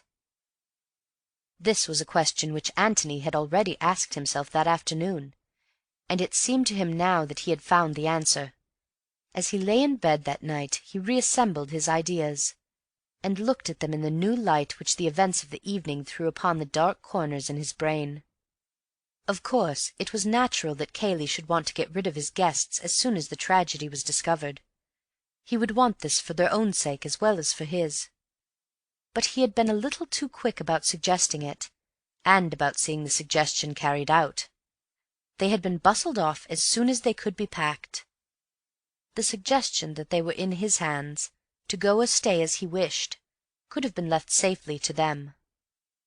As it was, they had been given no alternative, and Miss Norris, who had proposed to catch an after-dinner train at the junction, in the obvious hope that she might have in this way a dramatic cross-examination at the hands of some keen-eyed detective, was encouraged tactfully, but quite firmly, to travel by the earlier train with the others. Antony had felt that Kayle, in the tragedy which had suddenly befallen the house, ought to have been equally indifferent to her presence or absence, but he was not. And Antony assumed from this that Kayle was very much alive to the necessity for her absence. Why? Well, that question was not to be answered off-hand. But the fact that it was so had made Antony interested in her, and it was for this reason that he had followed up so alertly Bill's casual mention of her in connection with the dressing-up business. He felt that he wanted to know a little more about Miss Norris, and the part she had played in the Red House circle. By sheer luck, as it seemed to him, he had stumbled on the answer to his question. Miss Norris was hurried away because she knew about the secret passage. The passage, then, had something to do with the mystery of Robert's death. Miss Norris had used it in order to bring off her dramatic appearance as the ghost. Possibly she had discovered it for herself. Possibly Mark had revealed it to her secretly one day, never guessing that she would make so unkind a use of it later on. Possibly Kayle, having been let into the joke of the dressing up, had shown her how she could make her appearance on the bowling-green even more mysterious and supernatural. One way or another, she knew about the secret passage, so she must be hurried away. Why? Because if she stayed and talked, she might make some innocent mention of it, and Kayle did not want any mention of it. Why again? Obviously, because the passage, or even the mere knowledge of its existence, might provide a clue. "I wonder if Mark's hiding there," thought Antony, and he went to sleep. End of Chapter 9. Chapter 10. Mr. Gillingham Talks Nonsense. Antony came down in a very good humour to breakfast next morning, and found that his host was before him. Kayle looked up from his letters and nodded. "Any word of Mr. Ablett, of Mark?" said Antony, as he poured out his coffee. "No. The inspector wants to drag the lake this afternoon." "Oh, is there a lake?" There was just the flicker of a smile on Cayley's face, but it disappeared as quickly as it came. "Well, it's really a pond," he said, "but it was called the lake." "By Mark," thought Antony. Aloud he said, "What do they expect to find?" "They think that Mark—" He broke off and shrugged his shoulders. "May have drowned himself knowing that he couldn't get away, and knowing that he had compromised himself by trying to get away at all?" "Yes, I suppose so," said Kayle slowly. "I should have thought he would have given himself more of a run for his money. After all, he had a revolver. If he was determined not to be taken alive, he could always have prevented that. Couldn't he have caught a train to London before the police knew anything about it?" "He might just have managed it. There was a train. They would have noticed him at Waldheim, of course, but he might have managed it at Stanton. He's not so well known there, naturally. The inspector has been inquiring. Nobody seems to have seen him." "There are sure to be people who will say they did later on. There was never a missing man yet, but a dozen people come forward who swear to have seen him at a dozen different places at the same time." Kayle smiled. "Yes, that's true. Anyhow, he wants to drag the pond first." He added dryly, "From what I've read of detective stories, inspectors always do want to drag the pond first." "Is it deep?" "Quite deep enough," said Kayle as he got up. On his way to the door he stopped and looked at Antony. "I'm so sorry that we're keeping you here like this, but it will only be until tomorrow. The inquest is tomorrow afternoon. Do amuse yourself how you like till then. Beverley will look after you." "Thanks very much. I shall really be quite all right." Antony went on with his breakfast. Perhaps it was true that inspectors liked dragging ponds, but the question was, did Cayleys like having them dragged? Was Kayle anxious about it, or quite indifferent? He certainly did not seem to be anxious, but he could hide his feelings very easily beneath that heavy, solid face, and it was not often that the real Kayle peeped out. Just a little too eager once or twice, perhaps, but there was nothing to be learnt from it this morning. Perhaps he knew that the pond had no secrets to give up. After all, inspectors were always dragging ponds. Bill came in noisily. Bill's face was an open book. Excitement was written all over it. "Well?" he said eagerly, as he sat down to the business of the meal. "What are we going to do this morning?" "Not talk so loudly, for one thing," said Antony. Bill looked about him apprehensively. Was Kayle under the table, for example? After last night one never knew. He raised his eyebrows. "No, but one doesn't want to shout. One should modulate the voice, my dear William, while breathing gently from the hips. Thus one avoids those chest notes which have betrayed many a secret. In other words, pass the toast." "You seem bright this morning." "I am, very bright. Kayle noticed it. Kayle said, 'Were it not that I have other business, I would come gathering nuts and may with thee.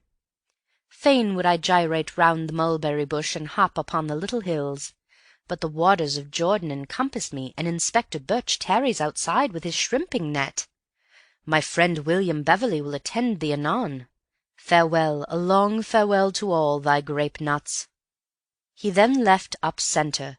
Enter W. Beverley, R. "Are you often like this at breakfast?"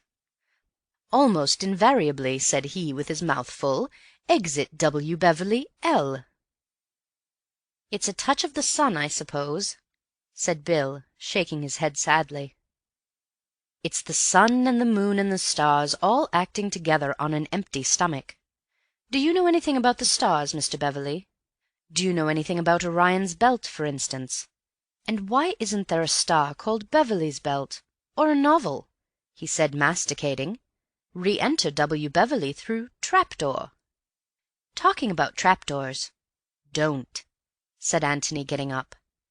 "Some talk of Alexander and some of Hercules, but nobody talks about— What's the Latin for trapdoor? Mensa, a table?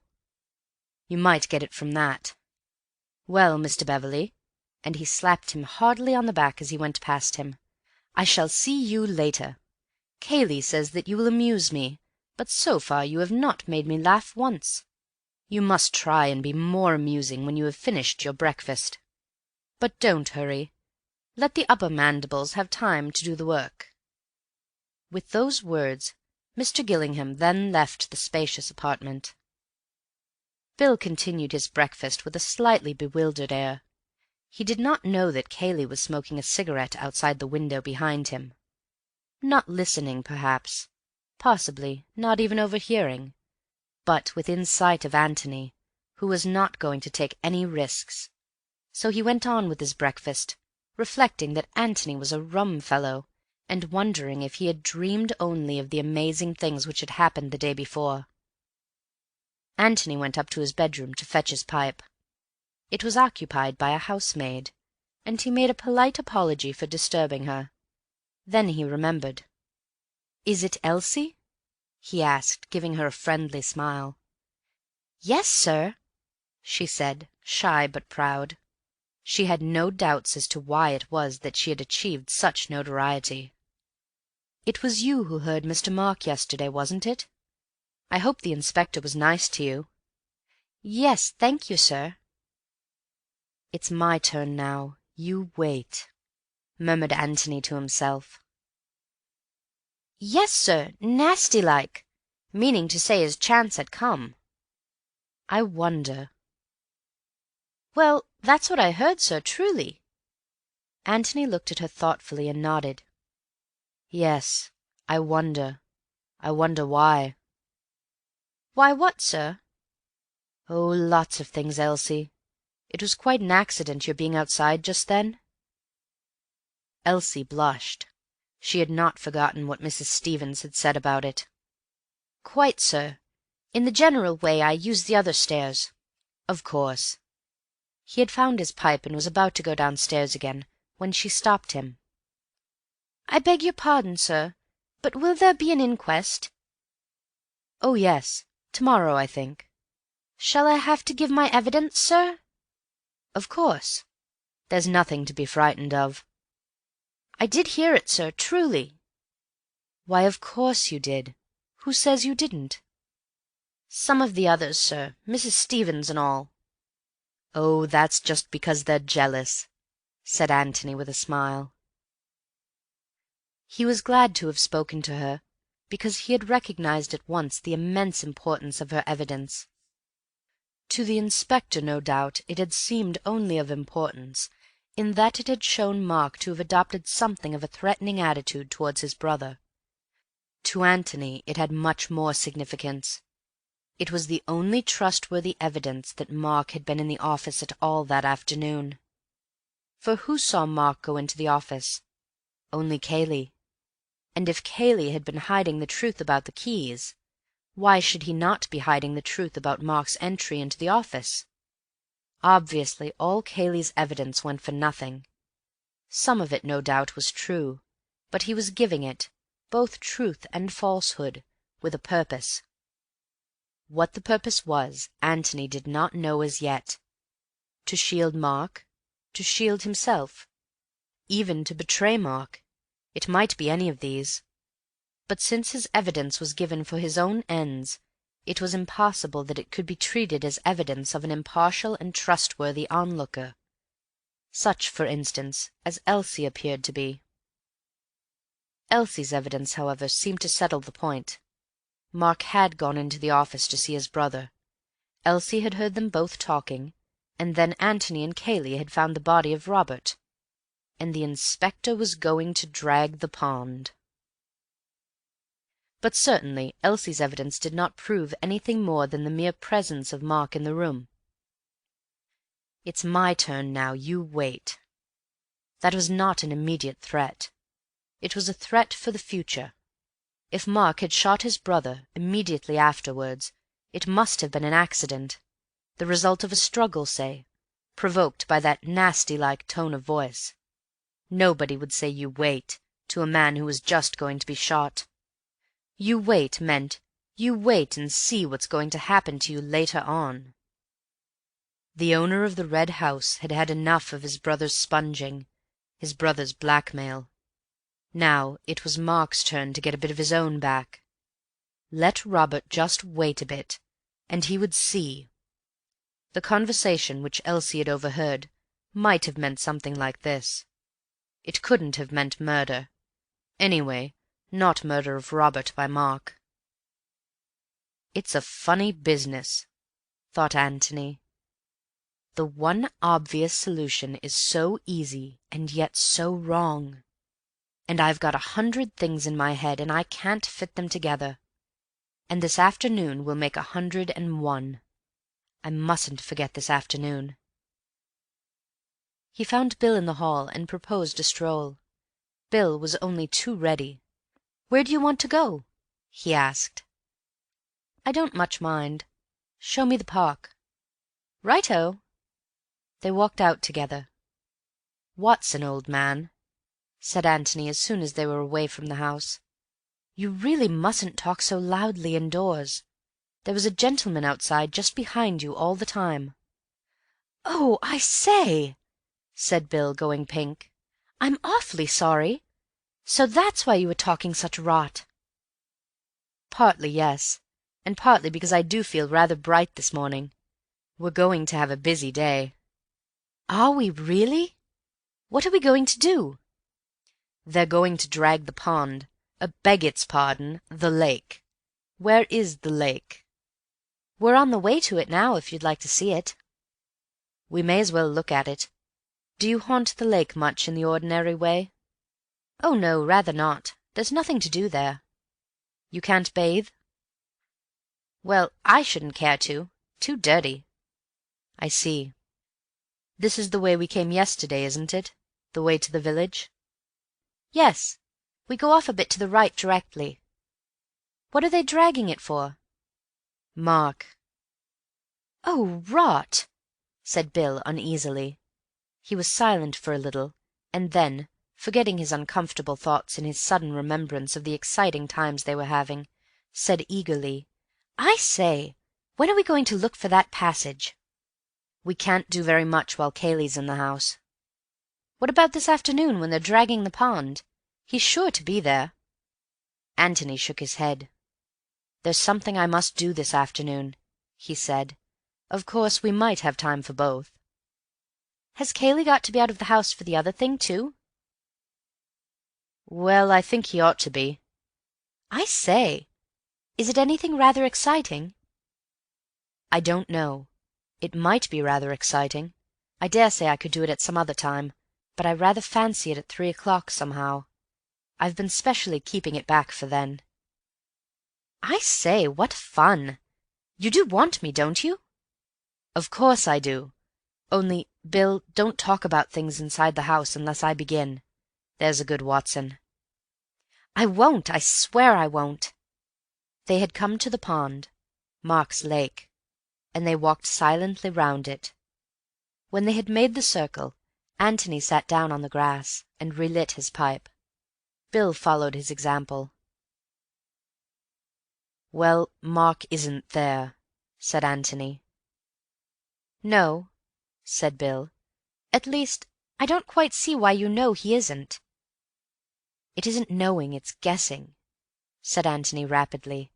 It's much easier to shoot yourself than to drown yourself, and if Mark had wanted to shoot himself in the water, with some idea of not letting the body be found, he'd have put big stones in his pockets, and the only big stones are near the water's edge, and they would have left marks, and they haven't, and therefore he didn't, and oh, bother the pond! That can wait till this afternoon.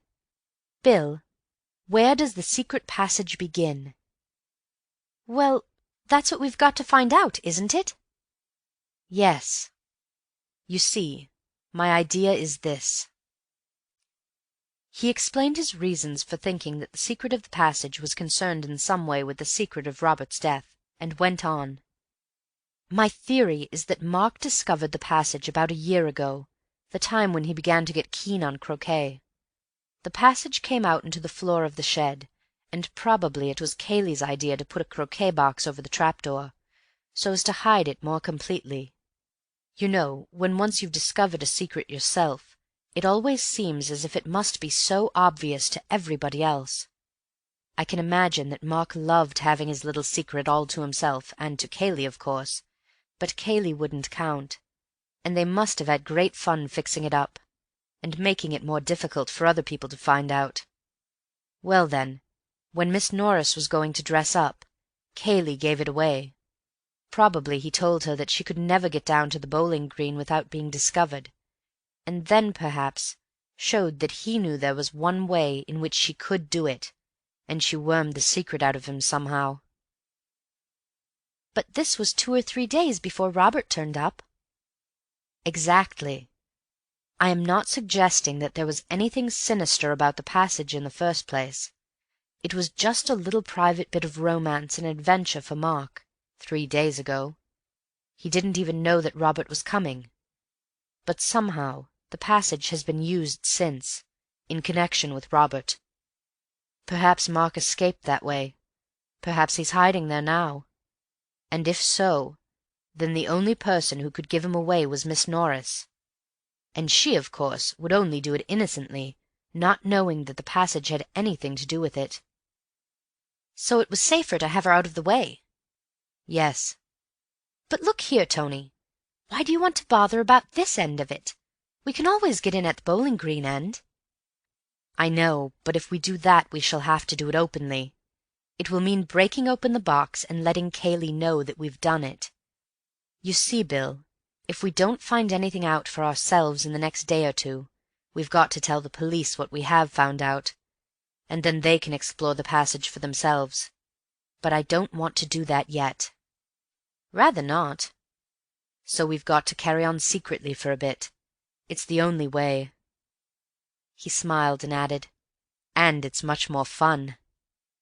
"Rather," Bill chuckled to himself. "Very well. Where does the secret passage begin?"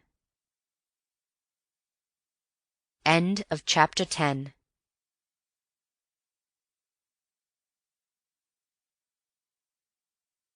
Chapter 11. The Reverend Theodore Usher. "There's one thing which we have got to realize at once," said Antony, "and that is that if we don't find it easily we shan't find it at all." "You mean that we shan't have time?" "Neither time nor opportunity, which is rather a consoling thought to a lazy person like me." "But it makes it much harder if we can't really look properly." "Harder to find, yes, but so much easier to look. For instance, the passage might begin in Cayley's bedroom. Well, now we know that it doesn't." "We don't know anything of the sort," protested Bill. "We know for the purposes of our search. Obviously we can't go trailing into Cayley's bedroom and tapping his wardrobes, and obviously, therefore, if we are going to look for it at all, we must assume that it doesn't begin there." "Oh, I see." Bill chewed a piece of grass thoughtfully. "Anyhow, it wouldn't begin on an upstairs floor, would it?" "Probably not. Well, we're getting on." "You can wash out the kitchen, and all that part of the house," said Bill after more thought. "We can't go there." "Right. And the cellars, if there are any." "Well, that doesn't leave us much." No. Of course, it's only 100 to 1 chance that we find it, but what we want to consider is which is the most likely place of the few places in which we can look safely. All it amounts to," said Bill, "is the living rooms downstairs, dining room, library, hall, billiard room, and the office rooms." "Yes, that's all." "Well, the office is the most likely, isn't it?" "Yes, except for one thing." "What's that?" "Well, it's on the wrong side of the house. One would expect the passage to start from the nearest place to which it is going. Why make it longer by going under the house first?" "Yes, that's true. Well, then, you think the dining room or the library?" "Yes, and the library for choice. I mean for our choice. There are always servants going into dining rooms. We shouldn't have much of a chance of exploring properly in there. Besides, there's another thing to remember. Mark has kept this a secret for a year. Could he have kept it a secret in the dining room? Could Miss Norris have gotten into the dining room and used the secret door just after dinner without being seen? It would have been much too risky." Bill got up eagerly. "Come along," he said. "Let's try the library. If Kayle comes in, we can always pretend we're choosing a book." Antony got up slowly, took his arm, and walked back to the house with him. The library was worth going into, passages or no passages. Antony could never resist another person's bookshelves. As soon as he went into the room, he found himself wandering round it to see what books the author read, or, more likely, did not read, but kept for the air which they lent to the house. Mark had prided himself on his library. It was a mixed collection of books, books which he had inherited both from his father and from his patron, books which he had bought because he was interested in them, or, if not in them, in the authors to whom he wished to lend his patronage, books which he had ordered in beautifully bound editions, partly because they looked well on his shelves, lending a noble colour to his rooms, partly because no man of culture should ever be without them. Old editions, new editions, expensive books, cheap books. A library in which everybody, whatever his taste, could be sure of finding something to suit him. "And which is your particular fancy, Bill?" said Antony, looking from one shelf to another. "Or are you always playing billiards?" "I have a look at badminton sometimes," said Bill. "It's over in that corner there." He waved a hand. "Over here?" said Antony, going to it. "Yes." He corrected himself suddenly. "Oh, no, it's not. It's over there on the right now. Mark had a grand rearrangement of his library about a year ago. It took him more than a week, he told us. He's got such a frightful lot, hasn't he?" "Now that's very interesting," said Antony as he sat down and filled his pipe again. There was indeed a frightful lot of books. The 4 walls of the library were plastered with them from floor to ceiling, save only where the door and the 2 windows insisted on living their own life, even though an illiterate one. To Bill it seemed the most hopeless room of any in which to look for a secret opening. "We shall have to take every blessed book down," he said, "before we can be certain that we haven't missed it." "Anyway," said Antony, "if we take them down one at a time, nobody can suspect us of sinister designs. After all, what does one go into a library for, except to take books down?" "But there's such a frightful lot." Antony's pipe was now going satisfactorily, and he got up and walked leisurely to the end of the wall opposite the door. "Well, let's have a look," he said, "and see if they are so very frightful. Hullo, here's your badminton. You often read that, you say?" "If I read anything." "Yes." He looked down and up the shelf. "Sport and travel, chiefly. I like books of travel, don't you?" "They're pretty dull as a rule." "Well, anyhow, some people like them very much," said Antony reproachfully. He moved on to the next row of shelves. "The drama, the Restoration dramatists, You can have most of them. Still, as you well remark, many people seem to love them. Shaw, Wilde, Robertson. I like reading plays, Bill. There are not many people who do, but those who do are usually very keen. Let us pass on." "I say, we haven't too much time," said Bill, restlessly. "We haven't. That's why we aren't wasting any. Poetry. Who reads poetry nowadays? Bill, when did you last read Paradise Lost?" "Never." "I thought not. And when did Miss Calladine last read The Excursion aloud to you?" "As a matter of fact, Betty, Miss Calladine, happens to be jolly keen on—what's the beggar's name?" "Never mind his name. You have said quite enough. We pass on." He moved on to the next shelf. "Biography. Oh, lots of it. I love biographies. Are you a member of the Johnson Club? I bet Mark is. Memories of Many Courts. I'm sure Mrs. Calladine reads that. Anyway, biographies are just as interesting as most novels, so why linger? We pass on." He went to the next shelf, and then gave a sudden whistle. "Hullo, hullo!" "What's the matter?" said Bill, rather peevishly. "Stand back there. Keep the crowd back, Bill. We are getting amongst it. Sermons, as I live! Sermons! Was Mark's father a clergyman, or does Mark take to them naturally?" "His father was a parson, I believe." "Oh, yes, I know he was." "Ah, then these are father's books. Half Hours with the Infinite. I must order that from the library when I get back. The Lost Sheep. Jones on the Trinity. The Epistles of St. Paul Explained. Oh, Bill, we're amongst it. The Narrow Way, being sermons by the Reverend Theodore Ussher. Hullo!" "What is the matter?" "William, I am inspired. Stand by." He took down the Reverend Theodore Ussher's classic work, looked at it with a happy smile for a moment, and then gave it to Bill. "Here, hold Ussher for a bit." Bill took the book obediently. "No, give it me back. Just go out into the hall and see if you can hear Kayle anywhere. Say hello loudly if you do." Bill went out quickly, listened, and came back. "It's all right." "Good." He took the book out of its shelf again. "Now then, you can hold Ussher. Hold him in the left hand so. With the right or dexter hand, grasp this shelf firmly so, and when I say pull, pull gradually. Got that?" Bill nodded, his face alight with excitement. "Good." Antony put his hand into the space left by the stout Ussher, and fingered the hack of the shelf.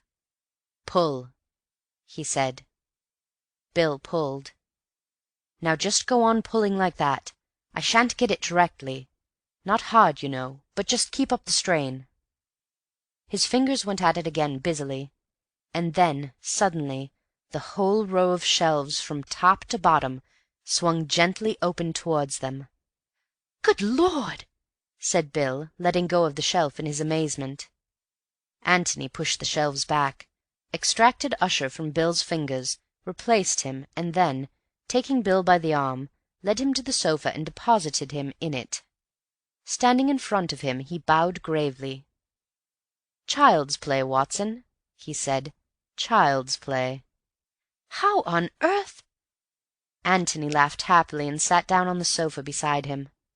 "You don't really want it explained," he said, smacking him on the knee. "You're just being Watsonish. It's very nice of you, of course, and I appreciate it." "No, but really, Tony—" "Oh, my dear Bill." He smoked silently for a little, and then went on. "It's what I was saying just now, a secret is a secret until you have discovered it, and as soon as you have discovered it, you wonder why everybody else isn't discovering it, and how it could ever have been a secret at all. This passage has been here for years, with an opening at one end into the library, and at the other end into the shed. Then Mark discovered it, and immediately he felt that everybody else must discover it, So he made the shed end more difficult by putting the croquet box there, and this end more difficult by—" He stopped and looked at the other. "By what, Bill?" But Bill was being Watsonish. "What?" "Obviously by rearranging his books. He happened to take out the Life of Nelson or Three Men in a Boat, or whatever it was, and by the merest chance discovered the secret. Naturally he felt that everybody else would be taking down the Life of Nelson or Three Men in a Boat. Naturally he felt that the secret would be safer if nobody ever interfered with that shelf at all. When you said that the books had been rearranged a year ago, just about the time the croquet box came into existence, of course I guessed why. So I looked about for the dullest books I could find, the books nobody ever read. Obviously, the collection of sermon books of a mid-Victorian clergyman was the shelf we wanted." "Yes, I see. But why were you so certain of the particular place?" "Well, he had to mark the particular place by some book. I thought that the joke of putting the narrow way just over the entrance to the passage might appeal to him. Apparently it did." Bill nodded to himself thoughtfully several times. "Yes, that's very neat," he said. "You're a clever devil, Tony." Tony laughed. "You encourage me to think so, which is bad for me, but very delightful." "Well, come on, then," said Bill, and he got up and held out a hand. "Come on where?" "To explore the passage, of course." Antony shook his head. "Why ever not?" "Well, what do you expect to find there?" "I don't know, but you seem to think that we might find something that would help." "Suppose we find Mark," said Antony quietly. "I say, do you really think he's there?" "Suppose he is." "Well, then, there we are." Antony walked over to the fireplace, knocked out the ashes of his pipe, and turned back to Bill. He looked at him gravely without speaking. "What are you going to say to him?" he said at last. "How do you mean?" "Are you going to arrest him, or help him to escape?" Well, of course I—" began Bill, stammering, and then ended lamely. "Well, I don't know." "Exactly. We've got to make up our minds, haven't we?" Bill didn't answer. Very much disturbed in his mind, he walked restlessly about the room, frowning to himself, stopping now and then at the newly discovered door, and looking at it as if he were trying to learn what lay behind it. Which side was he on, if it came to choosing sides? Mark's or the law's? "You know you can't just say, 'hello' to him," said Antony, breaking rather appropriately into his thoughts. Bill looked up at him with a start. "Nor," went on Antony, "can you say, 'This is my friend Mr. Gillingham, who is staying with you. We were just going to have a game of bowls.'" "Yes, it's dashed difficult. I don't know what to say. I've been rather forgetting about Mark." He wandered over to the window and looked out onto the lawns. There was a gardener clipping the grass edges. No reason why the lawn should be untidy just because the master of the house had disappeared. It was going to be a hot day again. Dash it! Of course he had forgotten Mark.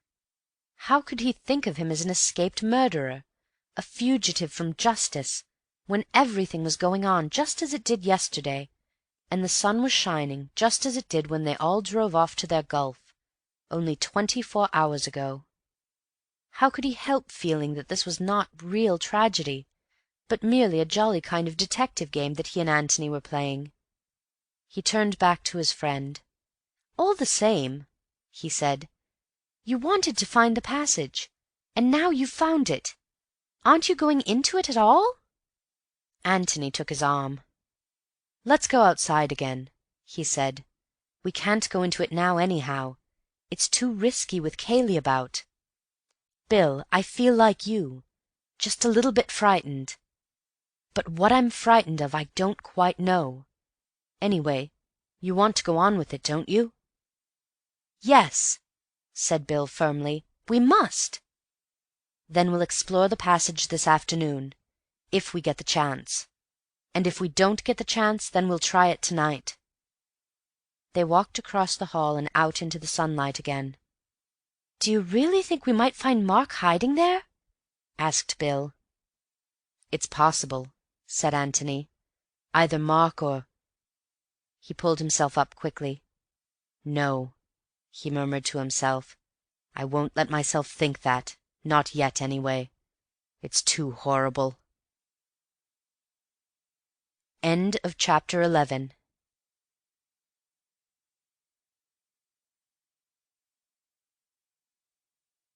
Chapter 12. A Shadow on the Wall.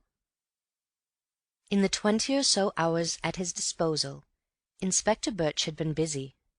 He had telegraphed to London a complete description of Mark in the brown flannel suit which he had last been seen wearing. He had made inquiries at Stanton as to whether anybody answering to this description had been seen leaving by the 4:20, and though the evidence which had been volunteered to him had been inconclusive, it made it possible that Mark had indeed caught that train, and had arrived in London before the police at the other end had been ready to receive him. But the fact that it was market day at Stanton, and that the little town would be more full than usual of visitors, made it less likely that either the departure of Mark by the 4:20 or the arrival of Robert by the 2:10 earlier in the afternoon would have been particularly noticed.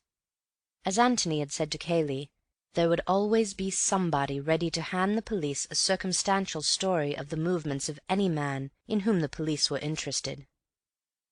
That Robert had come by the 2:10 seemed fairly certain.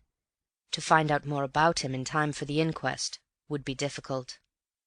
All that was known about him in the village where he and Mark had lived as boys bore out the evidence of Kayle. He was an unsatisfactory son, and he had been hurried off to Australia. Nor had he been seen since in the village. Whether there were any more substantial grounds of quarrel between the two brothers than that the younger one was at home and well-to-do, while the elder was poor and an exile, was not known. Nor, as far as the inspector could see, was it likely to be known until Mark was captured. The discovery of Mark was all that mattered immediately. Dragging the pond might not help towards this, but it would certainly give the impression in court tomorrow that Inspector Birch was handling the case with zeal. And if only the revolver with which the deed was done was brought to the surface, his trouble would be well repaid. "Inspector Birch produces the weapon" would make an excellent headline in the local paper. He was feeling well satisfied with himself, therefore, as he walked to the pond, where his men were waiting for him, and quite in the mood for a little pleasant talk with Mr. Gillingham and his friend Mr. Beverley. He gave them a cheerful "Good afternoon," and added with a smile, "Coming to help us?" "You don't really want us," said Antony, smiling back at him. "You can come if you like." Antony gave a little shudder. "You can tell me afterwards what you find," he said. "By the way," he added, "I hope the landlord at the George gave me a good character." The inspector looked at him quickly. "Now how on earth do you know anything about that?" Antony bowed to him gravely. "Because I guessed that you were a very efficient member of the force." The inspector laughed. "Well, you came out all right, Mr. Gillingham. You got a clean bill, but I had to make certain about you." "Of course you did. Well, I wish you luck, but I don't think you'll find much at the pond. It's rather out of the way, isn't it, for anybody running away?" "That's just what I told Mr. Kayle when he called my attention to the pond. However, we shan't do any harm by looking. It's the unexpected that's the most likely in this sort of case." "You're quite right, Inspector. Well, we mustn't keep you. Good afternoon." And Antony smiled pleasantly at him. "Good afternoon, sir." "Good afternoon," said Bill.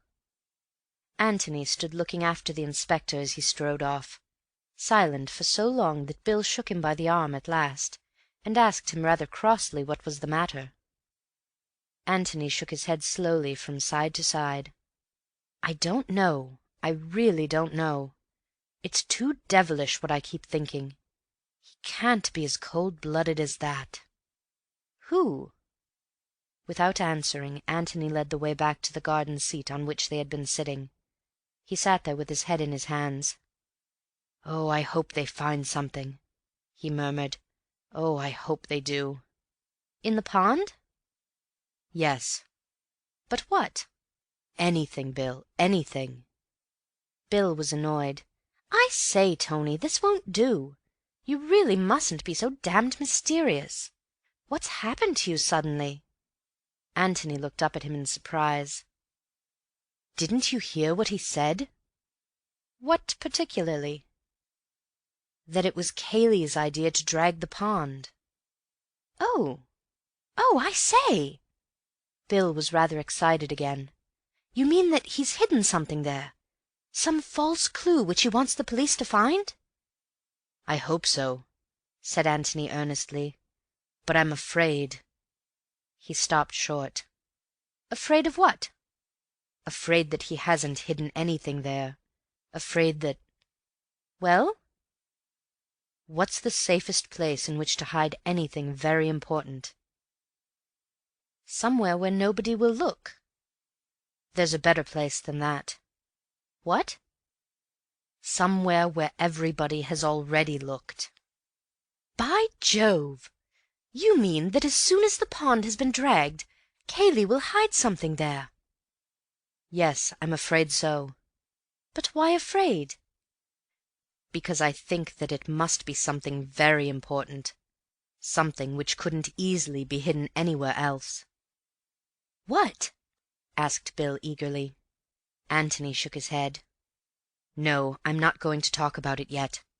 We can wait and see what the inspector finds. He may find something, I don't know what, something that Cayley has put there for him to find. But if he doesn't, then it will be because Cayley is going to hide something there tonight." "What?" asked Bill again. "You will see what, Bill," said Antony, "because we shall be there." "Are we going to watch him?" "Yes, if the inspector finds nothing." "That's good," said Bill. If it were a question of Cayley or the law, he was quite decided as to which side he was taking. Previous to the tragedy of yesterday he had got on well enough with both of the cousins, without being in the least intimate with either. Indeed, of the two he preferred perhaps the silent, solid Cayley to the more volatile Mark. Cayley's qualities, as they appeared to Bill, may have been chiefly negative, but even if this merit lay in the fact that he never exposed whatever weakness he may have had, this is an excellent quality in a fellow guest, or, if you like, fellow host, in a house where one is continually visiting. Mark's weaknesses, on the other hand, were very plain to the eye, and Bill had seen a good deal of them. Yet, though he had hesitated to define his position that morning in regard to Mark, he did not hesitate to place himself on the side of the law against Cayley. Mark, after all, had done him no harm, but Cayley had committed an unforgivable offence. Cayley had listened secretly to a private conversation between himself and Tony. Let Cayley hang if the law demanded it. Antony looked at his watch and stood up. "Come along," he said. "It's time for that job I spoke about." "The passage?" said Bill eagerly. "No, the thing which I said that I had to do this afternoon." "Oh, of course. What is it?" Without saying anything, Antony led the way indoors to the office. It was 3 o'clock, and at 3 o'clock yesterday Antony and Cayley had found the body. At a few minutes after 3 he had been looking out of the window of the adjoining room, and had been surprised suddenly to find the door open and Cayley behind him. He had vaguely wondered at the time why he had expected the door to be shut, but he had had no time then to worry the thing out, and he had promised himself to look into it at his leisure afterwards. Possibly it meant nothing. Possibly, if it meant anything, he could have found out its meaning by a visit to the office that morning. But he had felt that he would be more likely to recapture the impressions of yesterday if he chose as far as possible the same conditions for his experiment. So he had decided that 3 o'clock that afternoon should find him once more in the office. As he went into the room, followed by Bill, he felt it almost as a shock that there was now no body of Robert lying there between the two doors. But there was a dark stain which showed where the dead man's head had been, and Antony knelt down over it, as he had knelt 24 hours before. "I want to go through it again," he said. "You must be Kayle. Kayle said he would get some water. I remember thinking that water wasn't much good to a dead man, and that probably he was only too glad to do anything rather than nothing. He came back with a wet sponge and a handkerchief. I suppose he got the handkerchief from the chest of drawers. Wait a bit." He got up and went into the adjoining room, looked round it, pulled open a drawer or two, and after shutting all the doors, came back to the office. "The sponge is there, and there are handkerchiefs in the top right-hand drawer. Now then, Bill, just pretend you're Kayle. You've just said something about water, and you get up." Feeling that it was all a little uncanny, Bill, who had been kneeling beside his friend, got up and walked out. Antony, as he had done on the previous day, looked up after him as he went. Bill turned into the room on the right, opened the drawer and got the handkerchiefs, damped the sponge, and came back. "Well?" he said wonderingly. Antony shook his head. "It's all different," he said. "For one thing, you made a devil of a noise, and Kayle didn't." "Perhaps you weren't listening when Kayle went in." "I wasn't, but I should have heard him if I could have heard him, and I should have remembered afterwards." "Perhaps Kayle shut the door after him." "Wait!" He pressed his hand over his eyes and thought. It wasn't anything which he had heard, but something which he had seen. He tried desperately hard to see it again. He saw Kayle getting up, opening the door from the office, leaving it open and walking into the passage, turning to the door on the right, opening it, going in, and then... What did his eyes see after that? If they could only tell him again! Suddenly he jumped up, his face alight. "Bill, I've got it!" he cried. "What?" "The shadow on the wall. I was looking at the shadow on the wall. Oh, ass! 10 times ass!" Bill looked uncomprehendingly at him. Antony took his arm and pointed to the wall of the passage. "Look at the sunlight on it," he said. "That's because you've left the door of that room open. The sun comes straight in through the windows. Now I'm going to shut the door. Look. Do you see how the shadow moves across? That's what I saw. The shadow moving across as the door shut behind him. Bill, go in and shut the door behind you quite naturally. Quick." Bill went out, and Antony knelt, watching eagerly. "I thought so!" he cried. "I knew it couldn't have been that." "What happened?" said Bill, coming back. "Just what you would expect. The sunlight came, and the shadow moved back again all in one movement." "And what happened yesterday?" "The sunlight stayed there, and then the shadow came very slowly back, and there was no noise of the door being shut." Bill looked at him with startled eyes. "By Jove! You mean that Kayle closed the door afterwards, as an afterthought, and very quietly, so that you couldn't hear?" Antony nodded. "Yes. That explains why I was surprised afterwards, when I went into the room, to find the door open behind me. You know how those doors with springs on them close? The sort which old gentlemen have to keep out draughts? Yes. Just at first they hardly move at all, and then very, very slowly they swing to well. That was the way the shadow moved. And subconsciously I must have associated it with the movement of that sort of door. By Jove!" He got up and dusted his knees. "Now, Bill, just to make sure, go in and close the door like that. As an afterthought, you know, and very quietly, so that I don't hear the click of it." Bill did as he was told, and then put his head out eagerly to hear what had happened. "That was it," said Antony with absolute conviction. That was just what I saw yesterday." He came out of the office and joined Bill in the little room. "And now," he said, "let's try and find out what it was that Mr. Cayley was doing in here, and why he had to be so very careful that his friend Mr. Gillingham didn't overhear him." End of chapter 12.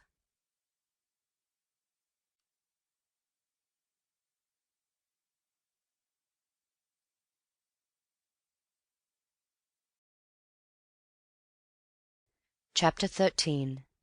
The Open Window. Antony's first thought was that Cayley had hidden something, perhaps, which he had found by the body, but that was absurd. In the time at his disposal he could have done no more than to put it away in a drawer, where it would be much more open to discovery by Antony than if he had kept it in his pocket. In any case, he would have removed it by this time and hidden it in some more secret place. Besides, why in this case bother about shutting the door? Bill pulled open a drawer in the chest and looked inside. "Is it any good going through these, do you think?" he asked. Antony looked over his shoulder. "Why did he keep clothes here at all?" he asked. "Did he ever change down here?" "My dear Tony, he had more clothes than anybody in the world. He just kept them here in case they might be useful, I expect. When you and I go from London to the country we carry our clothes about with us. Mark never did. In his flat in London he had everything all over again which he has here. It was a hobby with him, collecting clothes. If he'd had half a dozen houses, they would all have been full of a complete gentleman's town and country outfit." "I see." "Of course, it might be useful sometimes, when he was busy in the next room, not to have to go upstairs for a handkerchief or a more comfortable coat." "I see, yes." He was walking round the room as he answered, and he was lifting the top of the linen basket which stood near the wash-basin, and glanced in. "He seems to have come in here for a collar lately." Bill peered in. There was one collar at the bottom of the basket. "Yes, I dare say he would," he agreed. "If he suddenly found that the one he was wearing was uncomfortable, or a little bit dirty or something. He was very finicking." Antony leant over and picked it out. "It must have been uncomfortable this time," he said, after examining it carefully. "It couldn't very well be cleaner." He dropped it back again. "Anyway, he did come in here sometimes?" "Oh, yes, rather." "Yes, but what did Cayley come in for so secretly?" "What did he want to shut the door for?" said Bill. "That's what I don't understand. You couldn't have seen him anyhow." "No, so it follows that I might have heard him. He was going to do something which he didn't want me to hear." "By Jove, that's it!" said Bill eagerly. "Yes, but what?" Bill frowned hopefully to himself, but no inspiration came. "Well, let's have some air anyway," he said at last, exhausted by the effort, and he went to the window, opened it, and looked out. Then, struck by an idea, he turned back to Antony and said, "Do you think I had better go up to the pond and make sure that they're still at it? Because—" He broke off suddenly at the sight of Antony's face. "Oh, idiot, idiot!" Antony cried. "Oh, most super-excellent of Watsons! Oh, you lamb, you blessing! Oh, Gillingham, you incomparable ass!" "What on earth—" "The window! The window!" cried Antony, pointing to it. Bill turned back to the window, expecting it to say something. As it said nothing, he looked at Antony again. "He was opening the window!" cried Antony. "Who?" "Cayley, of course." Very gravely and slowly he expounded. "He came in here in order to open the window. He shut the door so that I shouldn't hear him open the window. He opened the window. I came in here and found the window open. I said, 'This window is open. My amazing powers of analysis tell me that the murderer must have escaped by this window.' 'Oh,' said Cayley, raising his eyebrows. 'Well,' said he, 'I suppose you must be right. Said I proudly, 'I am, for the window is open.' I said, 'Oh, you incomparable ass!'" He understood now. It explained so much that had been puzzling him. He tried to put himself in Cayley's place. Cayley, when Antony had first discovered him, hammering at the door and crying, "Let me in!" Whatever had happened inside the office, whoever had killed Robert, Cayley knew all about it, and knew that Mark was not inside, and had not escaped by the window. But it was necessary to Cayley's plans, to Mark's plans if they were acting in concert, that he should be thought to have escaped. At some time, then, while he was hammering, the key in his pocket, at the locked door, he must suddenly have remembered, with what a shock, that a mistake had been made. A window had not been left open. Probably it would just have been a horrible doubt at first. Was the office window open? Surely it was open. Was it? Would he have time now to unlock the door, slip in, open the French windows, and slip out again? No. At any moment the servants might come. It was too risky, fatal if he were discovered. But servants were stupid. He could get the window safely open while they were crowding round the body. They wouldn't notice. He could do it somehow. And then Antony's sudden appearance. Here was a complication. And Antony suggesting that they should try the window. Why, the window was just what he wanted to avoid. No wonder he had seemed dazed at first. Ah, and here at last was the explanation why they had gone the longest way round and yet run. It was Cayley's only chance of getting a start on Antony, of getting to the windows first, of working them open somehow before Antony caught him up. Even if that were impossible, he must get there first, just to make sure. Perhaps they were open. He must get away from Antony and see. And if they were shut, hopelessly shut, then he must have a moment to himself, a moment in which to think of some other plan, and avoid the ruin which seemed so suddenly to be threatening. So he had run, but Antony had kept up with him. They had broken in the window together and gone into the office. But Cayley was not done yet.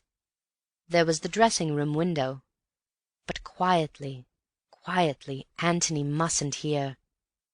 And Antony didn't hear. Indeed, he had played up to Cayley splendidly.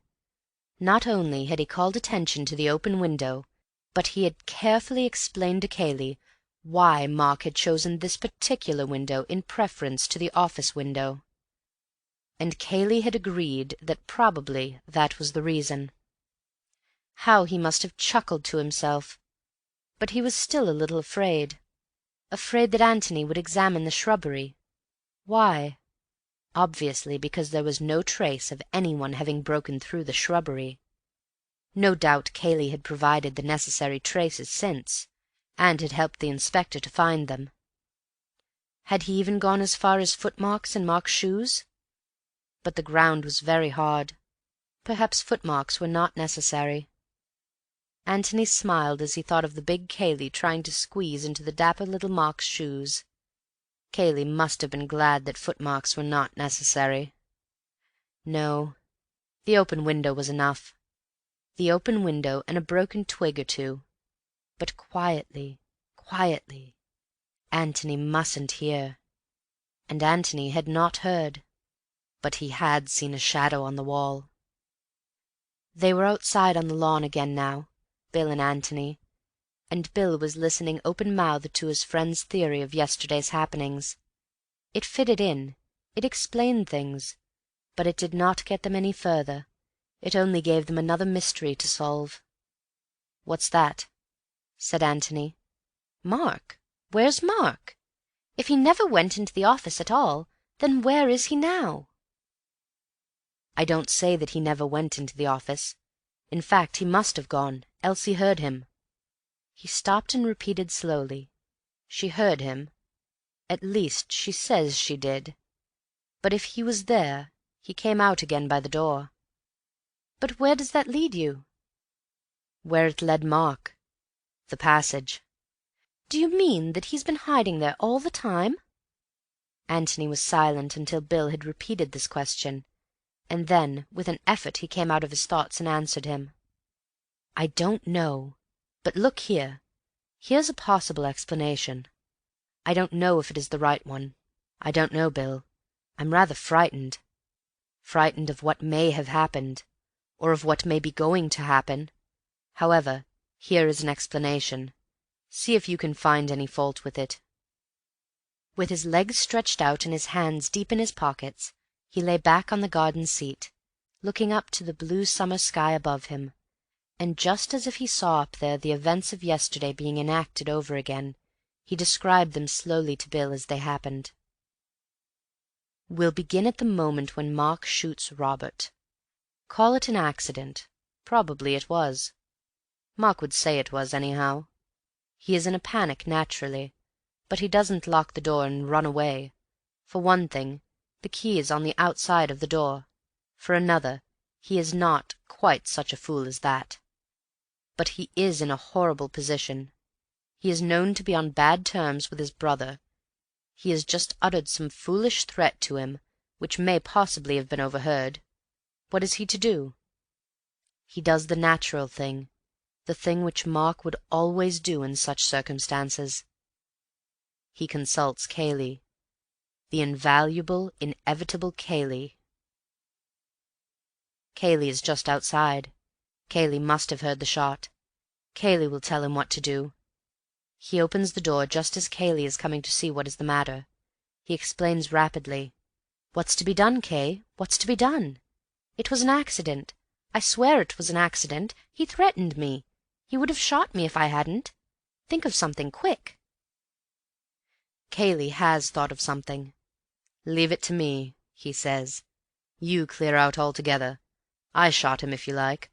I'll do all the explaining. Get away, hide. Nobody saw you go in. Into the passage, quick. I'll come to you there as soon as I can." Good Kayle, faithful Kayle. Mark's courage comes back.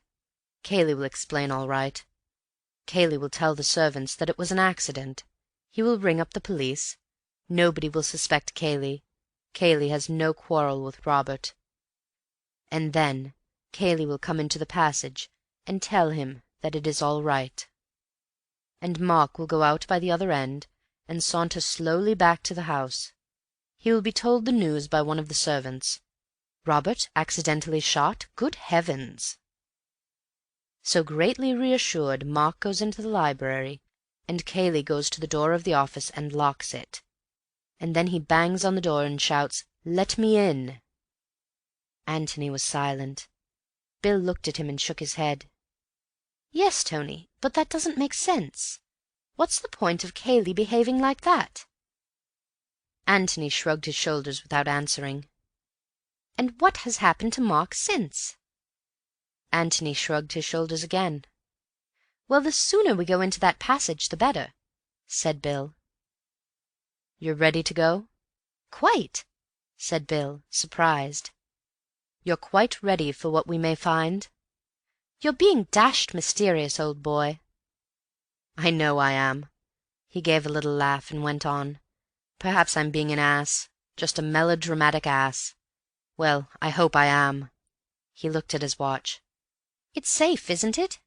They're still busy at the pond?" "We'd better make certain. Could you be a sleuth-hound, Bill? One of those that travel on their stomachs very noiselessly? I mean, could you get near enough to the pond to make sure that Kayle is still there, without letting him see you?" "Rather." He got up eagerly. "You wait." Antony's head shot up suddenly. "Why, that was what Mark said," he cried. "Mark?" "Yes. What else you heard him say?" "Oh, that." "Yes. I suppose she couldn't have made a mistake, Bill? She did hear him?" "She couldn't have mistaken his voice, if that's what you mean." "Oh?" "Mark had an extraordinary, characteristic voice." "Oh?" "Rather high-pitched, you know. Well, one can't explain, but—" "Yes?" "Well, rather like this, you know, or even more so, if anything." He rattled these words off in Mark's rather monotonous, high-pitched voice, then laughed and added in his natural voice, "I say, that was really rather good." Antony nodded quickly. "That was like it?" he said. "Exactly." "Yes." He got up and squeezed Bill's arm. "Well, just go and see about Kayle, and then we'll get moving. I shall be in the library." "Right." Bill nodded and walked off in the direction of the pond. This was glorious fun. This was life. The immediate programme could hardly be better. First of all, he was going to stalk Kayle. There was a little copse above the level of the pond, and about 100 yards away from it. He would come into this from the back, creep cautiously through it, taking care that no twigs cracked, and then, drawing himself on his stomach to the edge, peer down upon the scene below him. People were always doing that sort of thing in books, and he had been filled with a hopeless envy of them. Well, now he was actually going to do it himself. What fun! And then, when he had got back unobserved to the house and reported to Antony, they were going to explore the secret passage. Again, what fun! Unfortunately, there seemed to be no chance of buried treasure. But there might be buried clues. Even if you found nothing, you couldn't get away from the fact that a secret passage was a secret passage, and anything might happen in it. But even that wasn't the end of this exciting day. They were going to watch the pond that night. They were going to watch Kayle under the moonlight, watch him as he threw into the silence of the pond what? The revolver? Well, anyhow, they were going to watch him. What fun! To Antony, who was older and realized into what deep waters they were getting, it did not seem fun. But it was amazingly interesting. He saw so much, and yet somehow it was all out of focus. It was like looking at an opal and discovering with every movement of it some new color, some new gleam of light reflected, and yet never really seeing the opal as a whole. He was too near it, or too far away. He strained his eyes, and he relaxed his eyes. It was no good. His brain could not get hold of it. But there were moments when he almost had it, and then turned away from it. He had seen more of life than Bill, but he had never seen murder before, and this which was in his mind now, and to which he was afraid to listen, was not just the hot-blooded killing which any man may come to if he lose control. It was something much more horrible, too horrible to be true. Then let him look again for the truth. He looked again, but it was all out of focus. "I will not look again," he said aloud, as he began to walk towards the house. "Not yet, anyway." He would go on collecting facts and impressions. Perhaps the one fact would come along by itself, which would make everything clear. End of chapter 13.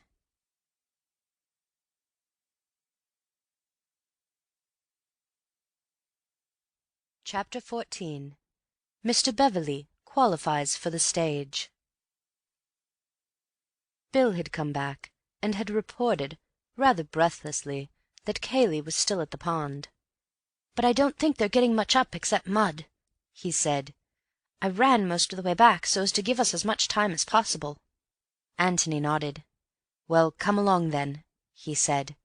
"The sooner the quicker." They stood in front of the row of sermons. Antony took down the Reverend Theodore Ussher's famous volume, and felt for the spring. Bill pulled. The shelves swung open towards them. "By Jove," said Bill, "it is a narrow way." There was an opening about a yard square in front of them, which had something the look of a brick fireplace, a fireplace raised about 2 feet from the ground. But save for one row of bricks in front, the floor of it was emptiness. Antony took a torch from his pocket and flashed it down into the blackness. "Look," he whispered to the eager Bill. "The steps begin down there, 6 feet down." He flashed his torch up again. There was a handhold of iron, a sort of large iron staple, in the bricks in front of them. "You swing off from there," said Bill. "At least, I suppose you do. I wonder how Ruth Norris liked doing it." "Kayle helped her, I should think. It's funny." "Shall I go first?" asked Bill, obviously longing to do so. Antony shook his head with a smile. "I think I will, if you don't mind very much, Bill. Just in case." "In case of what?" "Well, in case." Bill had to be content with that, but he was too much excited to wonder what Antony meant. "Right-o," he said. "Go on." "Well, we'll just make sure we can get back again first. It really wouldn't be fair on the Inspector if we got stuck down here for the rest of our lives. He's got enough to do trying to find Mark, but if he has to find you and me as well—" "We can always get out at the other end." "Well, we're not certain yet. I think I'd better just go down and back. I promise faithfully not to explore." "Right you are." Antony sat down on the ledge of bricks, swung his feet over, and sat there for a moment, his legs dangling. He flashed his torch into the darkness again, so as to make sure where the steps began, then returned it to his pocket, seized the staple in front of him, and swung himself down. His feet touched the steps beneath him, and he let go. "Is it all right?" said Bill anxiously. "All right. I'll just go down to the bottom of the steps and back. Stay there." The light shone down by his feet. His head began to disappear. For a little while Bill, craning down the opening, could still see faint splashes of light, and could hear slow, uncertain footsteps. For a little longer he could fancy that he saw and heard them. Then he was alone. Well, not quite alone. There was a sudden voice in the hall outside. "Good Lord!" said Bill, turning round with a start. "Kayle!" If he was not so quick in thought as Antony, he was quick enough in action. Thought was not demanded now. To close the secret door safely but noiselessly, to make sure that the books were in the right places, to move away to another row of shelves, so as to be discovered deep in Badminton or Baedeker, or whomever the kind gods should send to his aid.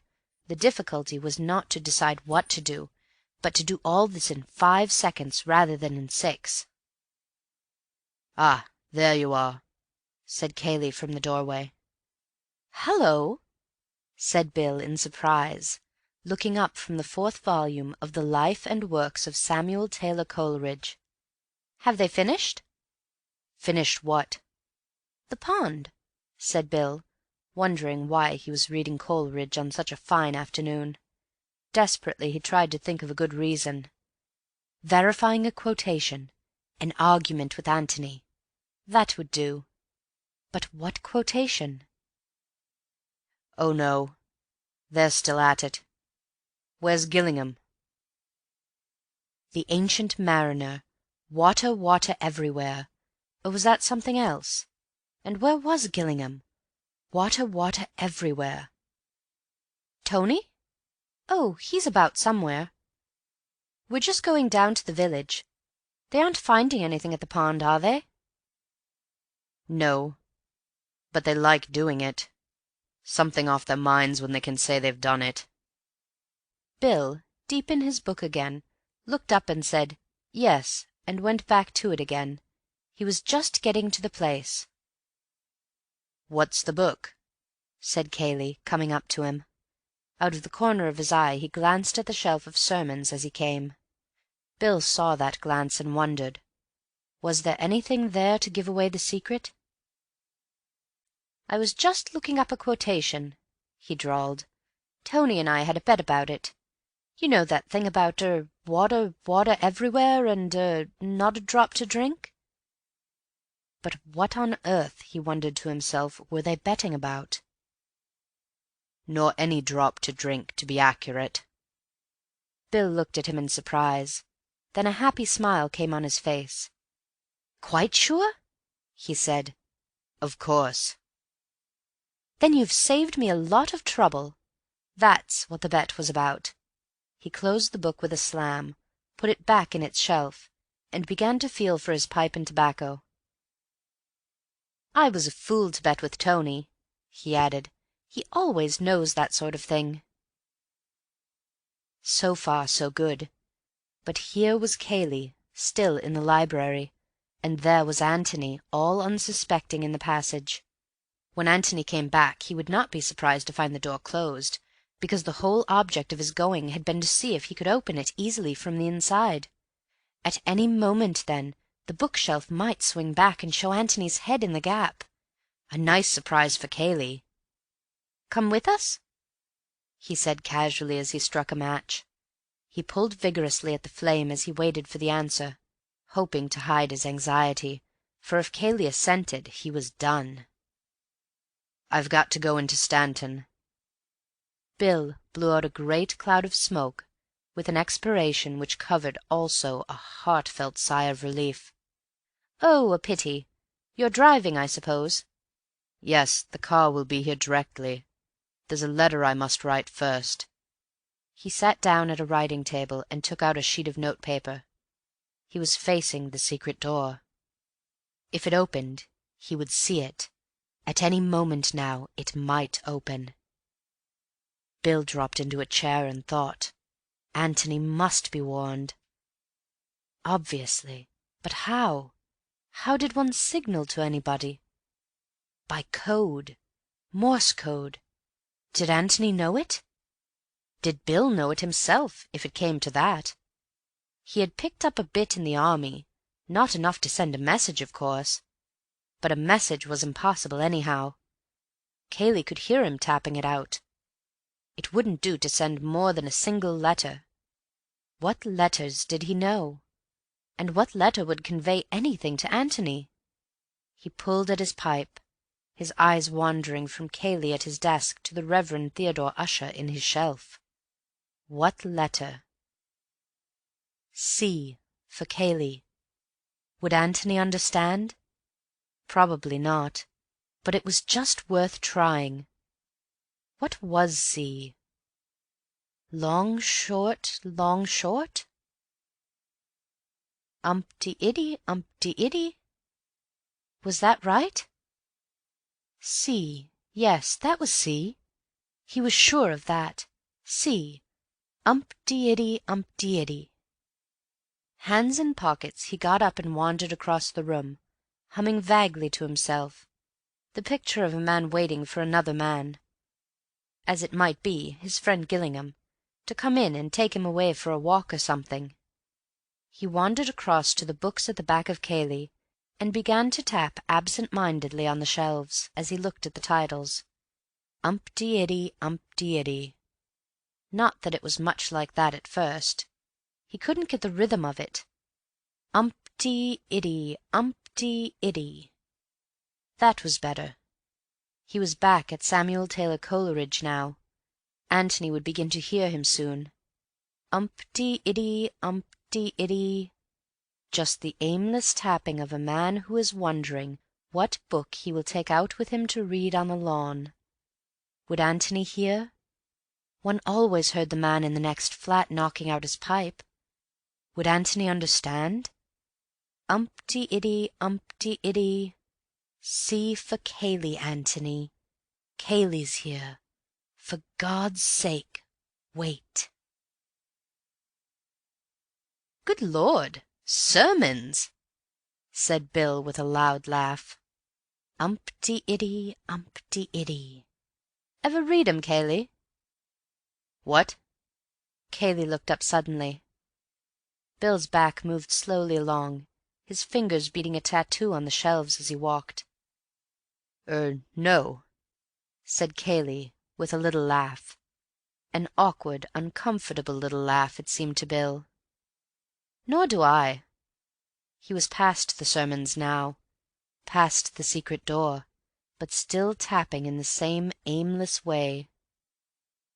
"Oh, for God's sake, sit down!" burst out Kayle. "Or go outside if you want to walk about." Bill turned round in astonishment. "Hallo, what's the matter?" Kayle was slightly ashamed of his outburst. "Sorry, Bill," he apologized. "My nerves are on edge. Your constant tapping and fidgeting about." "Tapping?"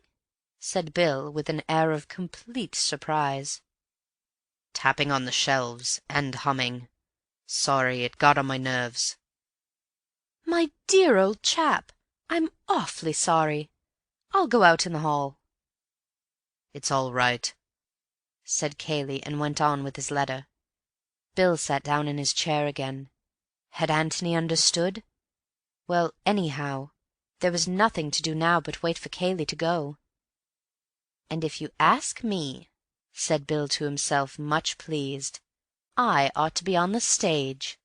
That's where I ought to be, the complete actor." A minute, 2 minutes, 3 minutes, 5 minutes. It was safe now. Antony had guessed. "Is the car there?" asked Cayley as he sealed up his letter. Bill strolled into the hall, called back "yes," and went out to talk to the chauffeur. Cayley joined him, and they stood there for a moment. "Hullo," said a pleasant voice behind them. They turned round and saw Antony. "Sorry to keep you waiting, Bill."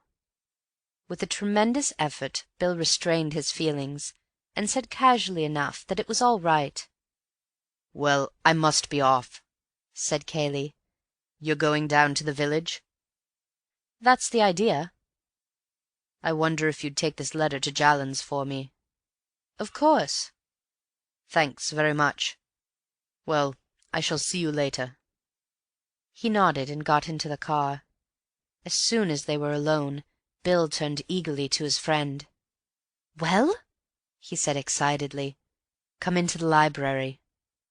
They went in, and Tony sank down into a chair. "You must give me a moment," he panted. "I've been running." "Running?" "Well, of course. How do you think I got back here?" "You don't mean you went out at the other end?" Antony nodded. "I say, did you hear me tapping?" "I did indeed. Bill, you're a genius." Bill blushed. "I knew you'd understand," he said. "You guessed that I meant Cayley." "I did. It was the least I could do after you'd been so brilliant. You must have had rather an exciting time." "Exciting? Good Lord, I should think it was." "Tell me about it."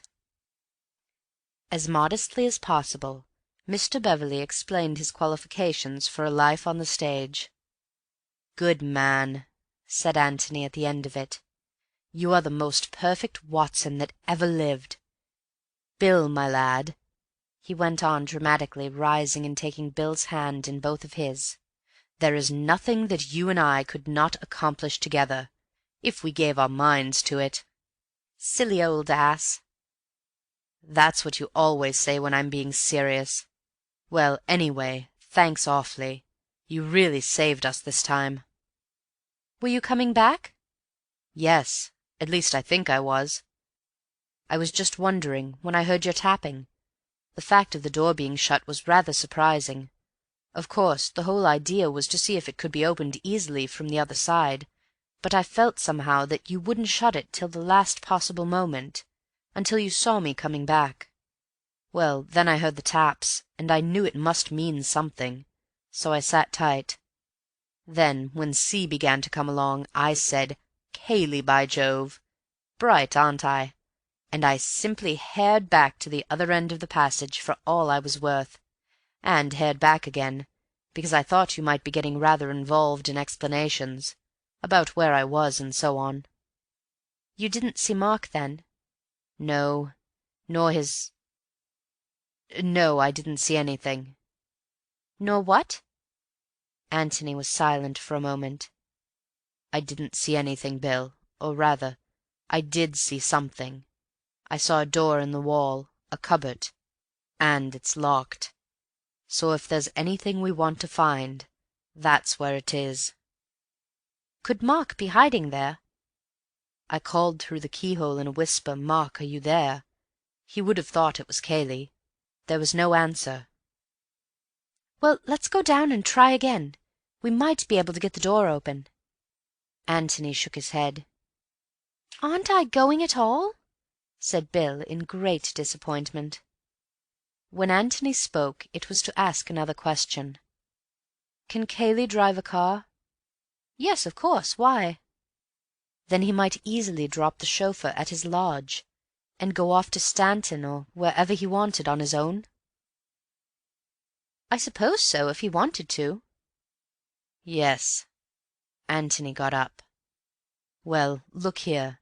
As we said we were going to the village, and as we promised to leave that letter, I almost think we'd better do it." "Oh! Oh, very well." Jallands. What were you telling me about that? Oh, yes, the widow Norbury. "That's right. Kayle used to be rather keen on the daughter. The letter's for her." Yes, well, let's take it, just to be on the safe side. "Am I going to be done out of that secret passage altogether?" asked Bill fretfully. "There's nothing to see. Really, I promise you." "You're very mysterious. What's upset you? You did see something down there. I'm certain of it." I did, and I've told you about it." "No, you haven't. You only told me about the door in the wall." "That's it, Bill, and it's locked, and I'm frightened of what's behind it." "But then we shall never know what's there if we aren't going to look." "We shall know, tonight," said Antony, taking Bill's arm and leading him to the hall, "when we watch our dear friend Kayle dropping it into the pond." End of chapter 14.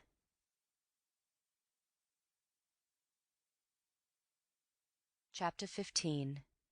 Mrs. Norbury confides in dear Mr. Gillingham.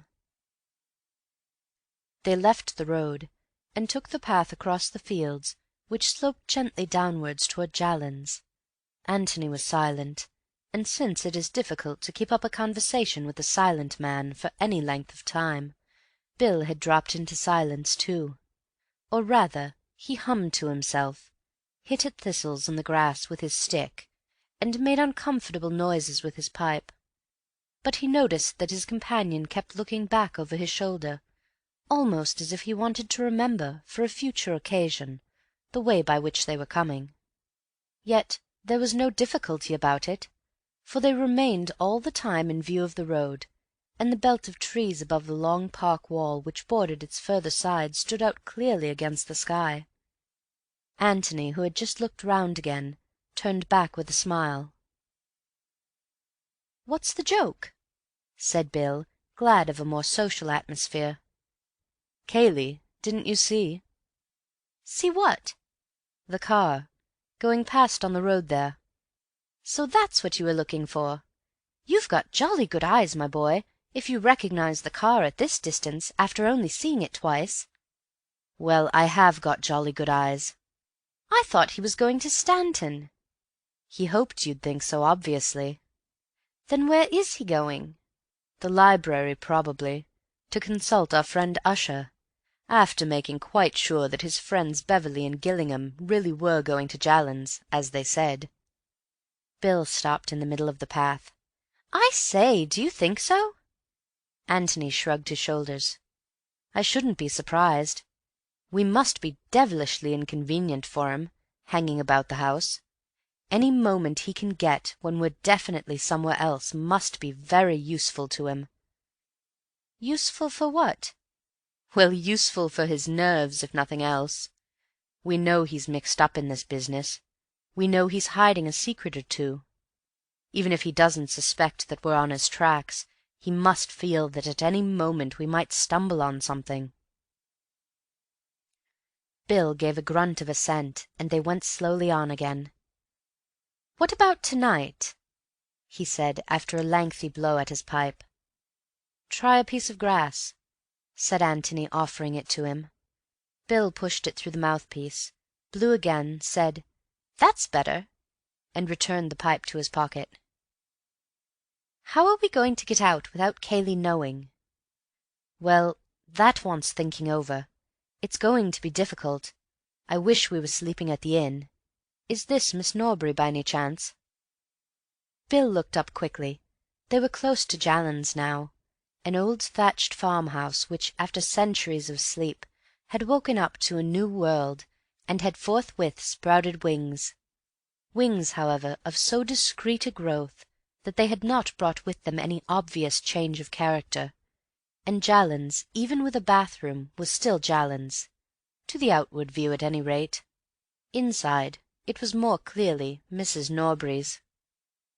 "Yes, Angela Norbury," murmured Bill. "Not bad-looking, is she?" The girl who stood by the little white gate of Jallan's was something more than not bad-looking, but in this matter Bill was keeping his superlatives for another. In Bill's eyes she must be judged and condemned by all that distinguished her from Betty Calladine. To Antony, unhampered by these standards of comparison, she seemed, quite simply, beautiful. "Kayle asked us to bring a letter along," explained Bill, when the necessary handshakings and introductions were over. "Here you are." "You will tell him, won't you, how dreadfully sorry I am about what has happened? It seems so hopeless to say anything, so hopeless even to believe it, if it is true what we've heard." Bill repeated the outline of events of yesterday. "And yes, and Mr. Ablett hasn't been found yet?" She shook her head in distress.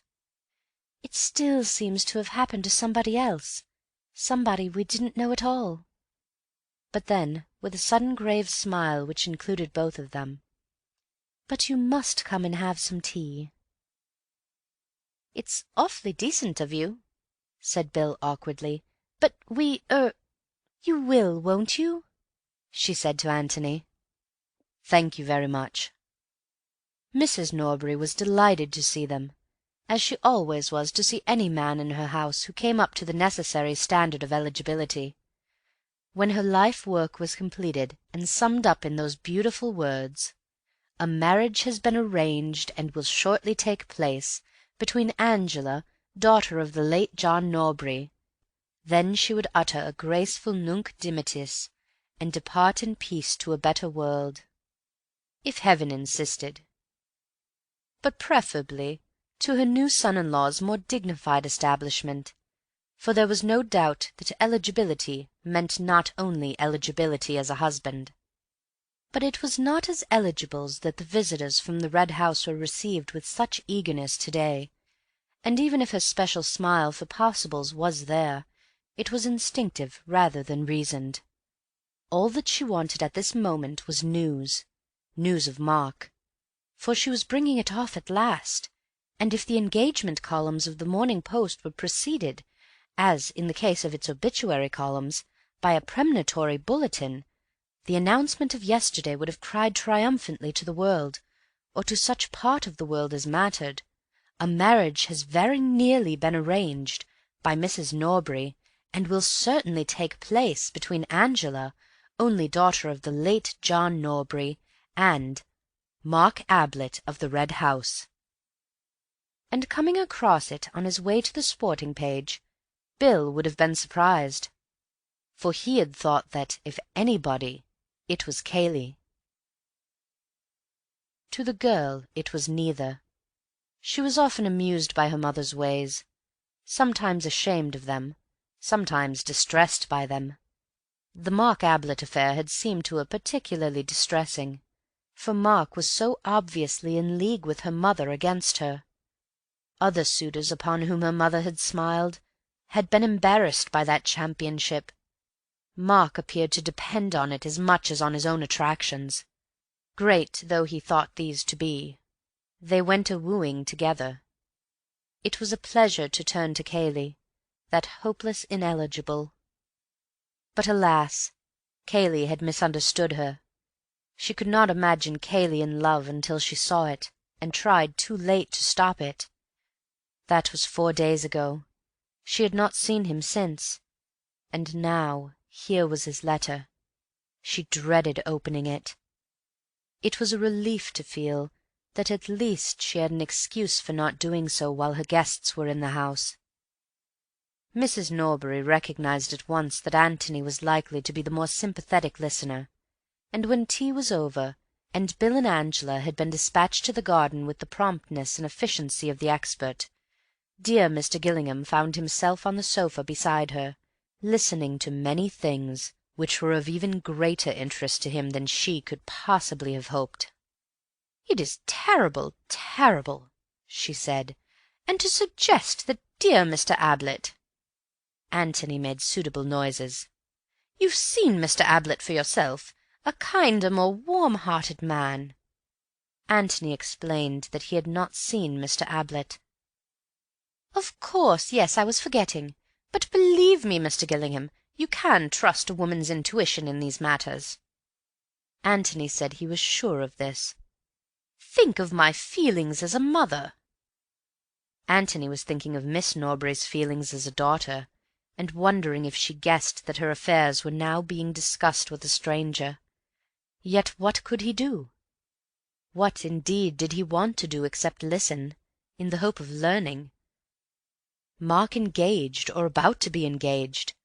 Had that any bearing on the events of yesterday? What, for instance, would Mrs. Norbury have thought of brother Robert, that family skeleton? Was this another reason for wanting Robert out of the way? "I never liked him, never." "Never liked?" said Antony, bewildered. "That cousin of his, Mr. Kayle." "Oh!" "I ask you, Mr. Gillingham, am I the sort of woman to trust my little girl to a man who would go about shooting his only brother?" "I'm sure you wouldn't, Mrs. Norbury." "If there has been any shooting done, it has been done by somebody else." Antony looked at her inquiringly. "I never liked him," said Mrs. Norbury firmly. "Never." However, thought Antony to himself, that didn't quite prove that Kayle was a murderer. "How did Miss Norbury get on with him?" he asked cautiously. "There was nothing in that at all," said Miss Norbury's mother emphatically. "Nothing. I would say so to anybody." "Oh, I beg your pardon. I never meant—" "Nothing. I can say that for dear Angela with perfect confidence. Whether he made advances—" She broke off with a shrug of her plump shoulders. Antony waited eagerly. "Naturally they met. Possibly he might have, I don't know. But my duty as a mother was clear, Mr. Gillingham." Mr. Gillingham made an encouraging noise. "I told him quite frankly that—how shall I put it?—that he was trespassing. Tactfully, of course, but frankly." "You mean," said Antony, trying to speak calmly, "that you told him that—Mr. Ablett and your daughter—" Mrs. Norbury nodded several times. "Exactly, Mr. Gillingham. I had my duty as a mother." "I am sure, Mrs. Norbury, that nothing would keep you from doing your duty. But it must have been disagreeable, particularly if you weren't quite sure." "He was attracted, Mr. Gillingham, obviously attracted." "Who would not be?" said Antony with a charming smile. "It must have been something of a shock to him, too." "It was just that which made me so glad that I had spoken. I saw at once that I had not spoken a moment too soon." "There must have been a certain awkwardness about the next meeting," suggested Antony. "Naturally. He has not been here since. No doubt they would have been bound to meet up at the Red House sooner or later." "Oh, this was only quite lately?" "Last week, Mr. Gillingham. I spoke just in time." "Ah," said Antony under his breath. He had been waiting for it. He would have liked now to have gone away, so that he might have thought over the new situation by himself, or perhaps, preferably, to have changed partners for a little while with Bill. Miss Norbury would hardly be ready to confide in a stranger with the readiness of a mother, but he might have learnt something by listening to her. For which of them had she had the greater feeling, Kayle or Mark? Was she really prepared to marry Mark? Did she love him, or the other, or neither? Mrs. Norbury was only a trustworthy witness in regard to her own actions and thoughts. He had learnt all that was necessary of those, and only the daughter now had anything left to tell him. But Mrs. Norbury was still talking. "Girls are so foolish, Mr. Gillingham," she was saying. "It is so fortunate that they have mothers to guide them.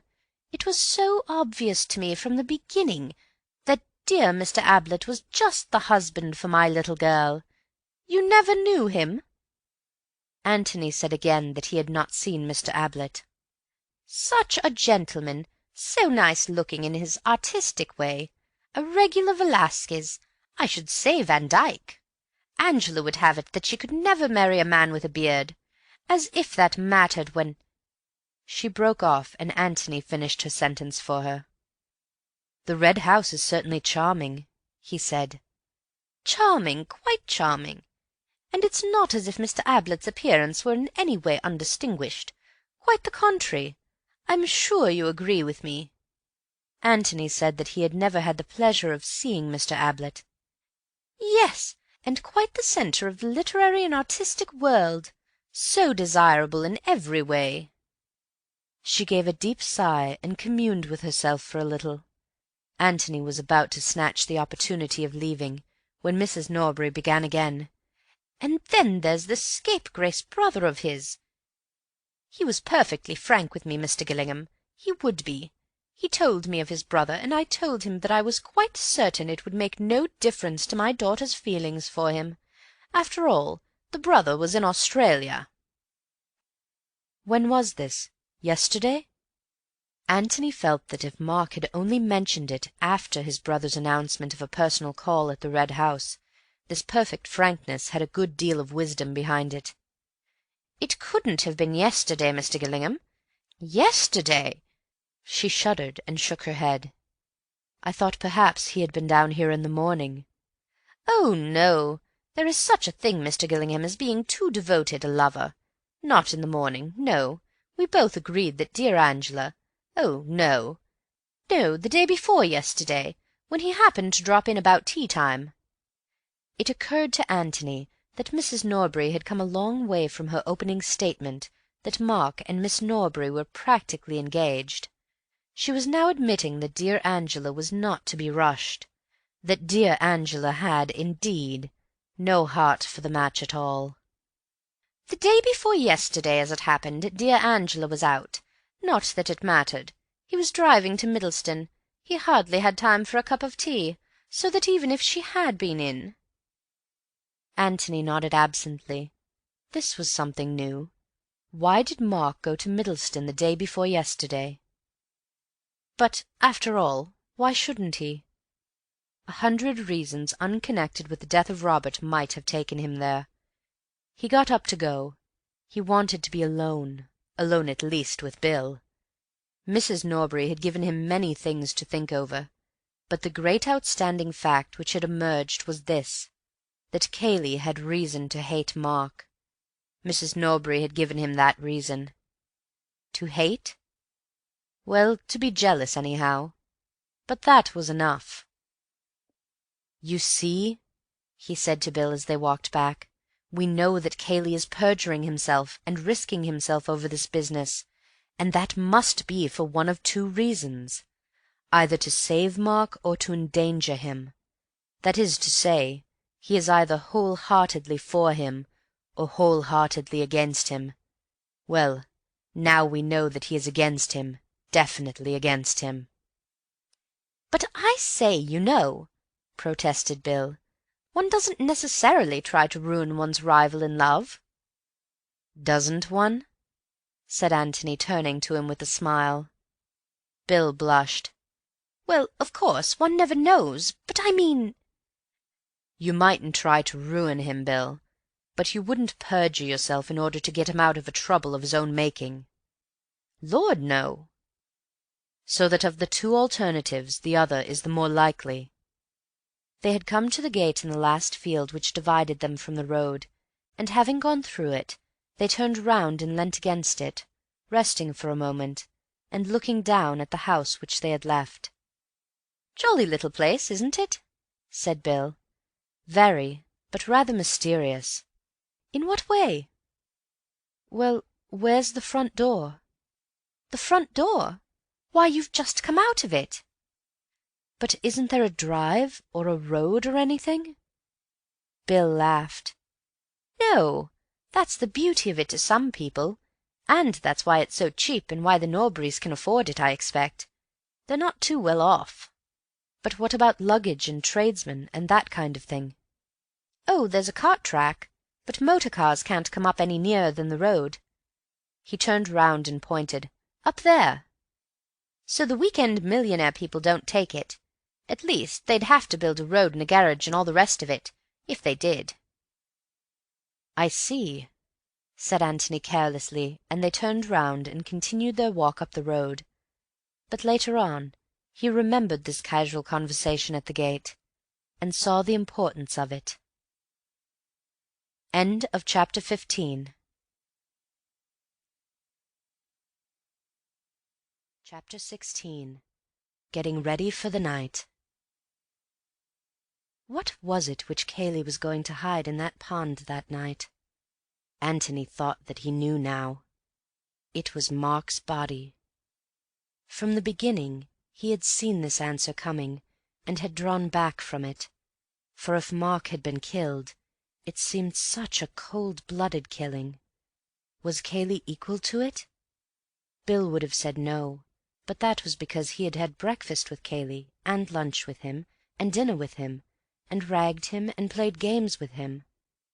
Bill would have said no, because Bill wouldn't have killed anybody in cold blood himself, and because he took it for granted that other people behaved pretty much as he did. But Antony had no such illusions. Murders were done. Murder had actually been done here, for there was Robert's dead body. Why not another murder? Had Mark been in the office at all that afternoon? The only evidence, other than Kayle's, which obviously did not count, was Elsie's. Elsie was quite certain that she had heard his voice, but then Bill had said that it was a very characteristic voice, an easy voice, therefore, to imitate. If Bill could imitate it so successfully, why not Kayle? But perhaps it had not been such a cold-blooded killing after all. Suppose Kayle had had a quarrel with his cousin that afternoon over the girl whom they were both wooing. Suppose Kayle had killed Mark, either purposely in a sudden passion, or accidentally, meaning only to knock him down. Suppose that this had happened in the passage, say about 2 o'clock, either because Kayle had deliberately led him there, or because Mark had casually suggested a visit to it. One could imagine Mark continually gloating over that secret passage. Suppose Kayle there, with the body at his feet, feeling already the rope around his neck, his mind darting this way and that in frantic search for a way of escape, and suppose that suddenly and irrelevantly he remembers that Robert is coming to the house at 3 o'clock that afternoon. Automatically he looks at his watch.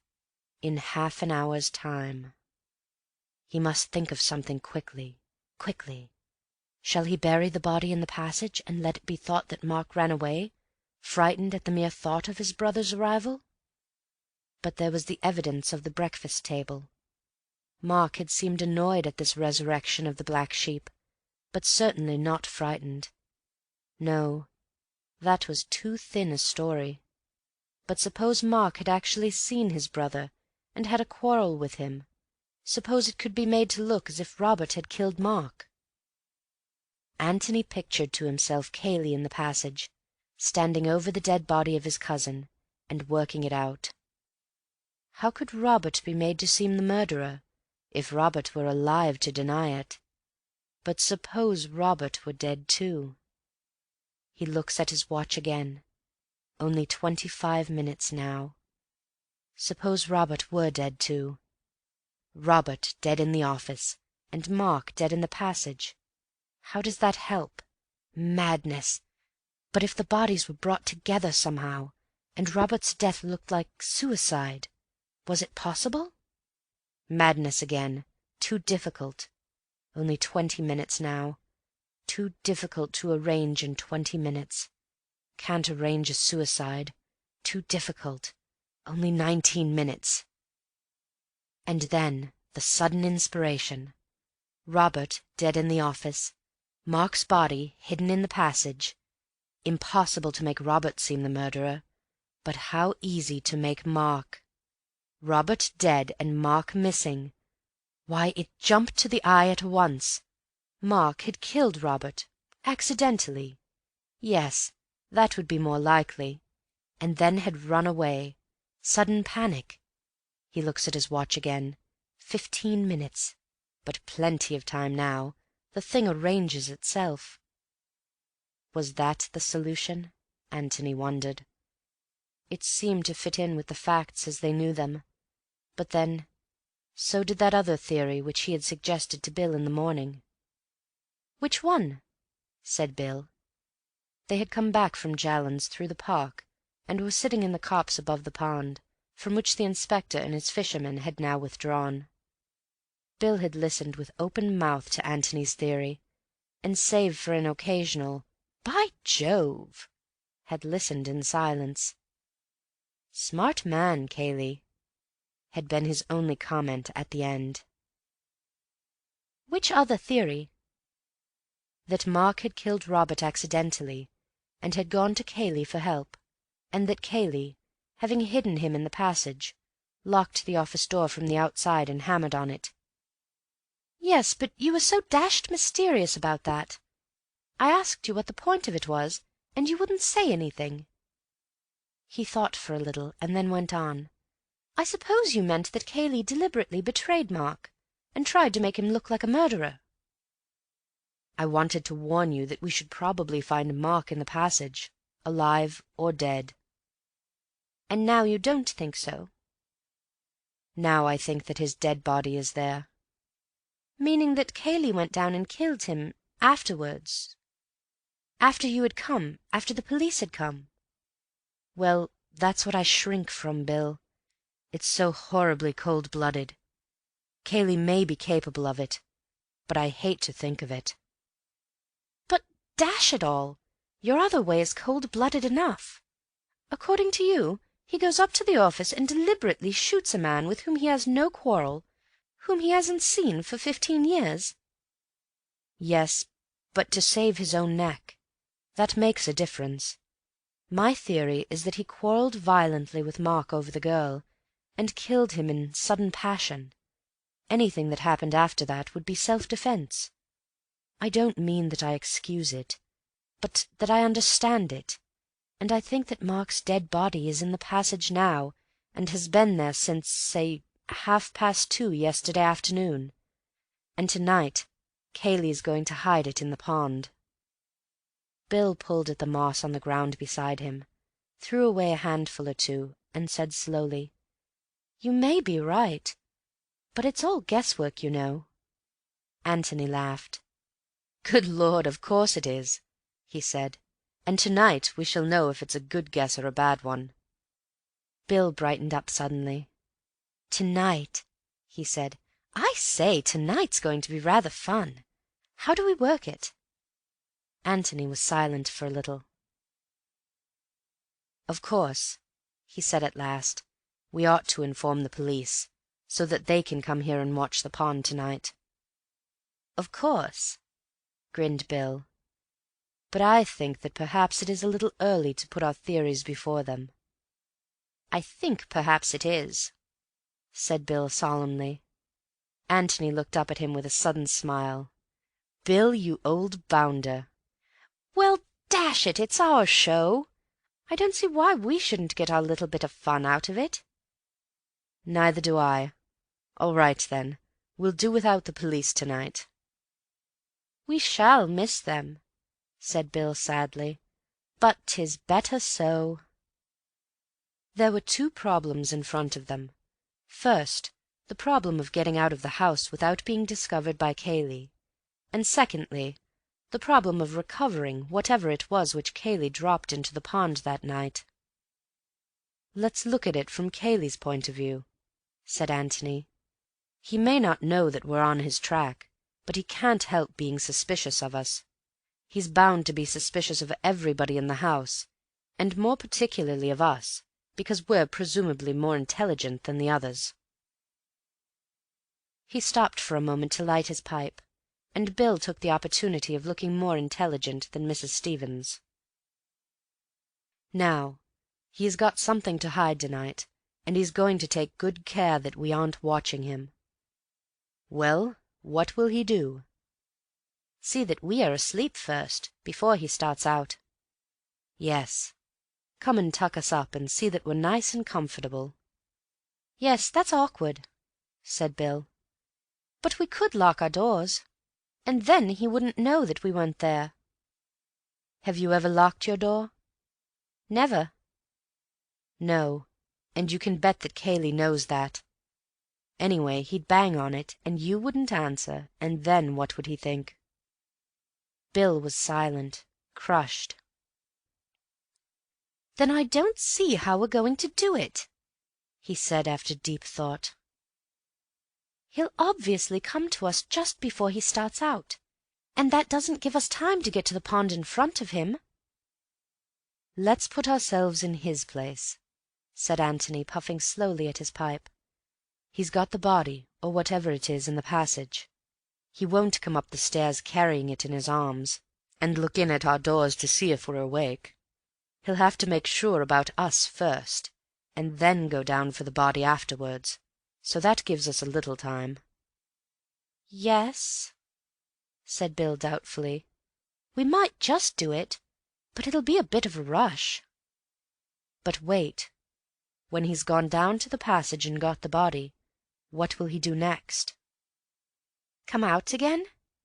said Bill helpfully. "Yes, but which end?" Bill sat up with a start. "By Jove! You mean that he will go out at the far end, by the bowling green?" "Don't you think so?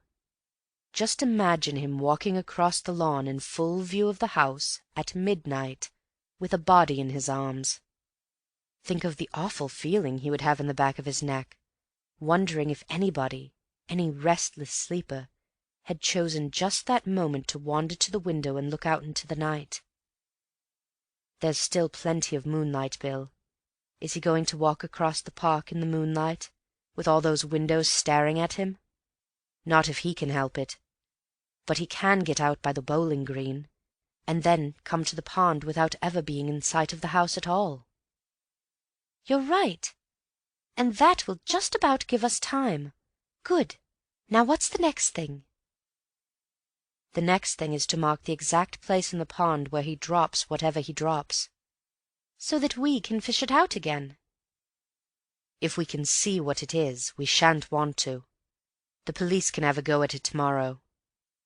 But if it's something we can't identify from a distance, then we must try and get it out, to see whether it's worth telling the police about." "Yes," said Bill, wrinkling his forehead. "Of course, the trouble with water is that one bit of it looks pretty much like the next bit. I don't know if that had occurred to you." "It had," smiled Antony. "Let's come and have a look at it." They walked to the edge of the copse and lay down there in silence, looking at the pond beneath them. "See anything?" said Antony at last. "What?" "The fence on the other side." "What about it?" "Well, it's rather useful, that's all." "Said Sherlock Holmes enigmatically," added Bill. "A moment later his friend Watson had hurled him into the pond." Antony laughed. "I love being Sherlocky," he said. "It's very unfair of you not to play up with me." "Why is that fence useful, my dear Holmes?" said Bill obediently. "Because you can take a bearing on it. You see—" "Yes, you needn't stop to explain to me what a bearing is." "I wasn't going to. But you're lying here." He looked up. "Underneath this pine tree. Kayle comes out in the old boat and drops his parcel in. You take a line from here on to the boat, and mark it off on the fence there. Say it's the 15th post from the end. Well, then I take a line from my tree, will find one for me directly, and it comes on to the 20th post, say, and where the two lines meet, there shall the eagles be gathered together, QED. And there, I almost forgot to remark, will the taller eagle, Beverley by name, do his famous diving act, as performed nightly at the Hippodrome." Bill looked at him uneasily. "I say, really? It's beastly dirty water, you know." "I'm afraid so, Bill. So it is written in the Book of Jasher." "Of course, I knew that one of us would have to, but I hoped—well, it's a warm night." "Just the night for a bathe," agreed Antony, getting up. "Well now, let's have a look for my tree." They walked down to the margin of the pond, and then looked back. Bill's tree stood up and took the evening, tall and unmistakable, 50 feet nearer to heaven than its neighbours. But it had its fellow at the other end of the copse, not quite so tall, perhaps, but equally conspicuous. "That's where I shall be," said Antony, pointing to it. "Now, for the Lord's sake, count your posts accurately." "Thanks very much, but I shall do it for my own sake," said Bill with feeling. "I don't want to spend the whole night diving." "Fix on the post in a straight line with you and the splash, and then count backwards to the beginning of the fence." "Right, old boy. Leave it to me. I can do this on my head." "Well, that's how you will have to do the last part of it," said Antony with a smile. He looked at his watch. It was nearly time to change for dinner. They started to walk back to the house together. "There's one thing which worries me rather," said Antony. "Where does Cayley sleep?" "Next door to me. Why?" "Well, it's just possible that he might have another look at you after he's come back from the pond. I don't think he'd bother about it in the ordinary way, but if he is actually passing your door, I think he might glance in." "I shan't be there. I shall be at the bottom of the pond, sucking up mud." "Yes. Do you think you could leave something in your bed that looked vaguely like you in the dark? A bolster with a pyjama coat round it, and one arm outside the blanket, and a pair of socks or something for the head. You know the kind of thing. I think it would please him to feel that you were still sleeping peacefully." Bill chuckled to himself. "Rather. I'm awfully good at that. I'll make him up something really good. But what about you?" "I'm at the other end of the house. He's hardly likely to bother about me a second time, and I shall be so very fast asleep at his first visit. Still, I may as well, to be on the safe side." They went into the house. Cayley was in the hall as they came in. He nodded and took out his watch. "Time to change?" he said. "Just about," said Bill. "You didn't forget my letter?" "I did not. In fact, we had tea there." "Ah." He looked away and said carelessly, "How were they all?" "They sent all sorts of sympathetic messages to you, and all that sort of thing." "Oh, yes." Bill waited for him to say something more, and then, as nothing was coming, he turned round, said, "Come on, Tony," and led the way upstairs. "Got all you want?" he said at the top of the stairs. "I think so. Come and see me before you go down." "Righto." Antony shut his bedroom door behind him and walked over to the window. He pushed open a casement and looked out. His bedroom was just over the door at the back of the house. The side wall of the office, which projected out onto the lawn beyond the rest of the house, was on his left. He could step out onto the top of the door, and from there drop easily to the ground. Getting back would be a little more difficult. There was a convenient water pipe, which would help. He had just finished his dressing when Bill came in. "Final instructions?" he asked, sitting down on the bed. "By the way, how are we to amuse ourselves after dinner? I mean, immediately after dinner." "Billiards?" "Righto. Anything you like." "Don't talk too loud," said Antony in a lower voice. "We're more or less over the hall, and Cayley may be there." He led the way to the window. "We'll go out this way tonight. Going downstairs is too risky. It's easy enough. Better put on tennis shoes." "Right. I say, in case I don't get another chance alone with you, what do I do when Cayley comes to tuck me up?" "It's difficult to say. Be as natural as you can. I mean, if he just knocks lightly and looks in, be asleep. Don't overdo the snoring. But if he makes a hell of a noise, you'll have to wake up and rub your eyes and wonder what on earth he's doing in your room at all. You know the sort of thing." "Right. And about the dummy figure. I'll make it up directly we come upstairs and hide it under the bed." "Yes. I think we'd better go completely to bed ourselves. We shan't take a moment dressing again, and it will give him time to get safely into the passage. Then come to my room." "Right. Are you ready?" "Yes." They went downstairs together. End of chapter 16.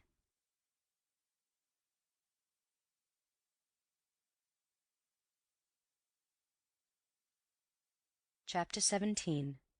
Mr. Beverley takes the water. Cayley seemed very fond of them that night. After dinner was over, he suggested a stroll outside. They walked up and down the gravel in front of the house, saying very little to each other, until Bill could stand it no longer. For the last 20 turns he had been slowing down hopefully each time they came to the door, but the hint had always been lost on his companions, and each time another turn had been taken. But in the end he had been firm. "What about a little billiards?" he said, shaking himself free from the others. "Will you play?" said Antony to Kayle. "I'll watch you," he said, and he had watched them resolutely until the game, and then another game after that, had been played. They went into the hall and attacked the drinks. "Well, thank heaven for bed," said Bill, putting down the glass. "Are you coming?" "Yes," said Antony, and finished his drink. He looked at Kayle. "I've just got 1 or 2 little things to do," said Kayle. "I shan't be long following you." "Well, good night, then." "Good night." "Good night," called Bill from halfway up the stairs. "Good night, Tony." "Good night." Bill looked at his watch. 11:30. Not much chance of anything happening for another hour. He pulled open a drawer and wondered what to wear on their expedition. Grey flannel trousers, flannel shirt and a dark coat. Perhaps a sweater, as they might be lying out in the copse for some time. And, good idea, a towel. He would want it later on, and meanwhile he could wear it round his waist. Tennis shoes! There, everything was ready. Now then, for the dummy figure. He looked at his watch again before getting into bed. 12:15. How long to wait before Kayle came up? He turned out the light, and then, standing by the door in his pyjamas, waited for his eyes to become accustomed to the new darkness. He could only just make out the bed in the corner of the room. Kayle would want more light than that if he were to satisfy himself from the door that the bed was occupied. He pulled the curtains a little way back. That was about right. He could have another look later on, when he had the dummy figure in the bed. How long would it be before Kayle came up? It wasn't that he wanted his friends Beverley and Gillingham to be asleep before he started on his business at the pond. All that he wanted was to be sure that they were safely in their bedrooms. Kayle's business would make no noise, give no sign to attract the most wakeful member of the household, so long as the household was really inside the house. But if he wished to reassure himself about his guests, he would have to wait until they were far enough on their way to sleep not to be disturbed by him as he came up to reassure himself. So it amounted to the same thing, really. He would wait until they were asleep. Until they were asleep. Asleep. With a great effort Bill regained the mastery over his wandering thoughts and came awake again. This would never do. It would be fatal if he went to sleep. If he went to sleep. If he went to sleep. To sleep. And then, in an instant, he was intensely awake. Suppose Kayle never came at all? Suppose Kayle was so unsuspicious that, as soon as they had gone upstairs, he had dived down into the passage and set about his business? Suppose even now he was at the pond dropping into it that secret of his. Good heavens, what fools they had been! How could Antony have taken such a risk? Put yourself in Cayle's place, he had said. But how was it possible? They weren't Kayle. Kayle was at the pond now. They would never know what he had dropped into it. Listen. Somebody at the door. He was asleep. Quite naturally now. Breathe a little more loudly, perhaps. He was asleep. The door was opening. He could feel it opening behind him. Good Lord! Suppose Kayle really was a murderer. Why, even now he might be... No, he mustn't think of that. If he thought of that, he would have to turn round. He mustn't turn round. He was asleep, just peacefully asleep. But why didn't the door shut? Where was Kayle now? Just behind him? And in his hand? No, he mustn't think of that. He was asleep. But why didn't the door shut? The door was shutting. There was a sigh from the sleeper in the bed, a sigh of relief which escaped him involuntarily. But it had a very natural sound, a deep breath from a heavy sleeper. He added another one to it to make it seem more natural. The door was shut. Bill counted 100 slowly, and then got up. As quickly and noiselessly as possible he dressed himself in the dark. He put the dummy figure in the bed, arranged the clothes so that just enough, but not too much of it was showing, and stood by the door looking at it. For a casual glance the room was just about light enough. Then very quietly, very slowly he opened the door. All was still. There was no light from beneath the door of Cayle's room. Very quietly, very carefully he crept along the passage to Antony's room. He opened the door and went in. Antony was still in bed. Bill walked across to wake him up, and then stopped rigid, and his heart thumped against his ribs. There was somebody else in the room. "All right, Bill?" said a whispering voice, and Antony stepped out from the curtains. Bill gazed at him without saying anything. "Rather good, isn't it?" said Antony, coming closer and pointing to the bed. "Come on. The sooner we get out now, the better." He led the way out of the window, the silent Bill following him. They reached the ground safely and noiselessly, went quickly across the lawn, and so over the fence into the park. It was not until they were out of sight of the house that Bill felt it safe to speak. "I quite thought it was you in bed," he said. "I hoped you would. I shall be rather disappointed now if Kayle doesn't call again. It's a pity to waste it." "He came all right just now?"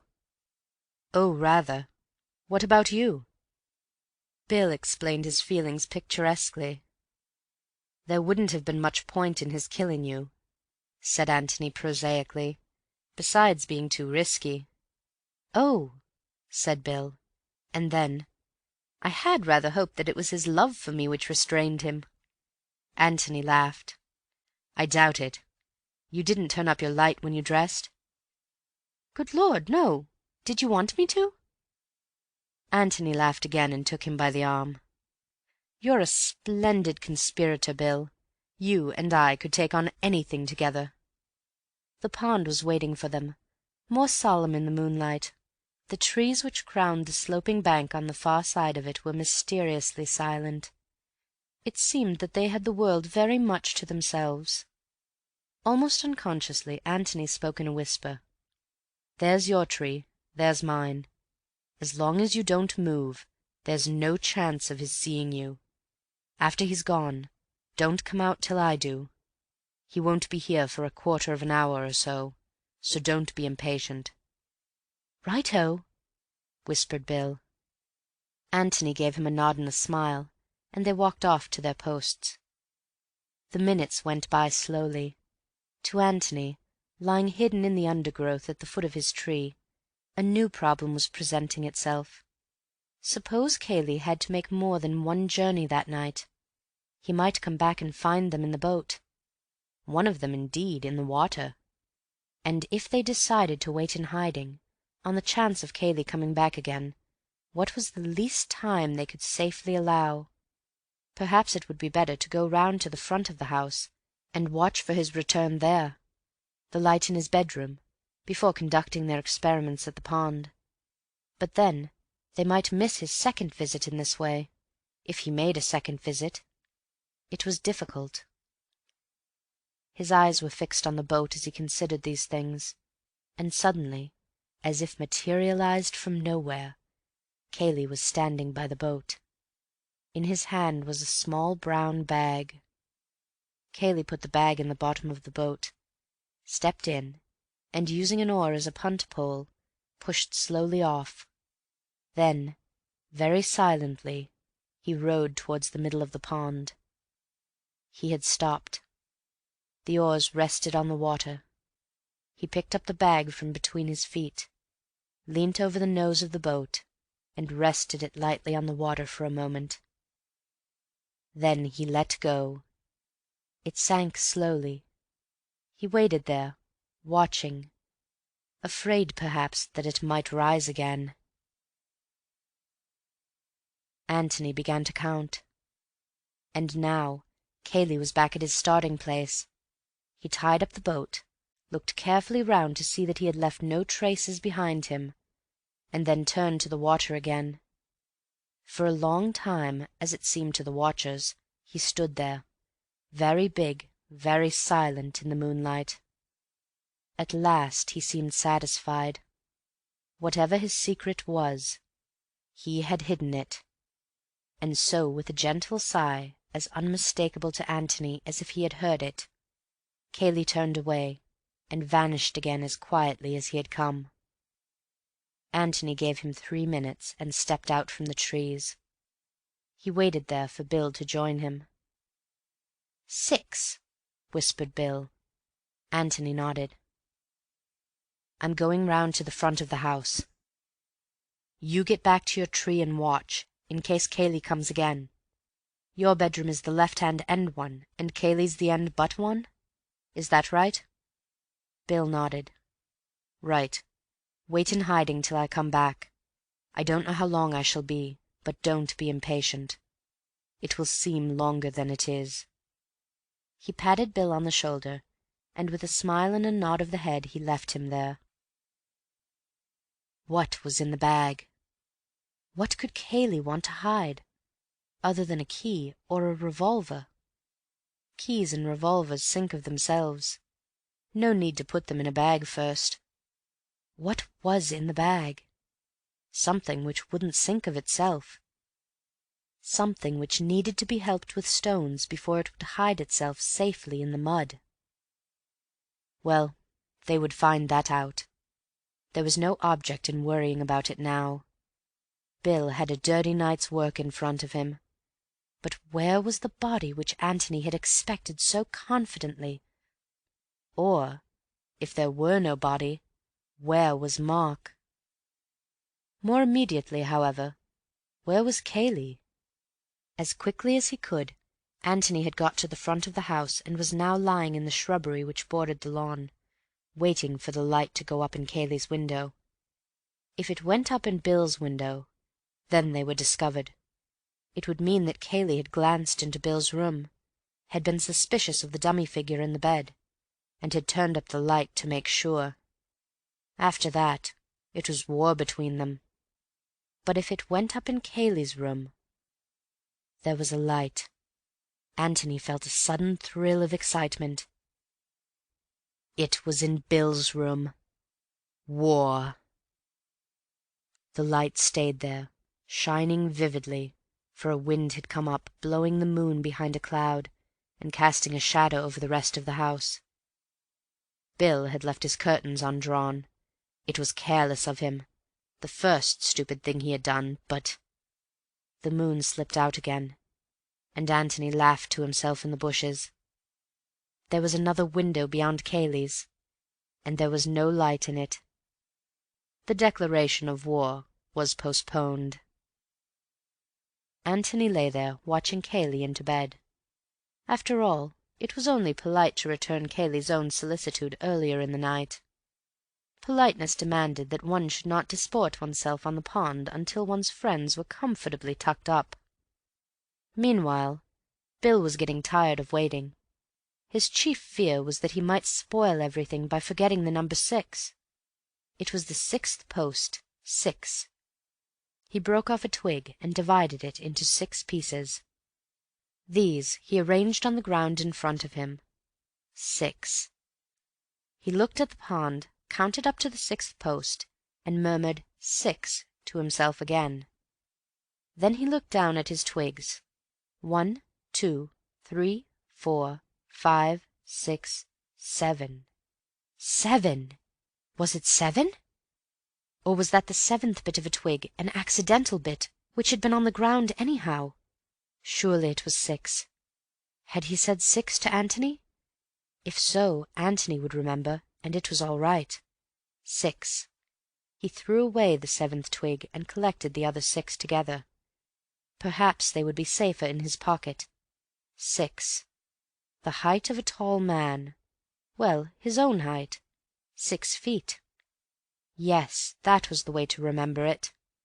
Feeling a little safer on the point, he began to wonder about the bag, and what Antony would say to it, and the possible depth of the water, and of the mud at the bottom.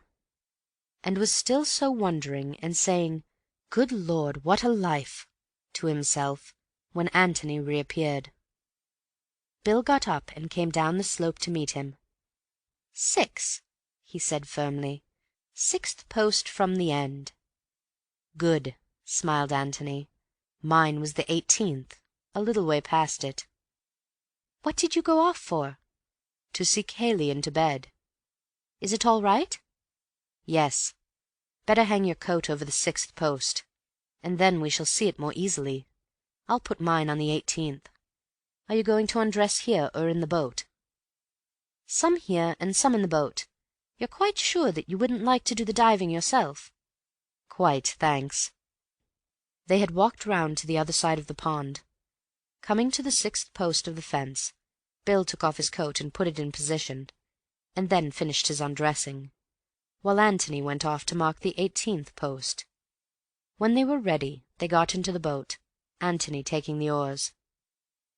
Now, Bill, tell me as soon as I'm in a line with your 2 marks. He rowed slowly toward the middle of the pond. You're about there now, said Bill at last. Antony stopped rowing and looked about him. Yes, that's pretty well right. He turned the boat's nose round until it was pointing to the pine tree under which Bill had lain. You see my tree in the other coat? Yes, said Bill. Right. Now then, I'm going to row gently along this line until we're dead in between the 2. Get it as exact as you can for your own sake. Steady, said Bill warningly. Back a little more forward again. Right. Antony left the oars on the water and looked round. As far as he could tell, they were in an exact line with each pair of landmarks. Now then, Bill, in you go. Bill pulled off his shirt and trousers and stood up. You mustn't dive from the boat, old boy, said Antony hastily. You'll shift its position. Slide in gently. Bill slid in from the stern and swam slowly round to Antony. What's it like? said Antony. Cold. Well, here's luck to it. He gave a sudden kick, flashed for a moment in the water, and was gone. Antony steadied the boat and took another look at his landmarks. Bill came up behind him with a loud explosion. It's pretty muddy, he protested. Weeds? No, thank the Lord. Well, try again. Bill gave another kick and disappeared. Again Antony coaxed the boat back into position, and again Bill popped up, this time in front of him. I feel that if I threw you a sardine, said Antony with a smile, you'd catch it in your mouth quite easily. It's awfully easy to be funny from where you are. How much longer have I got to go on doing this? Antony looked at his watch. About 3 hours, We must get back before daylight, but be quicker if you can, because it's rather cold for me sitting here."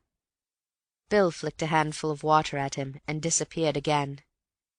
He was under for almost a minute this time, and there was a grin on his face when it was visible again.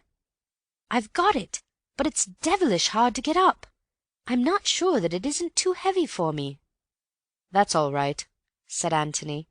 He brought out a ball of thick string from his pocket. "Get this through the handle if you can, and then we can both pull." "Good man!" He paddled to the side, took one end of the string and paddled back again. "Now then."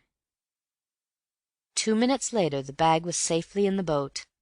Bill clambered in after it, and Antony rowed back. "Well done, Watson," he said quietly as they landed. He fetched their 2 coats, and then waited, the bag in his hand, while Bill dried and dressed himself. As soon as the latter was ready, he took his arm and led him into the copse. He put the bag down and felt in his pockets. "I shall light a pipe before I open it," he said. "What about you?" "Yes." They sat down, and taking the bag between his knees, Antony pressed the catch and opened it. "Clothes?" said Bill.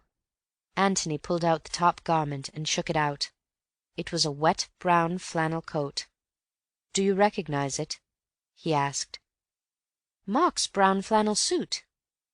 "The one he has advertised as having run away in?" "Yes, it looks like it. Of course he had a dashed lot of clothes." Antony put his hand in the breast pocket and took out some letters. He considered them doubtfully for a moment. "I suppose I'd better read them," he said. "I mean, just to see." He looked inquiringly at Bill, who nodded. Antony turned on his torch and glanced at them. Bill waited anxiously. "Yes, Mark." "Hullo!" "What is it?" "The letter that Kayle was telling the inspector about, from Robert. Mark, your loving brother is coming to see you. Yes, I suppose I had better keep this. Well, that's his coat. Let's have out the rest of it." He took the remaining clothes from the bag and spread them out. "They're all here," said Bill. "Shirt, tie, socks, underclothes, shoes. Yes, all of them." "All that he was wearing yesterday?" "Yes." "What do you make of it?" Bill shook his head and asked another question. "Is it what you expected?" Antony laughed suddenly. "It's too absurd," he said. "I expected—well, you know what I expected. A body. A body in a suit of clothes. Well, perhaps it would be safer to hide them separately. The body here, and the clothes in the passage, where they would never betray themselves.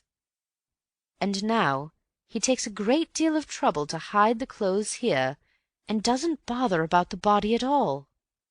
He shook his head. "I'm a bit lost for the moment, Bill, and that's the fact." "Anything else there?" Antony felt in the bag. "Stones and—yes, there's something else." He took it out and held it up. "There we are, Bill." It was the office key. "By Jove, you were right." Antony felt in the bag again, and then turned it gently upside down on the grass. A dozen large stones fell out, and something else. He flashed down his torch. "Another key," he said.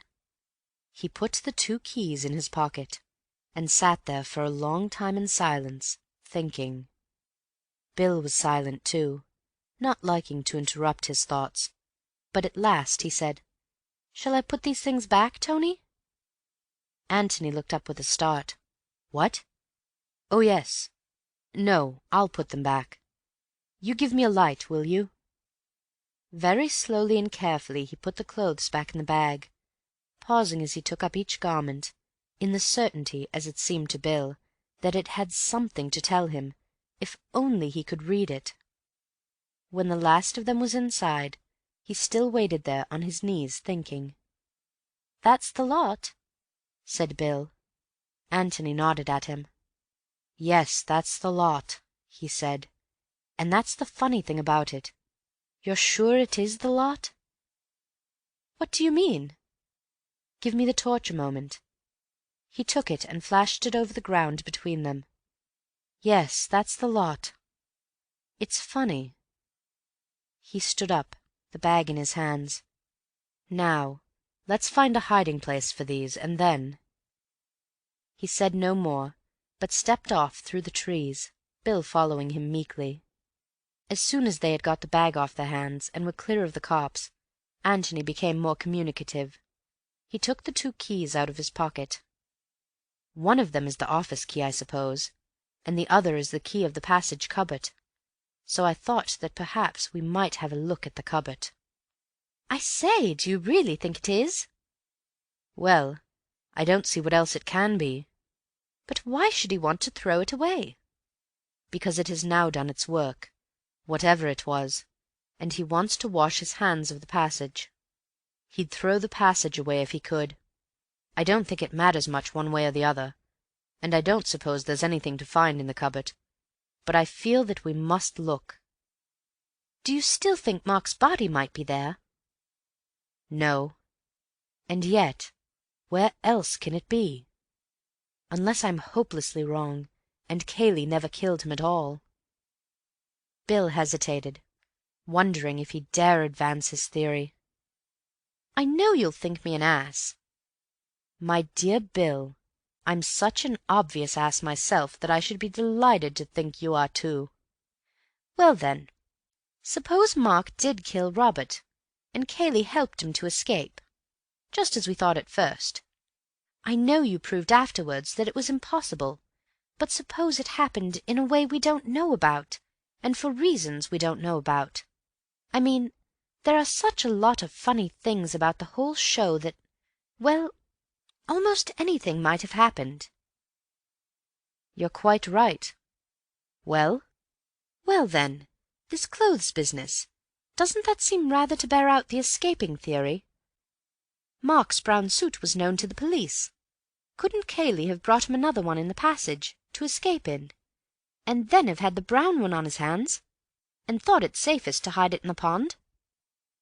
"Yes," said Antony thoughtfully, and then, "Go on."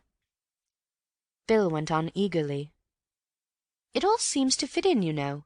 I mean, even with your first theory, that Mark killed him accidentally and then came to Kayle for help.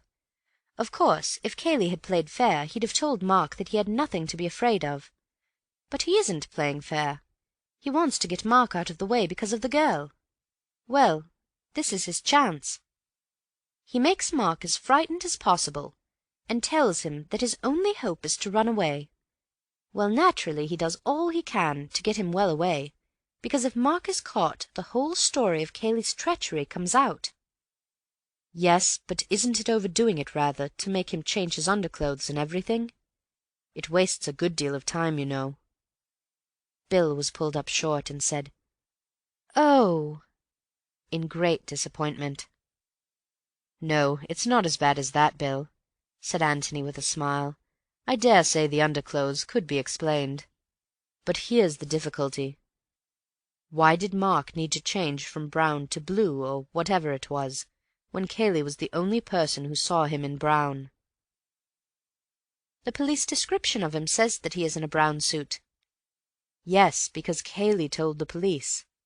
You see, even if Mark had had lunch in his brown suit, and the servants had noticed it, Kayle could always have pretended that he had changed into blue after lunch, because only Kayle saw him afterwards. So if Kayle had told the inspector that he was wearing blue, Mark could have escaped quite comfortably in his brown without needing to change at all." "But that's just what he did do!" cried Bill triumphantly. "What fools we are!" Antony looked at him in surprise, and then shook his head. "Yes, yes," insisted Bill. "Of course, don't you see? Mark did change after lunch, and to give him more of a chance of getting away, Kayle lied and said that he was wearing the brown suit in which the servants had seen him. Well, then he was afraid that the police might examine Mark's clothes and find the brown suit still there, so he hid it, and then dropped it in the pond afterwards." He turned eagerly to his friend, but Antony said nothing. Bill began to speak again, and was promptly waved into silence. "Don't say anything more, old boy.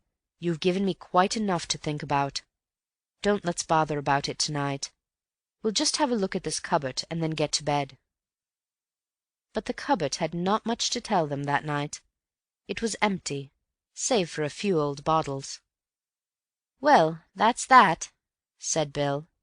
But Antony, on his knees with the torch in his hand, continued to search for something else.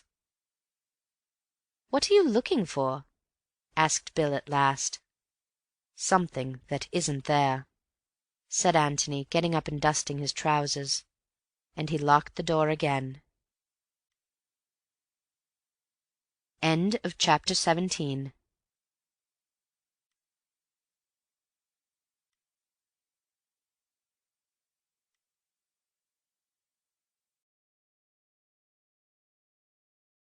Chapter 18.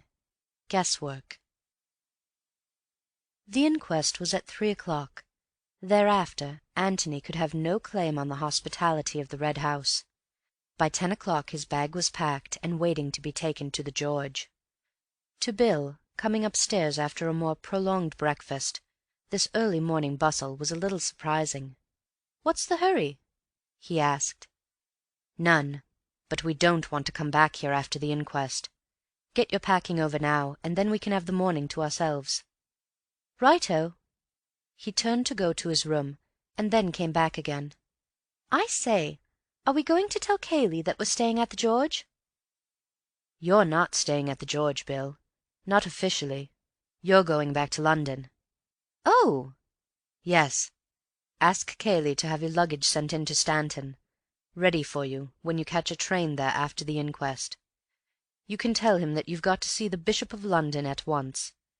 The fact that you are hurrying back to London to be confirmed will make it seem more natural that I should resume my interrupted solitude at the George as soon as you have gone." "Then where do I sleep tonight?" "Officially, I suppose, in Fulham Place. Unofficially, I suspect, in my bed, unless they've got another spare room at the George. I've put your confirmation robe, I mean your pyjamas and brushes and things, in my bag, ready for you. Is there anything else you want to know? No? Then go and pack, and meet me at 10:30 beneath the blasted oak or in the hall or somewhere.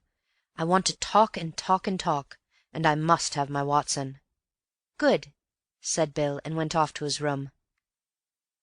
An hour later, having communicated their official plans to Kayle, they wandered out together into the park. "Well?" said Bill, as they sat down underneath a convenient tree.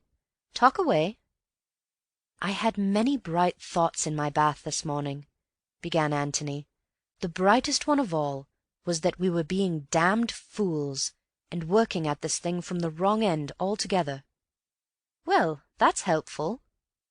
"Of course, it's very hampering being a detective, when you don't know anything about detecting, and when nobody knows that you're doing detection, and you can't have people up to cross-examine them, and you have neither the energy nor the means to make proper inquiries, and, in short, when you're doing the whole thing in a thoroughly amateur, haphazard way." "For amateurs, I don't think we're doing it all badly," protested Bill. "No, not for amateurs, but if we had been professionals, I believe we should have gone at it from the other end, the Robert end. We've been wondering about Mark and Kayle all the time. Now let's wonder about Robert for a bit." "We know so little about him." "Well, let's see what we do know. First of all, then, we know vaguely that he was a bad lot, the sort of brother who is hushed up in front of other people." "Yes." "We know that he announced his approaching arrival to Mark in a rather unpleasant letter, which I have in my pocket." "Yes." "And then we know rather a curious thing. We know that Mark told you all that this black sheep was coming. Now why did he tell you?" Bill was thoughtful for a moment. "I suppose," he said slowly, "that he knew we were bound to see him, and thought that the best way was to be quite frank about him." "But were you bound to see him?" You were all away playing golf." "We were bound to see him if he stayed in the house that night." "Very well, then. That's one thing we've discovered. Mark knew that Robert was staying in the house that night. Or shall we put it this way? He knew that there was no chance of getting Robert out of the house at once."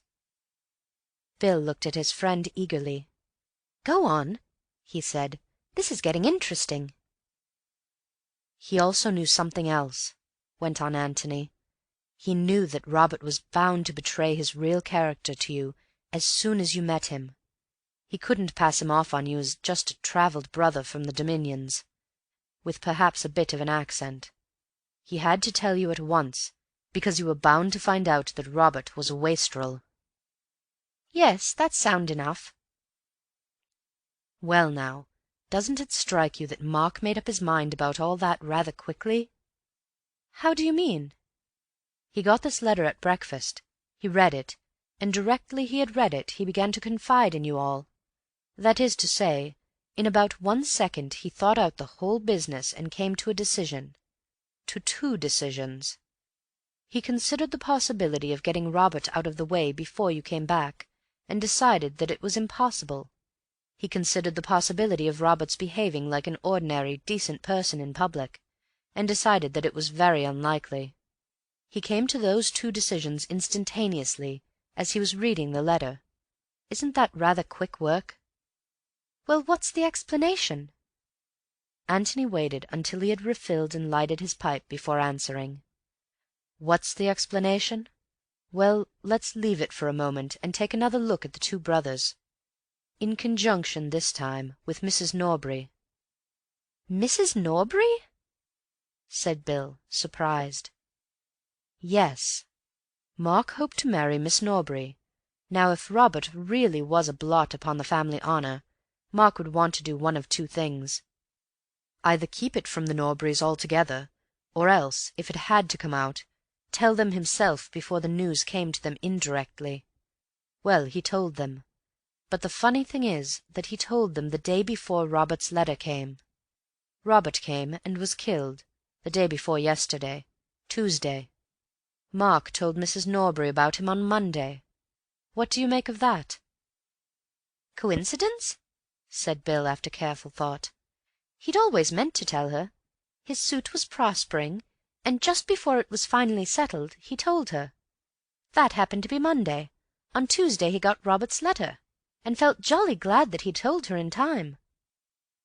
"Well, it might be that, but it's rather a curious coincidence. And here is something which makes it very curious indeed. It only occurred to me in the bath this morning.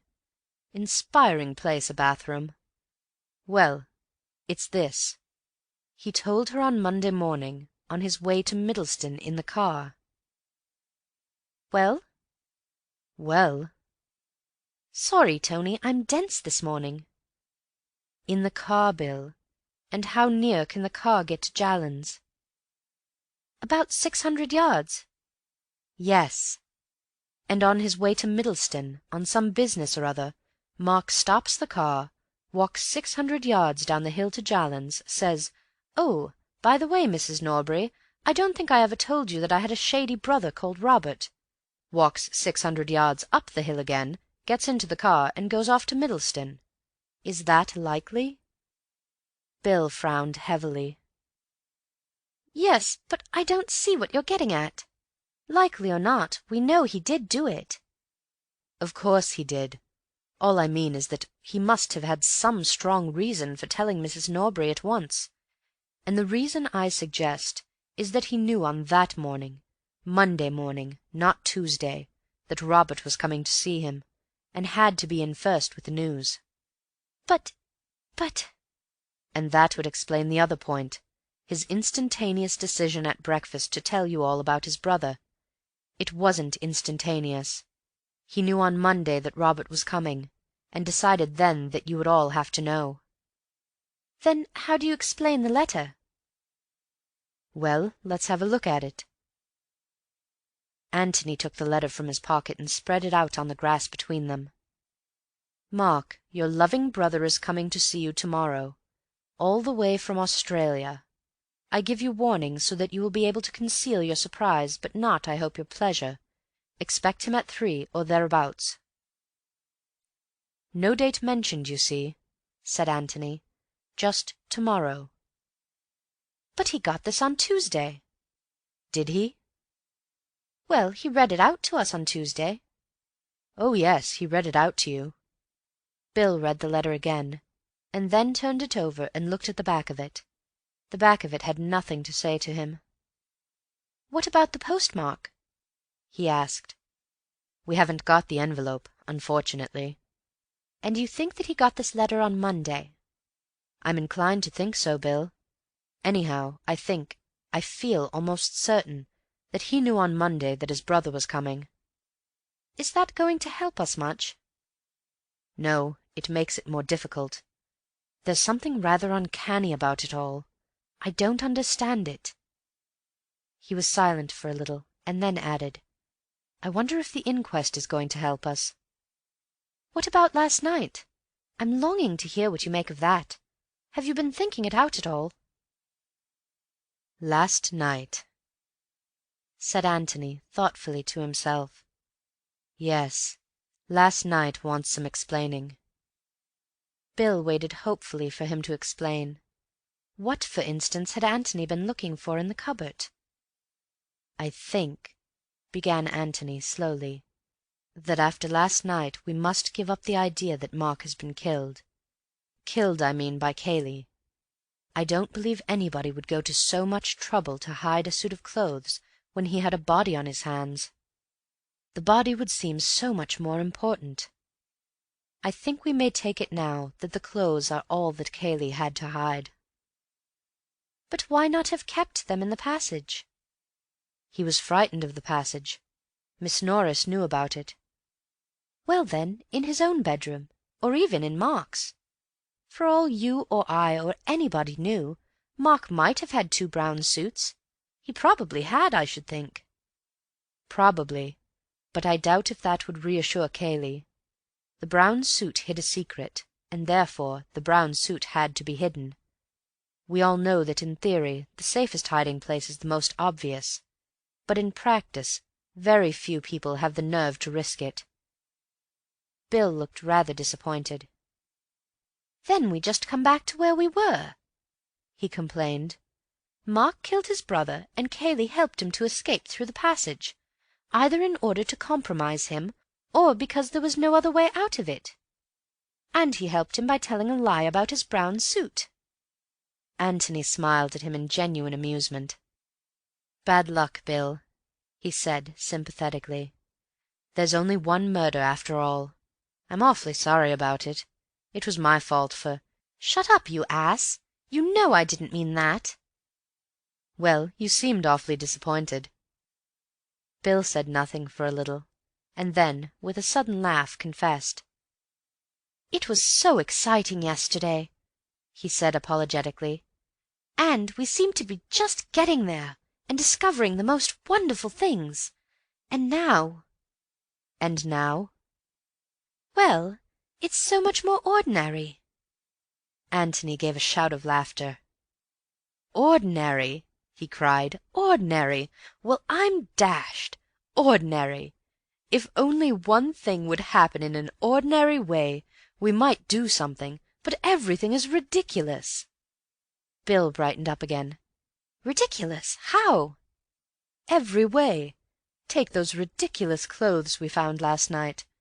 You can explain the brown suit, but why the underclothes? You can explain the underclothes in some absurd way if you like. You can say that Mark always changed his underclothes whenever he interviewed anybody from Australia.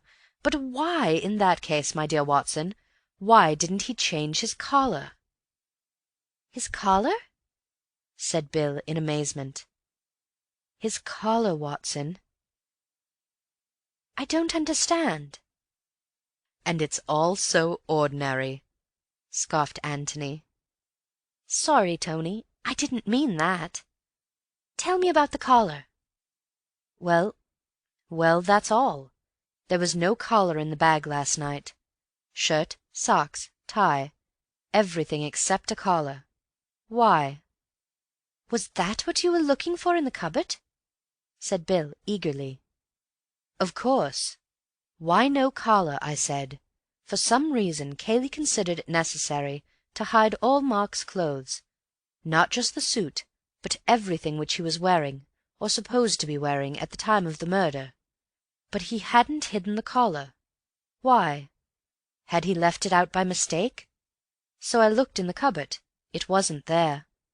Had he left it out on purpose? If so, why, and where was it? Naturally I began to say to myself, where have I seen a collar lately? A collar all by itself. And I remembered what, Bill? Bill frowned heavily to himself and shook his head. "Don't ask me, Tony. I can't—" "By Jove!" He threw up his head. "In the basket in the office bedroom!" "Exactly." "But is that the one?" "The one that goes with the rest of the clothes? I don't know. Where else can it be? But if so, why send the collar quite casually to the wash in the ordinary way, and take immense trouble to hide everything else?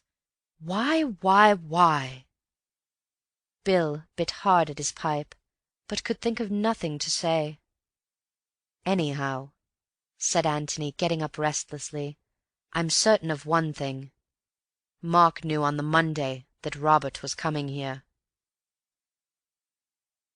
End of chapter 18.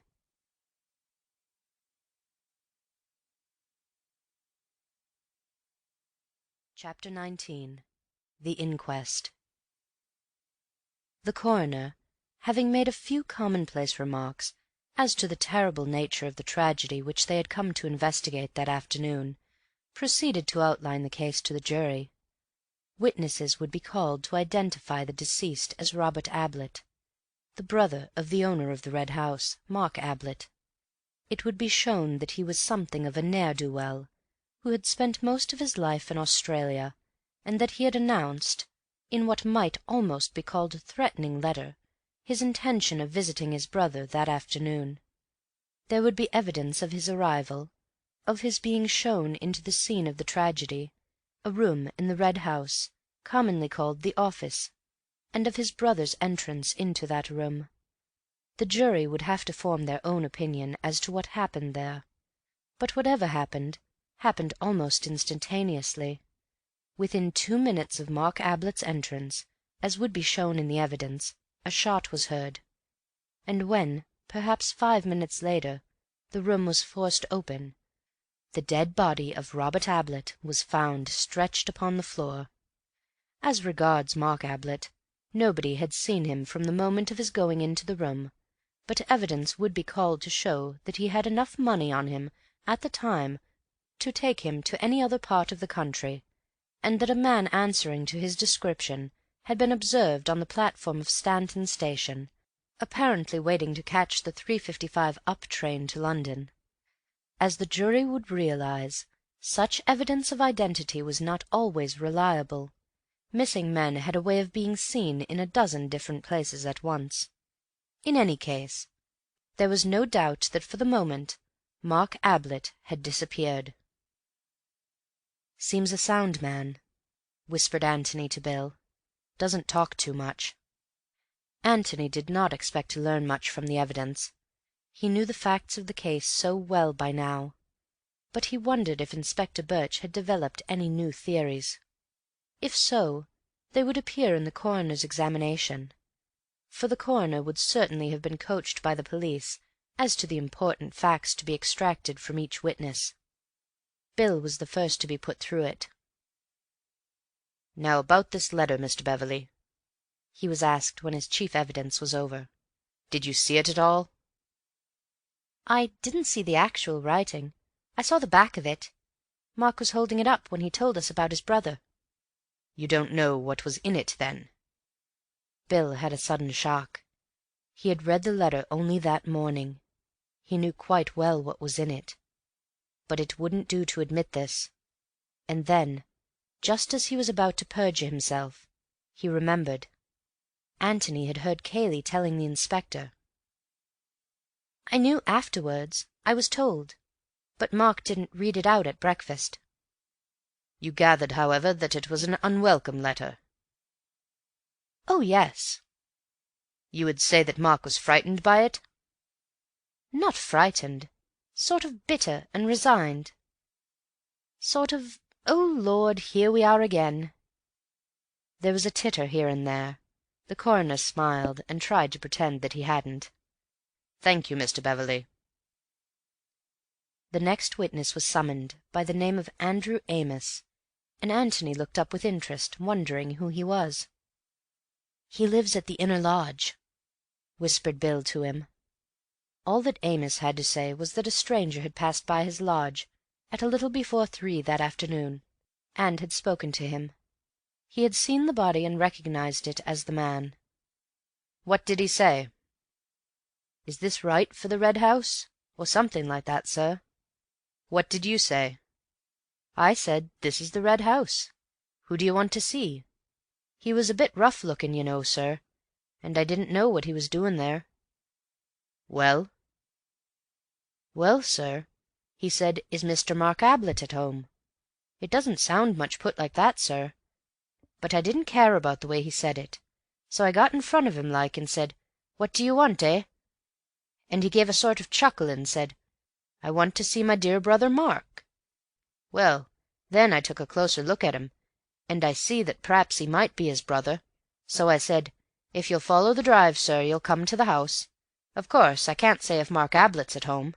And he gave a sort of nasty laugh again, and said, 'Fine place Mr. Mark Ablett's got here. Plenty of money to spend, eh?' Well, then I had another look at him, sir, because gentlemen don't talk like that, and if he was Mr. Ablett's brother. But before I could make up my mind, he laughed and went on. That's all I can tell you, sir." Andrew Amos stepped down and moved away to the back of the room. Nor did Antony take his eyes off him until he was assured that Amos intended to remain there until the inquest was over. "Who's Amos talking to now?" he whispered to Bill. "Parsons, one of the gardeners. He's at the outside lodge on the Stanton Road. They're all here to-day. Sort of holiday for 'em." "I wonder if he's giving evidence too," thought Antony. He was. He followed Amos. He had been at work on the lawn in front of the house, and had seen Robert Ablett arrive. He didn't hear the shot, not to notice. He was a little hard of hearing. He had seen a gentleman arrive about 5 minutes after Mr. Robert. "Can you see him in the court now?" asked the coroner. Parsons looked round slowly. Antony caught his eye and smiled. "That's him," said Parsons, pointing. Everybody looked at Antony. "That was about 5 minutes afterwards?" "About that, sir." "Did anybody come out of the house before this gentleman's arrival?" "No, sir. That is to say, I didn't see 'em." Stevens followed. She gave her evidence much as she had given it to the inspector. Nothing new was brought out by her examination. Then came Elsie. As the reporters scribbled down what she had overheard, they added in brackets, "Sensation," for the first time that afternoon.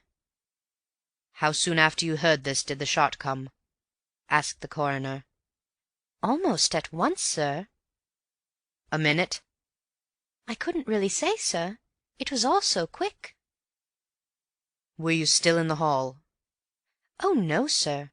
I was just outside Mrs. Stevens' room, the housekeeper, sir." "You didn't think of going back to the hall to see what had happened?" "Oh, no, sir.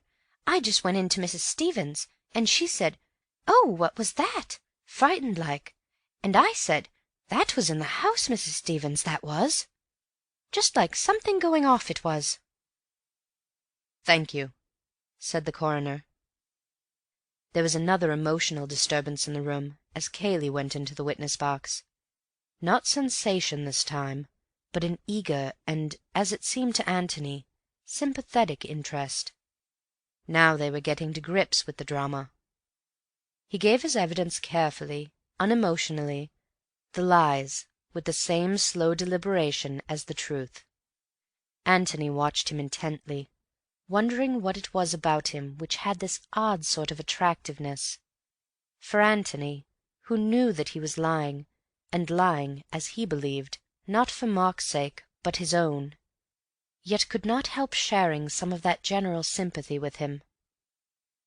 "Was Mark ever in possession of a revolver?" asked the coroner. "Not to my knowledge. I think I should have known if he had been. Were you alone with him all that morning? Did he talk about this visit of Robert's at all?" "I didn't see very much of him in the morning. I was at work in my room, and outside, and so on. We lunched together, and he talked of it then a little." "In what terms?"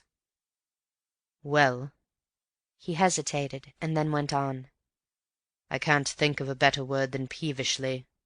Occasionally he said, 'What do you think he wants?' or 'Why couldn't he have stayed where he was?' or 'I don't like the tone of this letter. Do you think he means trouble?' He talked rather in that kind of way." "Did he express his surprise that his brother should be in England?" "I think he was always afraid that he would turn up one day." "Yes. You didn't hear any conversation between the brothers when they were in the office together?" "No. I happened to go into the library just after Mark had gone in, and I was there all the time." "Was the library door open?" "Oh, yes." "Did you see or hear the last witness at all?" "No." "If anybody had come out of the office while you were in the library, would you have heard it?" "I think so, unless they had come out very quietly on purpose." "Would you call Mark a hasty-tempered man?" Cayley considered this carefully before answering. "Hasty-tempered, yes," he said, "but not violent-tempered." "Was he fairly athletic, active and quick?" "Active and quick, yes. Not particularly strong." "Yes. One question more. Was Mark in the habit of carrying any considerable sum of money about with him?" "Yes. He always had one £100 note on him, and perhaps 10 or 20 pounds as well." "Thank you, Mr. Cayley." Cayley went back heavily to his seat. "Damn it," said Antony to himself. "Why do I like the fellow?" "Antony Gillingham." Again the eager interest of the room could be felt. Who was this stranger who had got mixed up in the business so mysteriously? Antony smiled at Bill and stepped up to give his evidence. He explained how he came to be staying at the George at Waldheim, how he had heard that the Red House was in the neighborhood, how he had walked over to see his friend Beverley, and had arrived just after the tragedy. Thinking it over afterwards, he was fairly certain that he had heard the shot, but it had not made any impression on him at the time. He had come to the house from the Waldheim end, and consequently had seen nothing of Robert Ablett, who had been a few minutes in front of him. From this point his evidence coincided with Cayley's. "You and the last witness reached the French windows together and found them shut?" "Yes." "You pushed them in and came to the body. Of course you had no idea whose body it was?" "No." "Did Mr. Cayley say anything?" "He turned the body over, just so as to see the face, and when he saw it he said 'Thank God.'" Again the reporters wrote "sensation." "Did you understand what he meant by that?" "I asked him who it was, and he said that it was Robert Ablett. Then he explained that he was afraid at first it was the cousin with whom he lived, Mark." "Yes. Did he seem upset?" "Very much so at first, less when he found that it wasn't Mark." There was a sudden snigger from a nervous gentleman in the crowd at the back of the room, and the coroner put on his glasses and stared sternly in the direction from which it came. The nervous gentleman hastily decided that the time had come to do up his bootlace. The coroner put down his glasses and continued. "Did anybody come out of the house while you were coming up the drive?" "No." "Thank you, Mr. Gillingham." He was followed by Inspector Birch. The inspector, realizing that this was his afternoon, and that the eyes of the world were upon him, produced a plan of the house and explained the situation of the different rooms. The plan was then handed to the jury. Inspector Birch, so he told the world, had arrived at the Red House at 4:42 p.m. on the afternoon in question. He had been received by Mr. Matthew Kayle, who had made a short statement to him, and he had then proceeded to examine the scene of the crime. The French windows had been forced from outside. The door leading into the hall was locked. He had searched the room thoroughly and had found no traces of a key. In the bedroom leading out of the office he had found an open window. There were no marks on the window, but it was a low one, and, as he found from experiment, quite easy to step out of without touching it with the boots. A few yards outside the window a shrubbery began. There were no recent footmarks outside the window, but the ground was in a very hard condition owing to the absence of rain. In the shrubbery, however, he found several twigs on the ground, recently broken off, together with other evidence that some body had been forcing its way through. He had questioned everybody connected with the estate, and none of them had been into the shrubbery recently. By forcing a way through the shrubbery it was possible for a person to make a detour of the house, and get to the Stanton end of the park without ever being in sight of the house itself. He had made inquiries about the deceased. Deceased had left for Australia some 15 years ago, owing to some financial trouble at home. Deceased was not well spoken of in the village from which he and his brother had come. Deceased and his brother had never been on good terms, and the fact that Mark Ablett had come into money had been a cause of great bitterness between them. It was shortly after this that Robert had left for Australia. He had made inquiries at Stanton station. It had been market day at Stanton, and the station had been more full of arrivals than usual. Nobody had particularly noticed the arrival of Robert Ablett.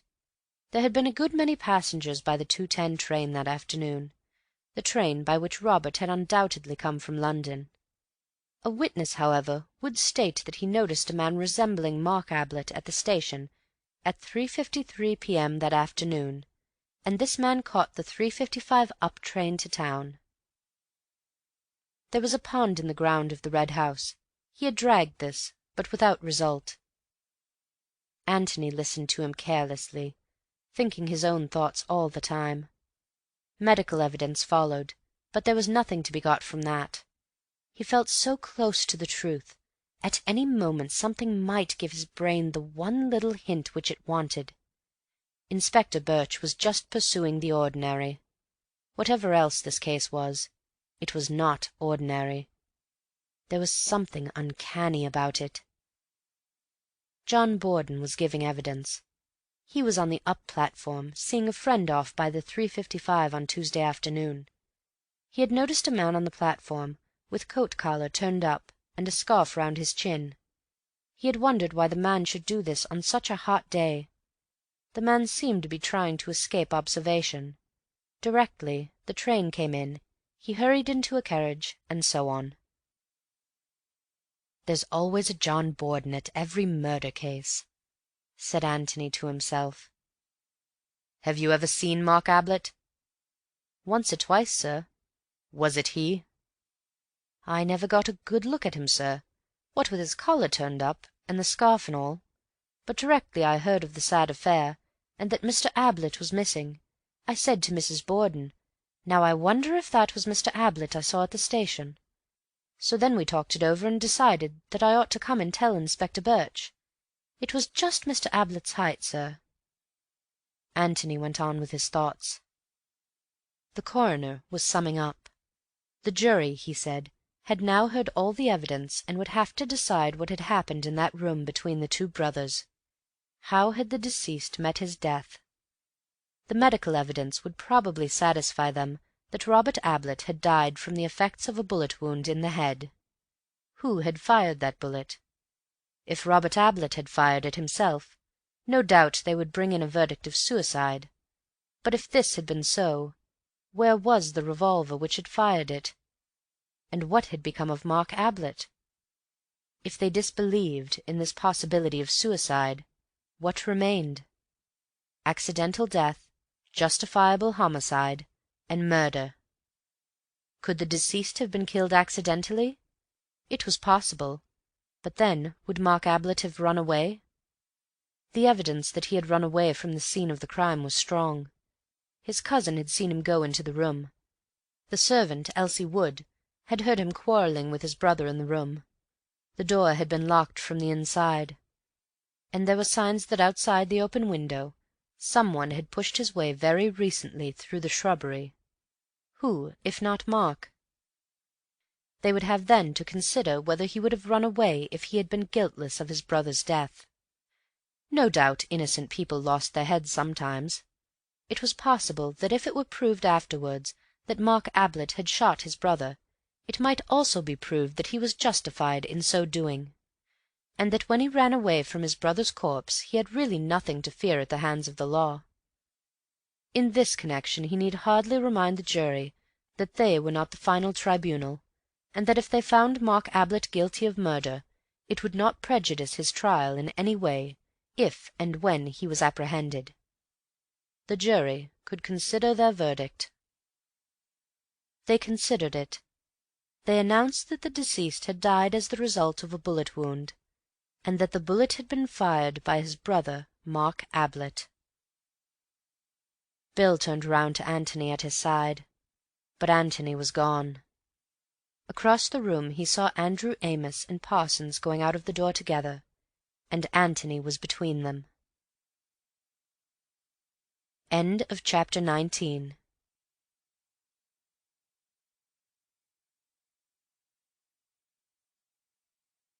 Chapter 20. Mr. Beverley is tactful. The inquest had been held at the Lamb at Stanton. At Stanton, Robert Ablett was to be buried next day. Bill waited about outside for his friend, wondering where he had gone. Then, realizing that Kayle would be coming out to his car directly, and that a farewell talk with Kayle would be a little embarrassing, he wandered round to the yard at the back of the inn, lit a cigarette, and stood surveying a torn and weather-beaten poster on the stable wall. Grand Theatrical Enter, it announced, to take place on Wednesday, Bill smiled to himself as he looked at it, for the part of Joe, a loquacious postman, had been played by William B. Bevell, as the remnants of the poster still maintained, and he had been much less loquacious than the author had intended, having forgotten his words completely, but it had all been great fun. And then he stopped smiling, for there would be no more fun now at the Red House. "Sorry to keep you waiting," said the voice of Antony behind him. "My old friends Amos and Parsons insisted on giving me a drink." He slipped his hand into the crook of Bill's arm and smiled happily at him.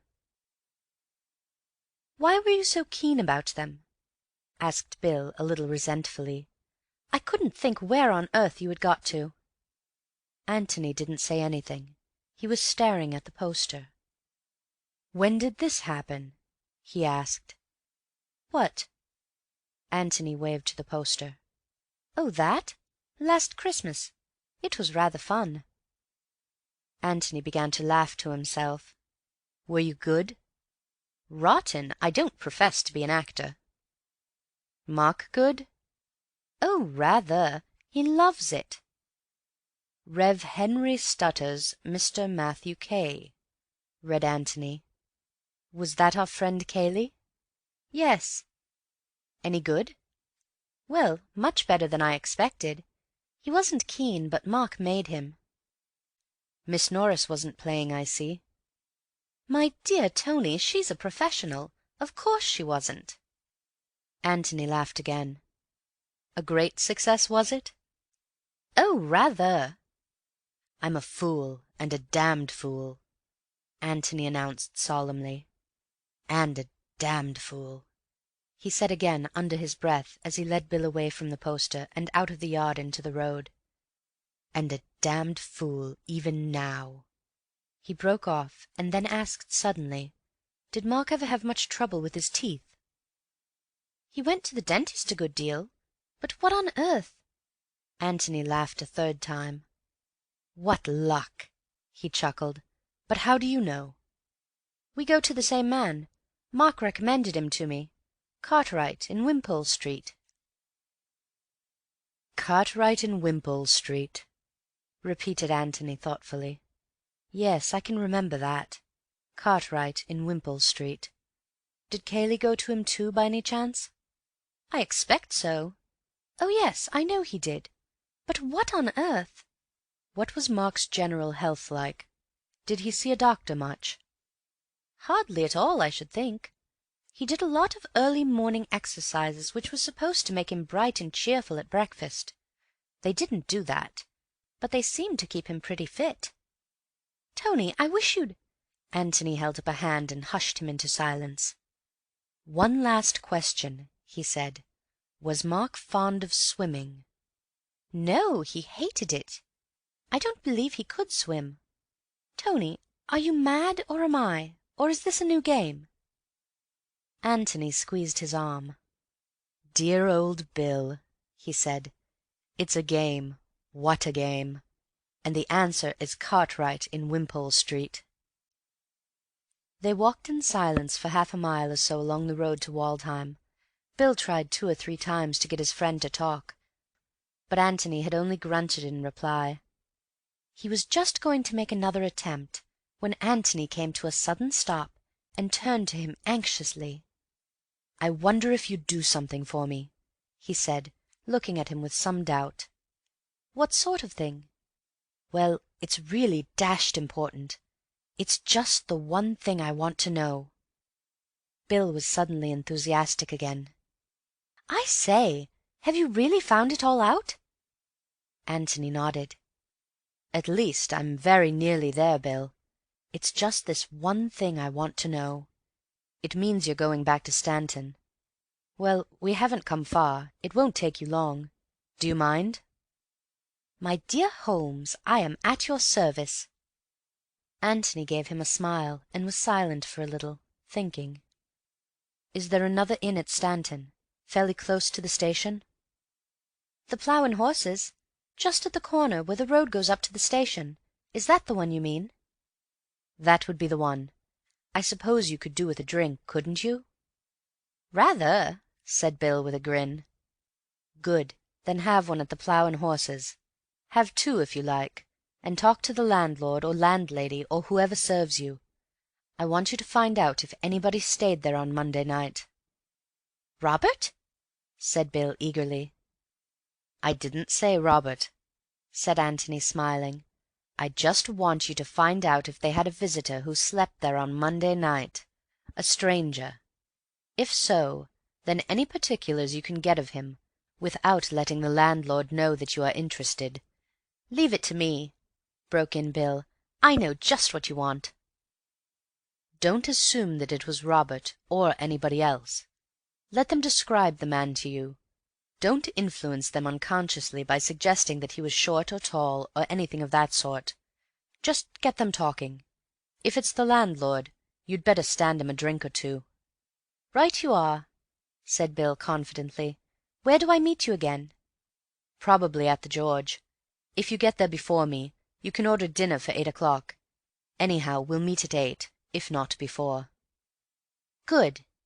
He nodded to Antony and strode off back to Stanton again. Antony stood watching him, with a little smile at his enthusiasm. Then he looked round slowly, as if in search of something. Suddenly he saw what he wanted. 20 yards farther on, a lane wandered off to the left, and there was a gate a little way up on the right-hand side of it. Antony walked to the gate, filling his pipe as he went.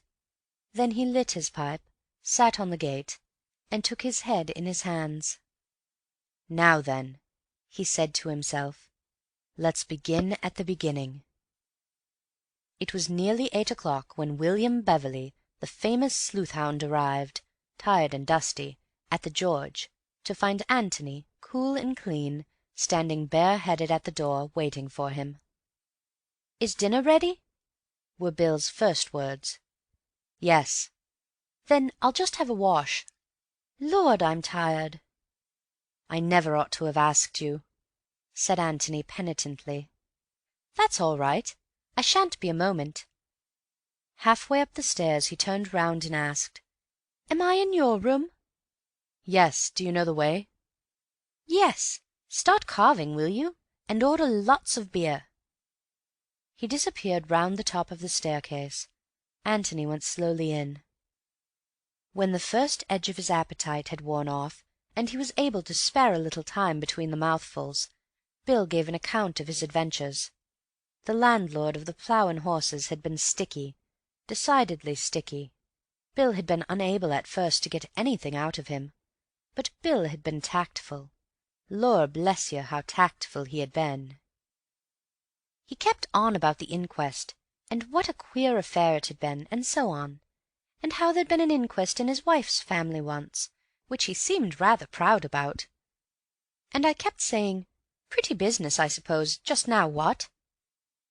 And then he'd say, "Middlin'," and go on again about Susan. That was the one that had the inquest. He talked about it as if it were a disease. And then I'd try again, and say, "Slack times, I expect, just now, eh?" And he'd say, "Middlin'," again, and then it was time to offer him another drink. And I didn't seem to be getting much nearer, but I got him at last. I asked him if he knew John Borden. He was the man who said he'd seen Mark at the station. Well, he knew all about Borden, and after he told me all about Borden's wife's family, and how one of them had been burnt to death. After you with the beer. Thanks. Well, then I said carelessly that it must be very hard to remember anybody whom you had just seen once, so as to identify him afterwards. And he agreed that it would be middlin' hard, and then— "Give me 3 guesses," interrupted Antony. "You asked him if he remembered everybody who came to his inn?" That's it. Bright, wasn't it? Brilliant. And what was the result? The result was a woman. A woman? Said Antony eagerly. A woman, said Bill impressively. Of course, I thought it was going to be Robert. So did you, didn't you? But it wasn't. It was a woman. Came quite late on Monday night in a car, driving herself. Went off early next morning. Did he describe her? Yes. She was middlin' tall, middlin' age, middlin' colour, and so on. Doesn't help much, does it? But still, a woman. Does that upset your theory? Antony shook his head. No, Bill, not at all, he said. You knew all the time? At least, you guessed? Wait till tomorrow. I'll tell you everything tomorrow. Tomorrow? Said Bill in great disappointment. Well, I'll tell you one thing tonight, if you'll promise not to ask any more questions. But you probably know it already. What is it? Only that Mark Ablett did not kill his brother. And Kayle did? That's another question, Bill. However, the answer is that Kayle didn't either. Then who on earth? Have some more beer, said Antony with a smile, and Bill had to be content with that. They were early to bed that evening, for both of them were tired. Bill slept loudly and defiantly, but Antony lay awake wondering. What was happening at the Red House now? Perhaps he would hear in the morning. Perhaps he would get a letter. He went over the whole story again from the beginning. Was there any possibility of a mistake? What would the police do? Would they ever find out? Ought he to have told them? Well, let them find out. It was their job. Surely he couldn't have made a mistake this time. No good wondering now. He would know definitely in the morning. In the morning there was a letter for him. End of chapter 20. Chapter 21. Kayle's Apology. My dear Mr. Gillingham, I gather from your letter that you have made certain discoveries which you may feel it your duty to communicate to the police, and that in this case my arrest on a charge of murder would inevitably follow. Why, in these circumstances, you should give me such ample warning of your intentions, I do not understand, unless it is that you are not wholly out of sympathy with me. But whether or not you sympathize, at any rate, you will want to know, and I will want you to know, the exact manner in which Ablett met his death, and the reasons which made that death necessary. If the police have to be told anything, I would rather that they too knew the whole story. They, and even you, may call it murder, but by that time I shall be out of the way. Let them call it what they like. I must begin by taking you back to a summer day 15 years ago, when I was a boy of 13 and Mark a young man of 25. His whole life was make-believe, and just now he was pretending to be a philanthropist.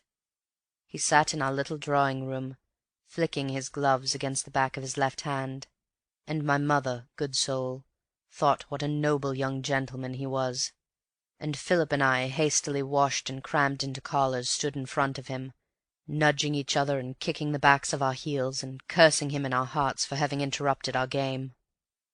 He had decided to adopt one of us, kind cousin Mark. Heaven knows why he chose me. Philip was 11, 2 years longer to wait. Perhaps that was why. Well, Mark educated me. I went to a public school and to Cambridge, and I became his secretary. Well, much more than his secretary, as your friend Beverley perhaps has told you.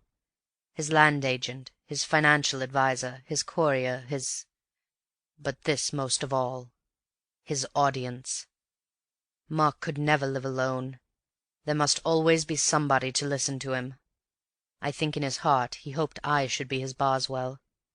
He told me one day that he had made me his literary executor, poor devil, and he used to write me the absurdest long letters when I was away from him, letters which I read once and then tore up. The futility of the man. It was 3 years ago that Philip got into trouble. He had been hurried through a cheap grammar school and into a London office, and discovered there that there was not much fun to be got in this world on £2 a week. I had a frantic letter from him one day, saying that he must have 100 at once or he would be ruined, and I went to Mark for the money.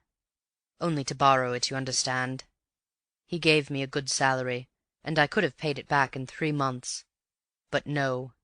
He saw nothing for himself in it, I suppose. No applause, no admiration. Philip's gratitude would be to me, not to him. I begged, I threatened, we argued, and while we were arguing, Philip was arrested. It killed my mother. He was always her favourite. But Mark, as usual, got his satisfaction out of it. He preened himself on his judgment of character in having chosen me and not Philip 12 years before. Later on I apologized to Mark for the reckless things I had said to him, and he played the part of a magnanimous gentleman with his accustomed skill. But, though outwardly we were as before to each other, from that day forward, though his vanity would never let him see it, I was his bitterest enemy. If that had been all, I wonder if I should have killed him. To live on terms of intimate friendship with a man whom you hate is dangerous work for your friend. Because of his belief in me as his admiring and grateful protégé, and his belief in himself as my benefactor, he was now utterly in my power. I could take my time and choose my opportunity.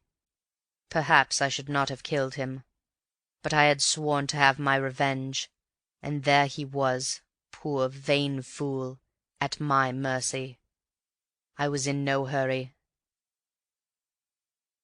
2 years later I had to reconsider my position, for my revenge was being taken out of my hands. Mark began to drink. Could I have stopped him?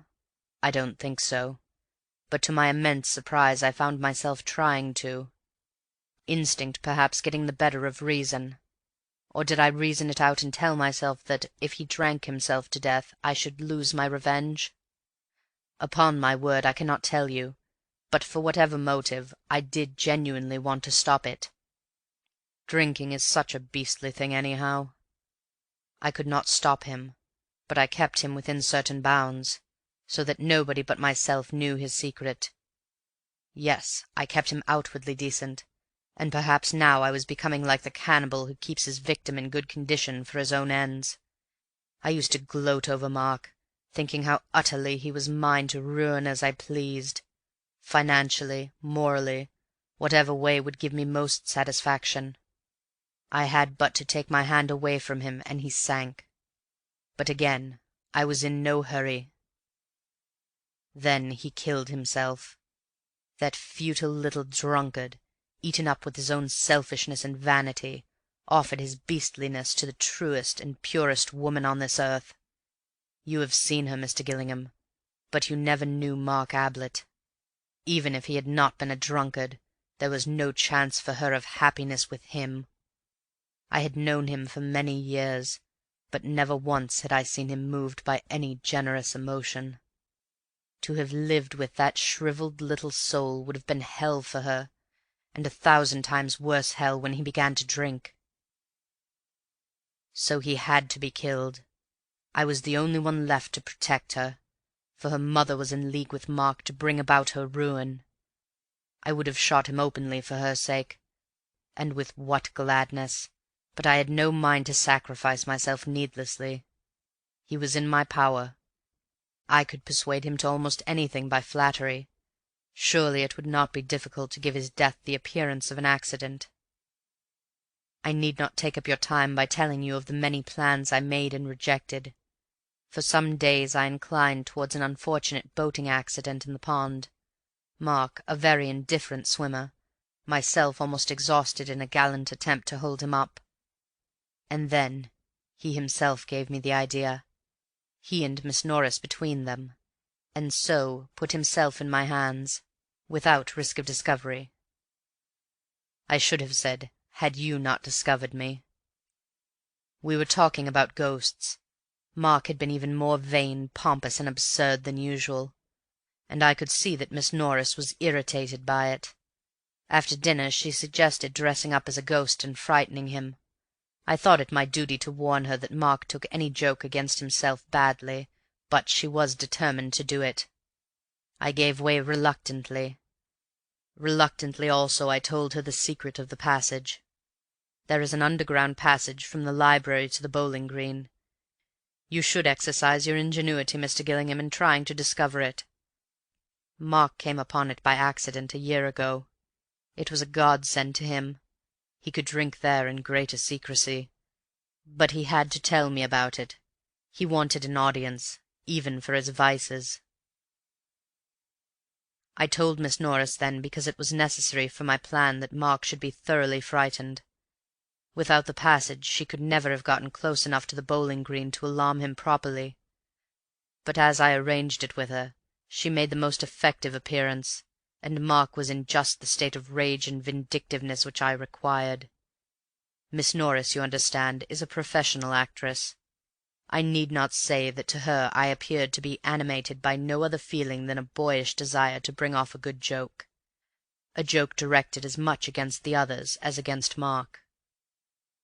He came to me that night, as I expected, still quivering with indignation. Miss Norris must never be asked to the house again. I was to make a special note of it, never again.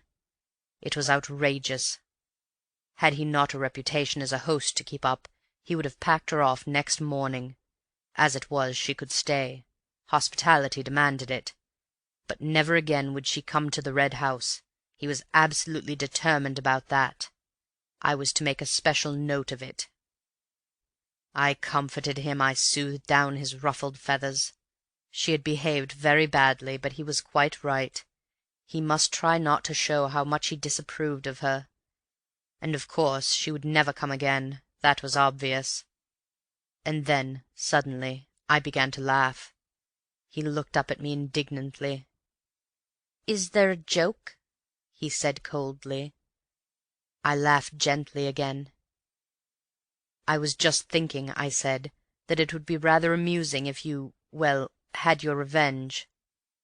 "My revenge? How do you mean?" "Well, paid her back in her own coin." "Do you mean try and frighten her?" "No, no, but dressed up and pull her leg a bit. Made her look a fool in front of the others." I laughed to myself again. Serve her jolly well right. He jumped up excitedly. "By Jove, Kaye!" he cried. "If I could!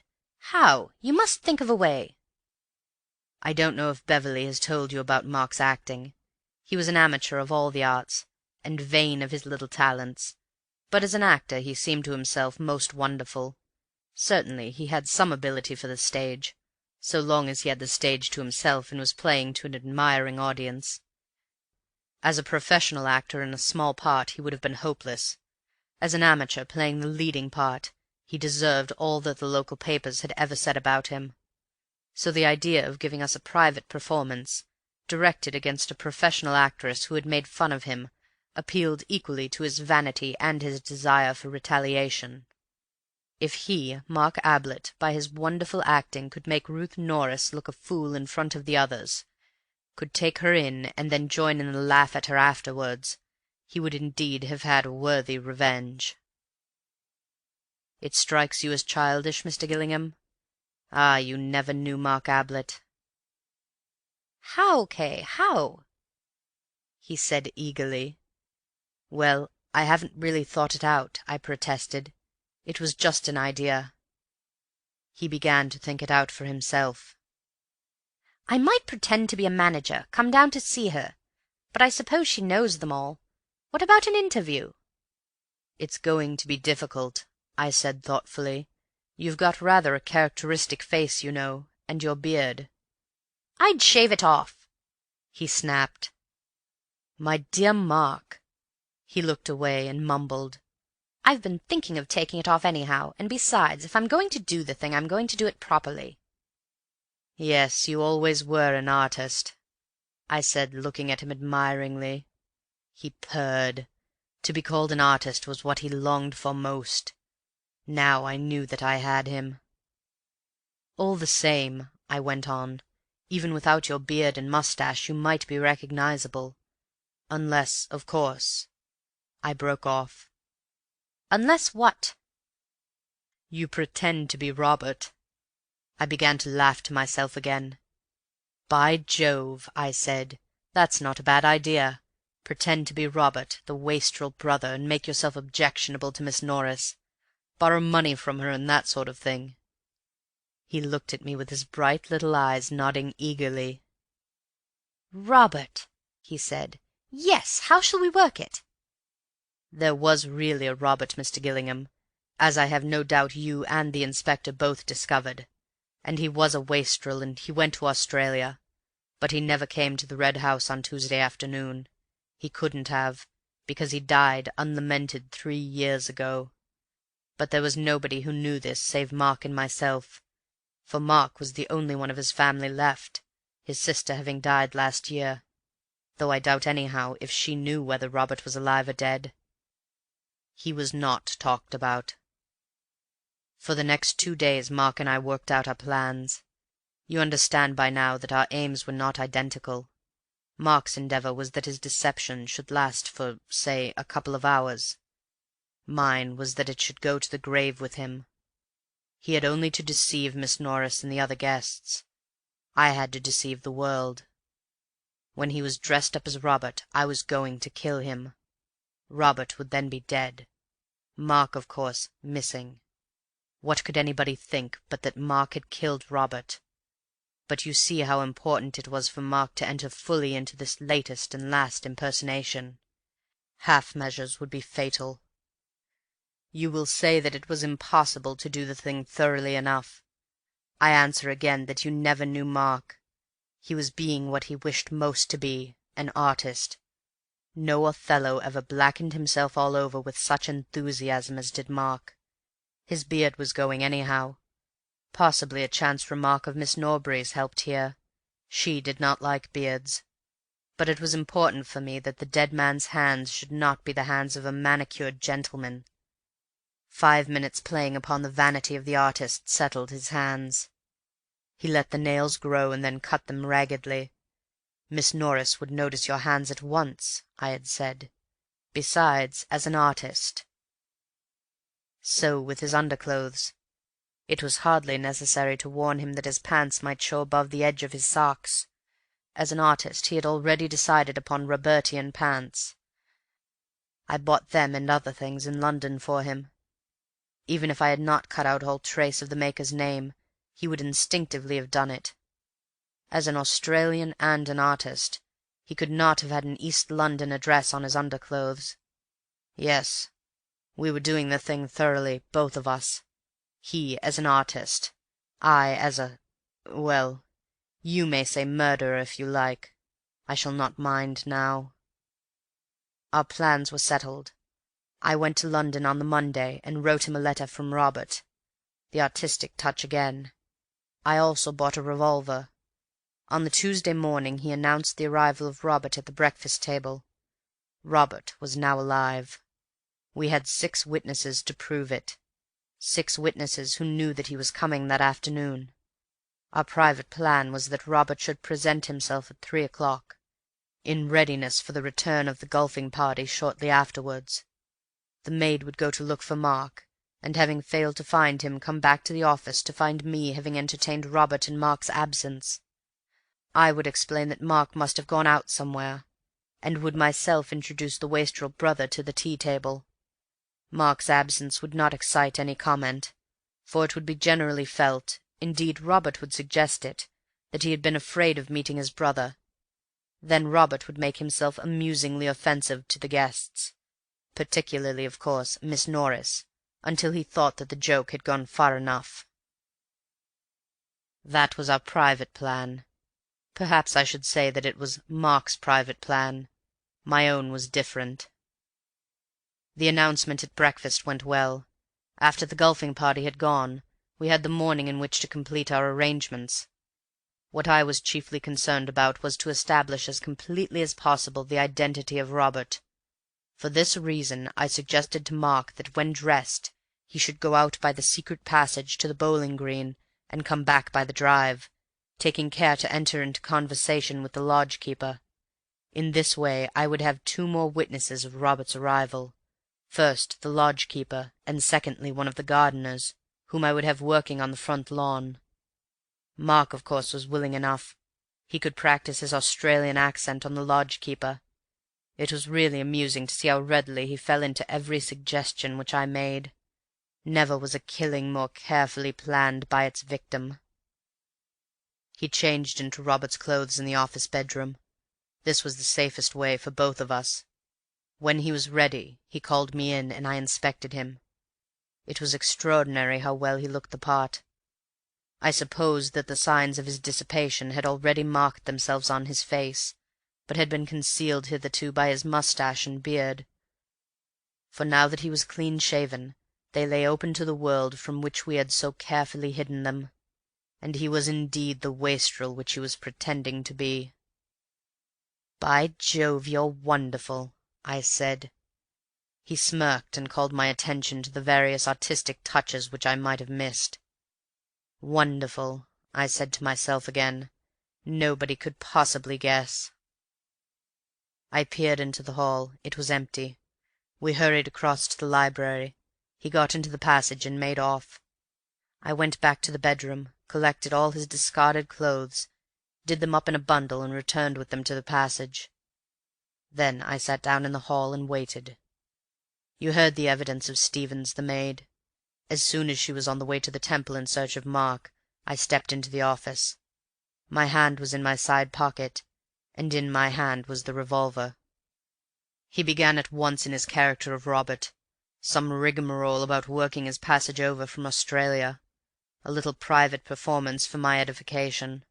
Then, in his natural voice, gloating over his well-planned retaliation on Miss Norris, he burst out, "It's my turn now, you wait." It was this which Elsie heard. She had no business to be there, and she might have ruined everything. But as it turned out, it was the luckiest thing which could have happened, for it was the one piece of evidence which I wanted, evidence other than my own that Mark and Robert were in the room together. I said nothing. I was not going to take the risk of being heard to speak in that room. I just smiled at the poor little fool, and took out my revolver and shot him. Then I went back into the library and waited, just as I said in my evidence. Can you imagine, Mr. Gillingham, the shock which your sudden appearance gave me? Can you imagine the feelings of a murderer who has, as he thinks, planned for every possibility, and is then confronted suddenly with an utterly new problem? What difference would your coming make? I didn't know. Perhaps none, perhaps all, and I had forgotten to open the window. I don't know whether you will think my plan for killing Mark a clever one. Perhaps not.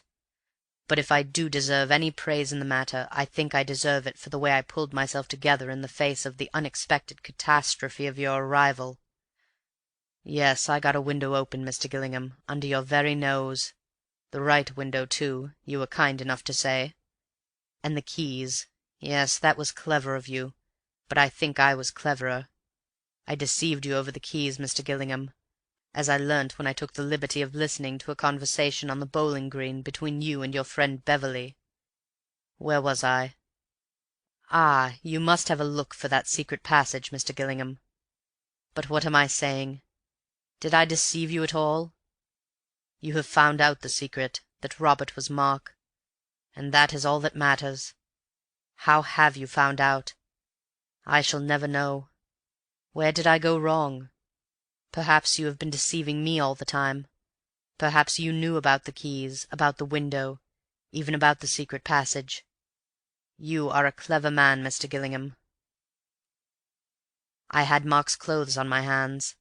I might have left them in the passage, but the secret of the passage was out now. Miss Norris knew it. That was the weak point of my plan, perhaps, that Miss Norris had to know it. So I hid them in the pond, the inspector having obligingly dragged it for me first. A couple of keys joined them, but I kept the revolver. Fortunate, wasn't it, Mr. Gillingham? I don't think that there is any more to tell you. This is a long letter, but then it is the last which I shall write. There was a time when I hoped that there might be a happy future for me, not at the Red House, not alone. Perhaps it was never more than an idle daydream, for I am no more worthy of her than Mark was. But I could have made her happy, Mr. Gillingham. God, how I would have worked to make her happy! But now that is impossible. To offer her the hand of a murderer would be as bad as to offer her the hand of a drunkard, and Mark died for that. I saw her this morning. She was very sweet. It is a difficult world to understand. Well, well, we are all gone now, the Abletts and the Kayleys.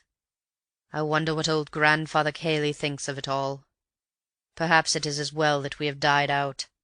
Not that there was anything wrong with Sarah except her temper, and she had the Ablett nose. You can't do much with that. I'm glad she left no children. Good-bye, Mr. Gillingham. I'm sorry that your stay with us was not of a pleasanter nature, but you understand the difficulties in which I was placed. Don't let Bill think too badly of me. He is a good fellow. Look after him. He will be surprised. The young are always surprised. And thank you for letting me end my own way. I expect you did sympathize a little, you know. We might have been friends in another world, you and I and she. Tell her what you like. Everything or nothing. You will know what is best. Good-bye, Mr. Gillingham. Matthew Kayle. I am lonely tonight without Mark. That's funny, isn't it? End of chapter 21.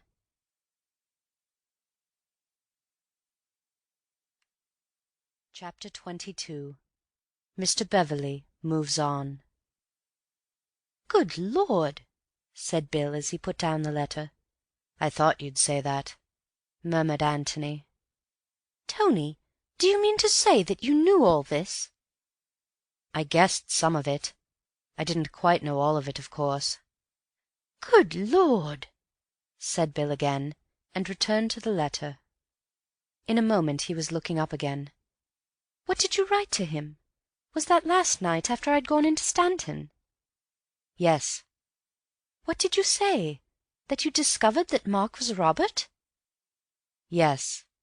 At least, I said that this morning I should probably telegraph to Mr. Cartwright of Wimpole Street, and ask him to—" Bill burst in eagerly at the top of the sentence.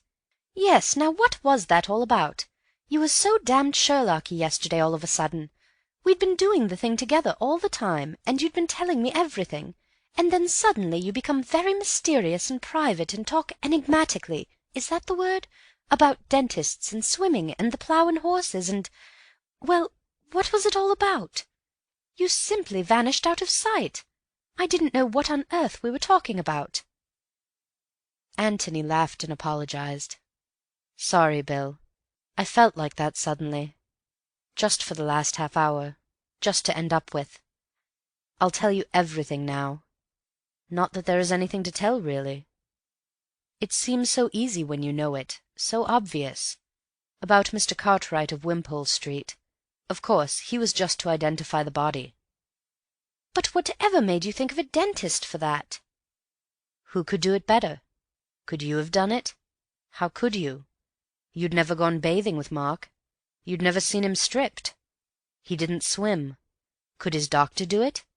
Not unless he'd had some particular operation, and perhaps not then. But his dentist could at any time, always, if he had been to his dentist fairly often. Hence Mr. Cartwright of Wimpole Street." Bill nodded thoughtfully and went back again to the letter. "I see. And you told Kayle that you were telegraphing to Cartwright to identify the body?" "Yes. And then, of course, it was all up for him. Once we knew that Robert was Mark, we knew everything." "How did you know?" Antony got up from the breakfast table and began to fill his pipe. "I'm not sure that I can say, Bill. You know those problems in algebra where you say, 'Let x be the answer,' and then you work it out and find what x is? Well, that's one way, and another way, which they never give you any marks for at school, is to guess the answer, pretend the answer is 4. Well, will that satisfy the conditions of the problem? No? Then try 6, and if 6 doesn't either, then what about 5, and so on. Well, the inspector and the coroner and all that lot had guessed their answer, and it seemed to fit, but you and I knew it didn't really fit. There were several conditions in the problem which it didn't fit at all. So we knew that their answer was wrong, and we had to think of another. An answer which explained all the things which were puzzling us. Well, I happened to guess the right one. Got a match?" Bill handed him a box, and he lit his pipe. "Yes, but that doesn't quite do, old boy. Something must have put you on to it suddenly. By the way, I'll have my matches back if you don't mind." Antony laughed and took them out of his pocket. "Sorry. Well, then, let's see if I can go through my own mind again and tell you how I guessed it. First of all, the clothes." "Yes?" To Kayle the clothes seemed an enormously important clue. I didn't quite see why, but I did realize that to a man in Kayle's position the smallest clue would have an entirely disproportionate value. For some reason, then, Kayle attached this exaggerated importance to the clothes which Mark was wearing on that Tuesday morning. All the clothes, the inside ones as well as the outside. I didn't know why, but I did feel certain that in that case the absence of the collar was unintentional. In collecting the clothes he had overlooked the collar. Why? "It was the one in the linen basket?" Yes, it seemed probable. Why had Kayle put it there? The obvious answer was that he hadn't. Mark had put it there. I remembered what you told me about Mark being finicky, and having lots of clothes and so on, and I felt that he was just the sort of man who would never wear the same collar twice. He paused, and then asked, "Is that right, do you think?" "Absolutely," said Bill with conviction. Well, I guessed it was. So then I began to see an X which would fit just this part of the problem, the clothes part. I saw Mark changing his clothes. I saw him instinctively dropping the collar in the linen basket, just as he had always dropped every collar he had ever taken off, but leaving the rest of the clothes on a chair in the ordinary way. And I saw Kayle collecting all the clothes afterwards, all the visible clothes, and not realizing that the collar wasn't there. "Go on," said Bill eagerly. Well, I felt pretty sure about that, and I wanted an explanation of it. Why had Mark changed down there instead of in his bedroom? The only answer was that the fact of his changing had to be kept secret. When did he change? The only possible time was between lunch, when he would have been seen by the servants, and the moment of Robert's arrival. And when did Kayle collect the clothes in a bundle? Again the only answer was before Robert's arrival. So another X was wanted, to fit those 3 conditions. And the answer was that a murder was intended even before Robert arrived? Yes. Well now, it couldn't be intended on the strength of that letter, unless there was very much more behind the letter than we knew. Nor was it possible a murder could be intended without any more preparation than the changing into a different suit in which to escape. The thing was too childish. Also, if Robert was to be murdered, why go out of the way to announce his existence to you all, even at the cost of some trouble to Mrs. Norbury? What did it all mean? I didn't know, but I began to feel now that Robert was an incident only, that the plot was a plot of Cayle's against Mark, either to get him to kill his brother, or to get his brother to kill him, and that for some inexplicable reason Mark seemed to be lending himself to the plot. He was silent for a little, and then said, almost to himself, "I had seen the empty brandy bottles in that cupboard." "You never said anything about them," complained Bill. "I only saw them afterwards. I was looking for the collar. You remember. They came back to me afterwards.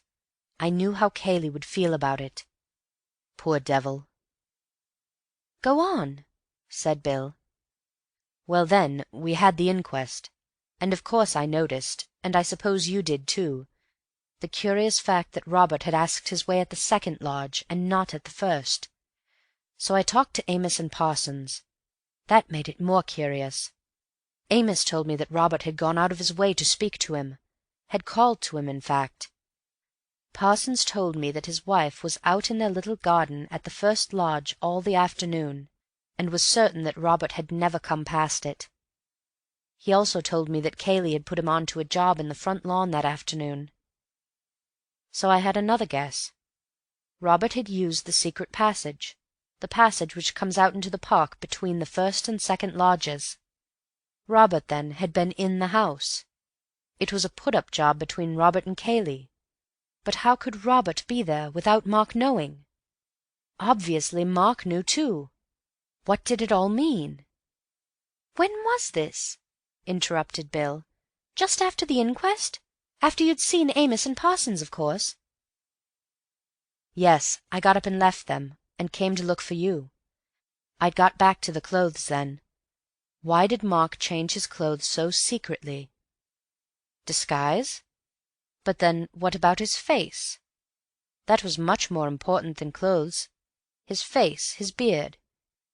He'd have to shave off his beard, and then, oh, idiot! I saw you looking at that poster. Mark acting, Mark made up, Mark disguised. Oh, priceless idiot! Mark was Robert. Matches, please." Bill passed over the matches again, waited till Antony had relit his pipe, and then held out his hand for them just as they were going into the other's pocket. "Yes," said Bill thoughtfully. "Yes, but wait a moment. What about the plough and horses?" Antony looked comically at him. "You'll never forgive me, Bill," he said. "You'll never come clue-hunting with me again." "What do you mean?" Antony sighed. "It was a fake, Watson. I wanted you out of the way. I wanted to be alone. I'd guessed at my X, and I wanted to test it every way, by everything we'd discovered. I simply had to be alone just then. So—" he smiled and added, "well, I knew you wanted a drink." "You are a devil," said Bill, staring at him. "And your interest when I told you that a woman had been staying there." "Well, it was only polite to be interested when you'd taken so much trouble." "You brute! You Sherlock! And then you keep trying to steal my matches. Well, go on." "That's all. My X fitted." "Did you guess Miss Norris and all that?" "Well, not quite. I didn't realize that Kayle had worked for it from the beginning, had put Miss Norris up to frightening Mark. I thought he'd just seized the opportunity." Bill was silent for a long time. Then, puffing at his pipe, he said slowly, "Has Kayle shot himself?" Antony shrugged his shoulders. "Poor devil," said Bill. "It was decent of you to give him a chance. I'm glad you did." "I couldn't help liking Kayle in a kind of way, you know." "He's a clever devil. If you hadn't turned up just when you did, he would never have been found out." "I wonder. It was ingenious, but it's often the ingenious thing which gets found out. The awkward thing from Cayle's point of view was that, though Mark was missing, neither he nor his body could ever be found. Well, that doesn't often happen with a missing man. He generally gets discovered in the end. A professional criminal, perhaps not, but an amateur like Mark. He might have kept the secret of how he killed Mark, but I think it would have become obvious sooner or later that he had killed him." "Yes, there's something in that. Oh, just tell me one other thing. Why did Mark tell Miss Norbury about his imaginary brother?" "That's puzzled me rather too, Bill. It may be that he was just doing the Othello business, painting himself black all over. I mean, he may have been so full of his appearance as Robert that he had almost got to believe in Robert, and had to tell everybody. More likely, though, he felt that, having told all of you at the house, he had better tell Miss Norbury, in case she met one of you, in which case, if you mentioned the approaching arrival of Robert, she might say, 'Oh, I'm certain he has no brother. He would have told me if he had,' and so spoil his joke. Possibly, too, Kayle put him on to it. Kayle obviously wanted as many people as possible to know about Robert." "Are you going to tell the police?" "Yes, I suppose they'll have to know. Kayle may have left another confession. I hope he won't give me away. You see, I've been a sort of accessory since yesterday evening, and I must go and see Miss Norbury." "I asked," explained Bill, "because I was wondering what I should say to Betty, Miss Calladine. You see, she's bound to ask." "Perhaps you won't see her again for a long, long time," said Antony sadly. "As a matter of fact, I happen to know that she will be at the Barringtons, and I go up there tomorrow." "Well, you had better tell her. You're obviously longing to. Only don't let her say anything for a day or two. I'll write to you." "Righto." Antony knocked the ashes out of his pipe and got up. "The Barringtons?" he said. "Large party?" "Fairly, I think." Antony smiled at his friend. "Yes. Well, if any of 'em should happen to be murdered, you might send for me. I'm just getting into the swing of it." End of The Red House Mystery by A. Milne